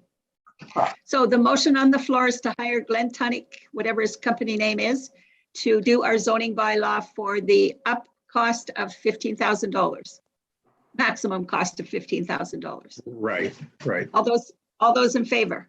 Madam Mayor, before we have the vote, do we want to put that maximum on there? Because what if he comes back and says, "Oh no, I didn't. I need an extra 2,000," and now the motion is set at 15. Well, let's set it at 15. If he has something that's out of the way, he'll come back to us. We'll deal with it then. Right. Okay. Yeah. Okay. He's already agreed to that. Yeah. Madam Mayor, I think the comments about keeping some of that planning money there, maybe if it's only $5,000, is probably not a bad idea. Well, if we only take 15 out, we're going to leave 20 there. Yeah, but if So you that's want to what I would reduce, like. Sorry, I would like to clarify, is the net budget 15 or 20, let's say? 15. We're Okay, so I am we're reducing paying the out 15, we're bringing in 15. Okay, so I'm reducing the budget, the $50,000 that we put in the budget by 35,000 to a net of 15,000. And I'm going to go into my reserves and bring in 15,000 from reserves. So it nets to zero. So we're actually saving 50,000, 50. Okay, good. Thank you. Yeah. Okay. All right. We need to vote on that motion. All those in favor? Motion's carried unanimously. Good. Your worship, on the third, I just come back to my 32,000. Now, is that 32 carved in stone for development, the planning and development? Is that a hard number? Through Madam Mayor to Councillor Dewey, that is a number that's adjusted by, let's say, increase. I think it was $3,000 from a consultant who did a development charge study for South Frontenac recently. I don't know what impact potentially piggybacking on a county development charge study, if that would save a whole lot of money or not. So that's where that 32,000 came from. At least I can tell you that much. Okay, so it's pretty well a hard number than what you're telling me. I would hope that by piggybacking, Councillor Dewey, that we would save money. I just don't know how much to put in there. Yeah, right. Yeah, we have no idea what the cost of that RFP is going to come in as, but certainly by partnering with the county, and I believe North Frontenac is partnering in it as well, it will be a lot more economical for us than if we tried to do it on our own. Oh, okay. No argument. No, that's good. No, I agree. Okay. Are we being forced to charge development fees? No, but I think No. it's time that we started looking at it when we look at how much we're losing compared to what South Frontenac is getting. And when we look at the demand of houses coming to our community and the demand on our roads, we need more money to match what the customers want. And one way to get it is development charges.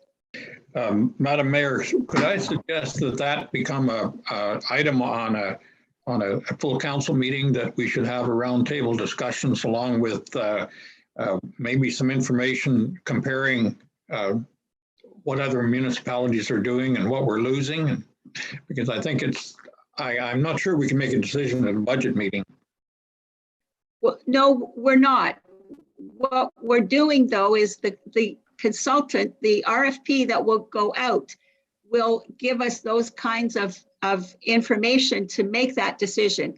Good. Just because we have the report doesn't mean we have to do it. It will tell us in what areas we could actually have development charges put on to pay for certain things. You can't just pick a number and do it. You have to be able to substantiate where those development costs are coming from.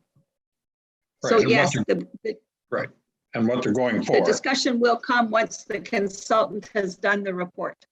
Right, okay. Okay, minor variances and expenses, that's just in and outs, I believe. Yes. 47. Anything there?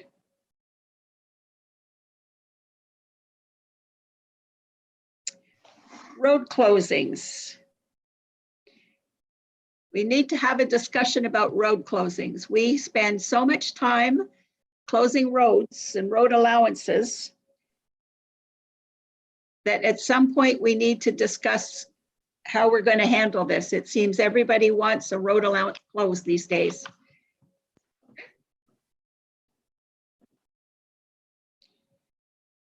Certainly the fees under other revenue, oh, that's revenue, the 22,000.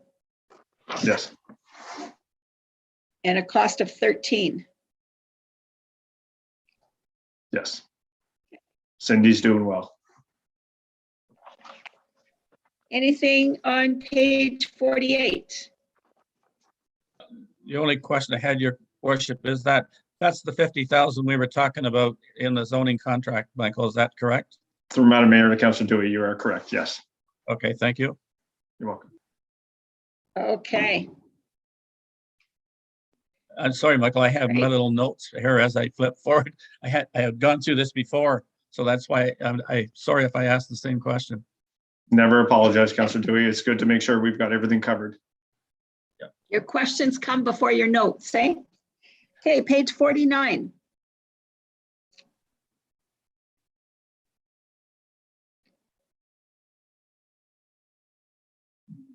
So total planning services, 208,000.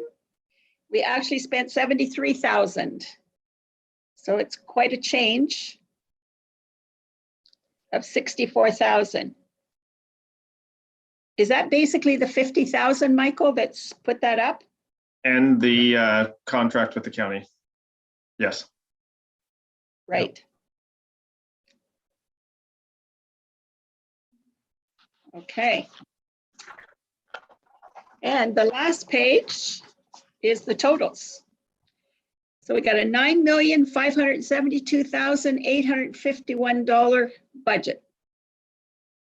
Yes, and we've obviously made changes since the last time I brought it up, but I have to re-export everything. It was a instead of a 6% levy after that first major change that we did, the levy is at 4.4%.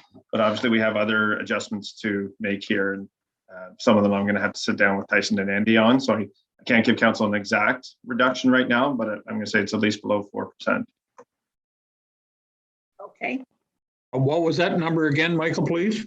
It would be at least below 4%, I believe, once we pull that 50 out.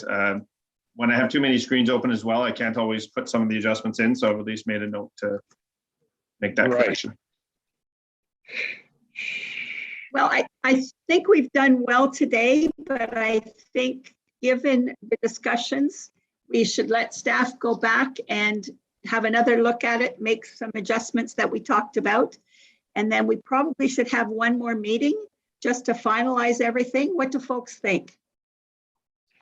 I agree, Your Worship. I would agree with that. I was looking at something closer to 3%, which would be, I had a figure of 2.8. I thought we could come up with some savings to bring us down to that number, but I'm willing to wait until we have another meeting and then we can go from there. I definitely think we need another talk. Go at it. Okay.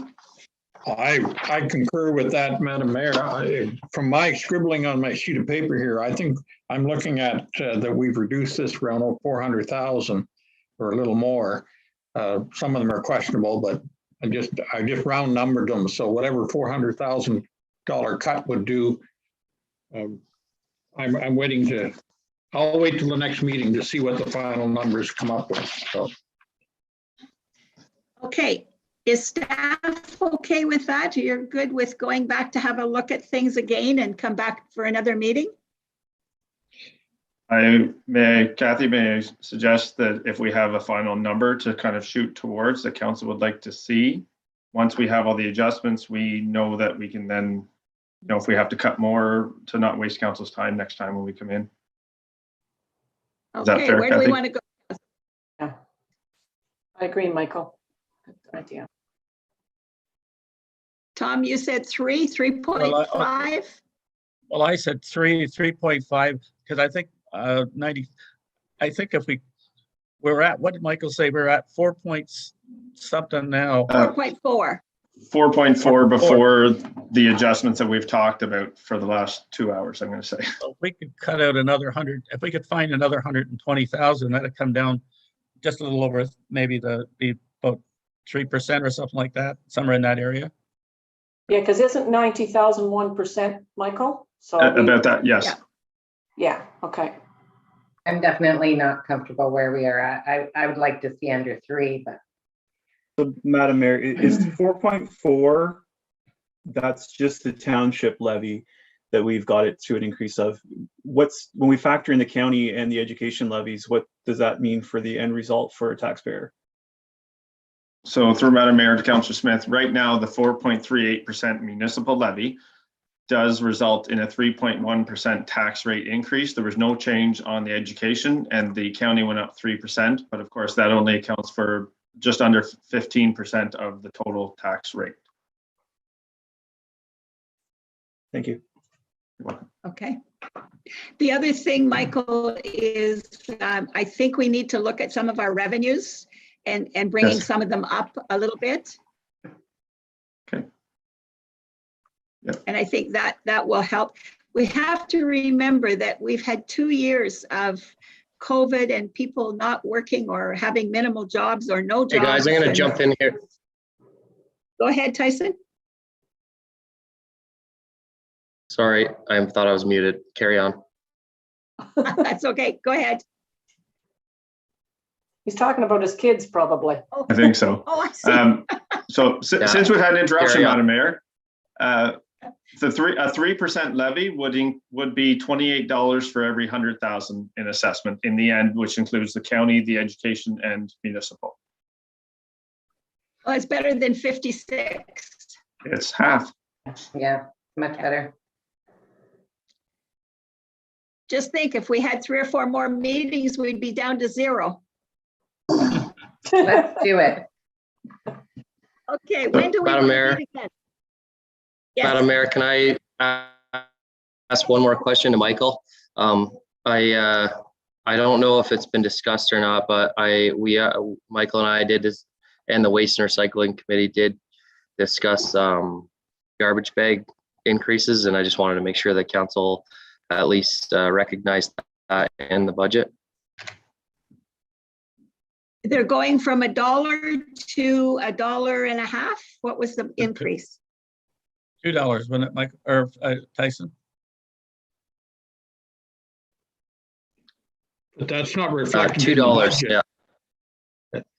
So you're doubling it. $2 is what Michael and I discussed.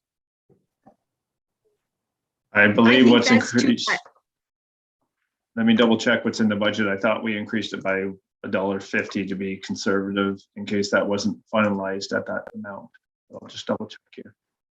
I made a check. We discussed this before at Waste Management, and we were talking of doubling it because even at $2, we're way below other municipalities. That's a big That jump is- though. It is Yeah. a big jump, but There- there hasn't been an increase in these bag fees since they came into place. So, and that was what, 2012? Yeah, we haven't had any increases. You're So, correct, Councillor. We haven't had any increase in 10 years. Or Yeah, more, and Councillor Hayes. Yeah. And that's bad on us. We should have been increasing them 10 cents a year, but to double it, you have to remember, there's a ton of people living in our community that are on fixed incomes and garbage, everybody has garbage. And we complain about people not cleaning up their yards. If you double the price of bags, it's going to get worse. So yes, we I need to agree. increase, but we don't need to double it. Okay, well, maybe that's something the staff, Madam Mayor, we can certainly go through that a little bit more because we are looking at a couple other things maybe increasing for revenue. And one of them is marriage licenses from $115 to $120. So like we are looking at, Double that one. What's that? Double that one, Kathy. yeah. Double it. There are people around that get married quite often. Oh, there certainly is people getting married, and I'm trying to get more and more people to get married, and then that'll give us more revenue. Well, then we give a discount, Bill. Madam Mayor, Chris has his hand up there. Oh, Chris, go ahead. Thanks, Madam Mayor. Just so you know, the fees, we're going to review the fees here for the fire service as well. The cost recovery bylaw that I talked about with council would also include stuff like damage to guardrails and signs and so on in MVCs. And then the collection of MVCs, we're also going to be doing it with non-residents and residents on all streets, not just the provincial highways. So that will offset some costs too. So I'm working on that. So with Cindy. Excellent, yes. Yeah, okay. So thanks. if I can confirm for Excellent. council, the revenue at $1.50 per bag for residential bags is in the budget. That impact is in there. So $1.50. I have no I can problem live with with that. $1.50. Yeah, I agree with Fran. I think we should have been increasing over the last few years, but to suddenly double it is a little bit too much. So we're okay to increase it at a budget meeting without any background information, just saying we're gonna go to $1.50? That is just what I put in the budget. We need to give notice to folks, and Yes. Tyson has his hand up. I was just, through you, Madam Mayor, I was just gonna comment that I'm not gonna put much pushback on not going up to $2 just because of the awkward timing of the quality of the bags this year. And it's a good time to mention to all councillors that has been addressed, and we will be getting reimbursed for all those poor bags that were shipped to us in the last few months. Oh, that's good to hear, Tyson. I had somebody ask me about them because they found that they were just falling apart when they put their garbage in. Yes, I've been fighting pretty hard, and they're going to pull all the boxes out of our basement and replace them all with good bags. It was right from the manufacturer. Oh, perfect. Good. I hadn't heard that yet. Yeah. Okay, Yesterday, so when shall we meet You're then? looking at with staff, then you're looking at 3%? You want us to go to 3? Let's go for 3 and see what that does.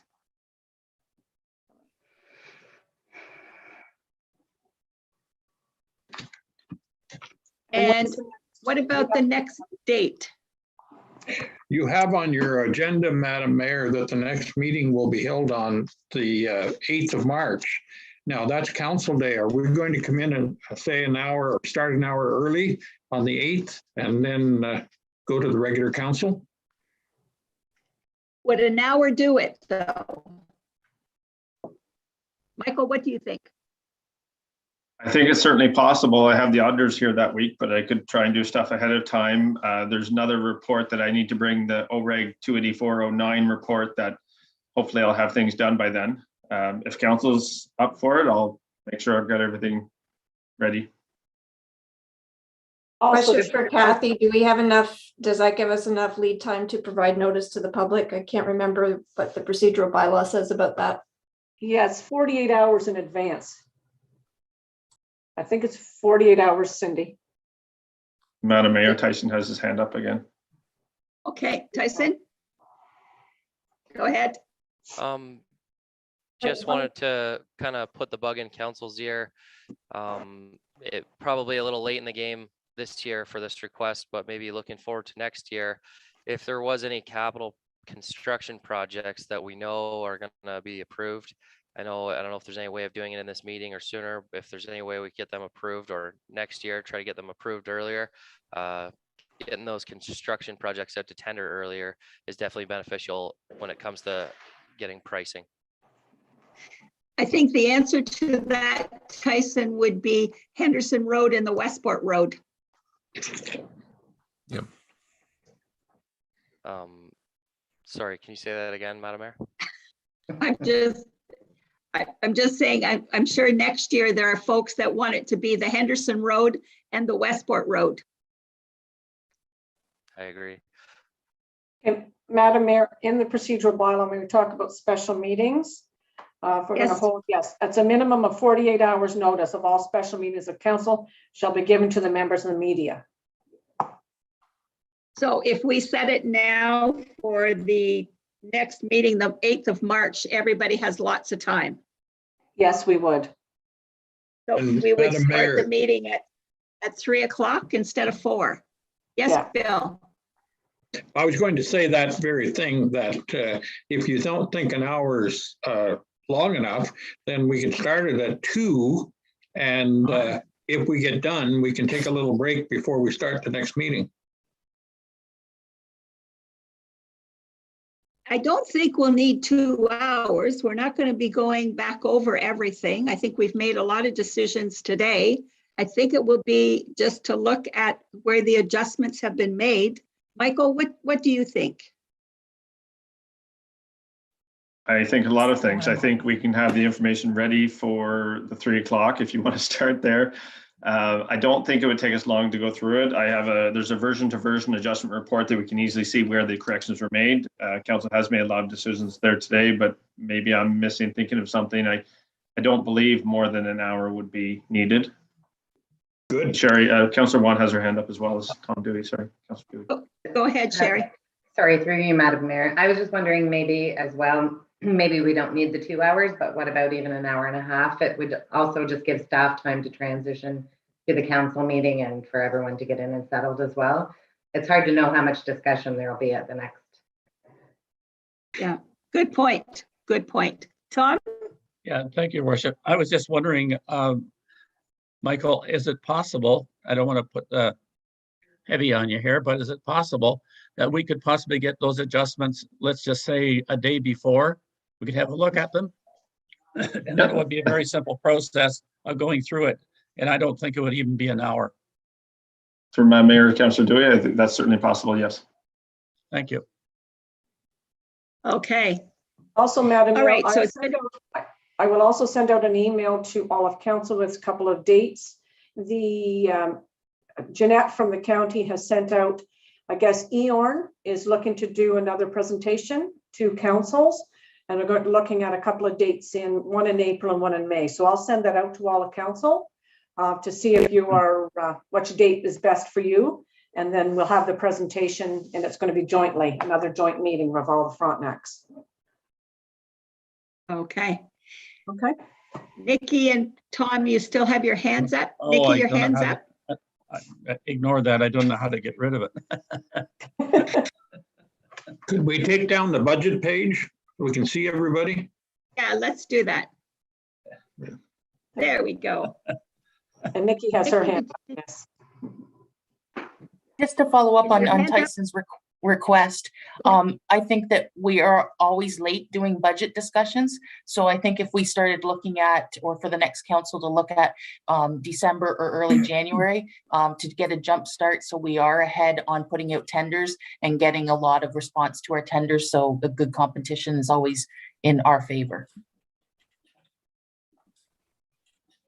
We've tried that, yeah. Yeah. Through Madam Mayor, Councillor Gowdy, it's absolutely the right idea to do it in the fall and get it done. Obviously, we have an election year, so that transitions a little bit. That doesn't mean that department heads can't do the work ahead of time and have it ready. That is always my intention, because right now to have everything in budget and audit at the same time, I get a little loopy. Yeah, because the new council takes over, it has to be we have to have the inaugural meeting before December the 16th. So then that'll be the first meeting of the new council. Okay. All right. For now, let's end this meeting so we can rebook it for March. And I think we did a lot of good work today.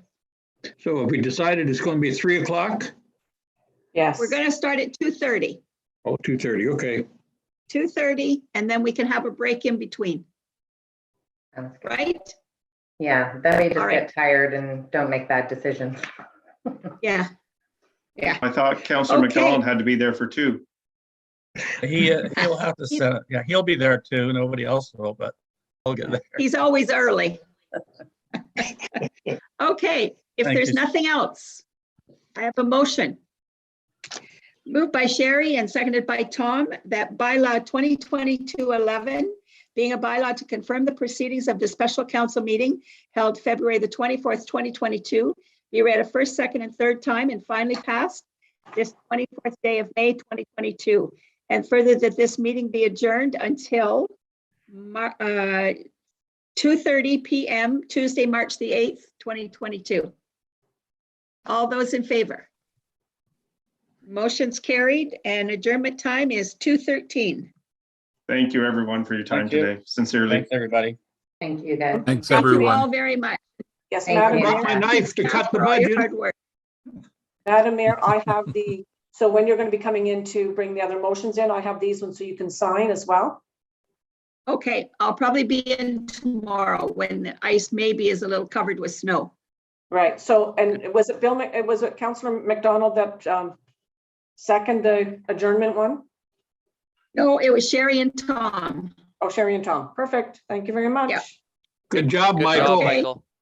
Good Good job. Thank you, job. Michael. Good work. Good work to all the department heads.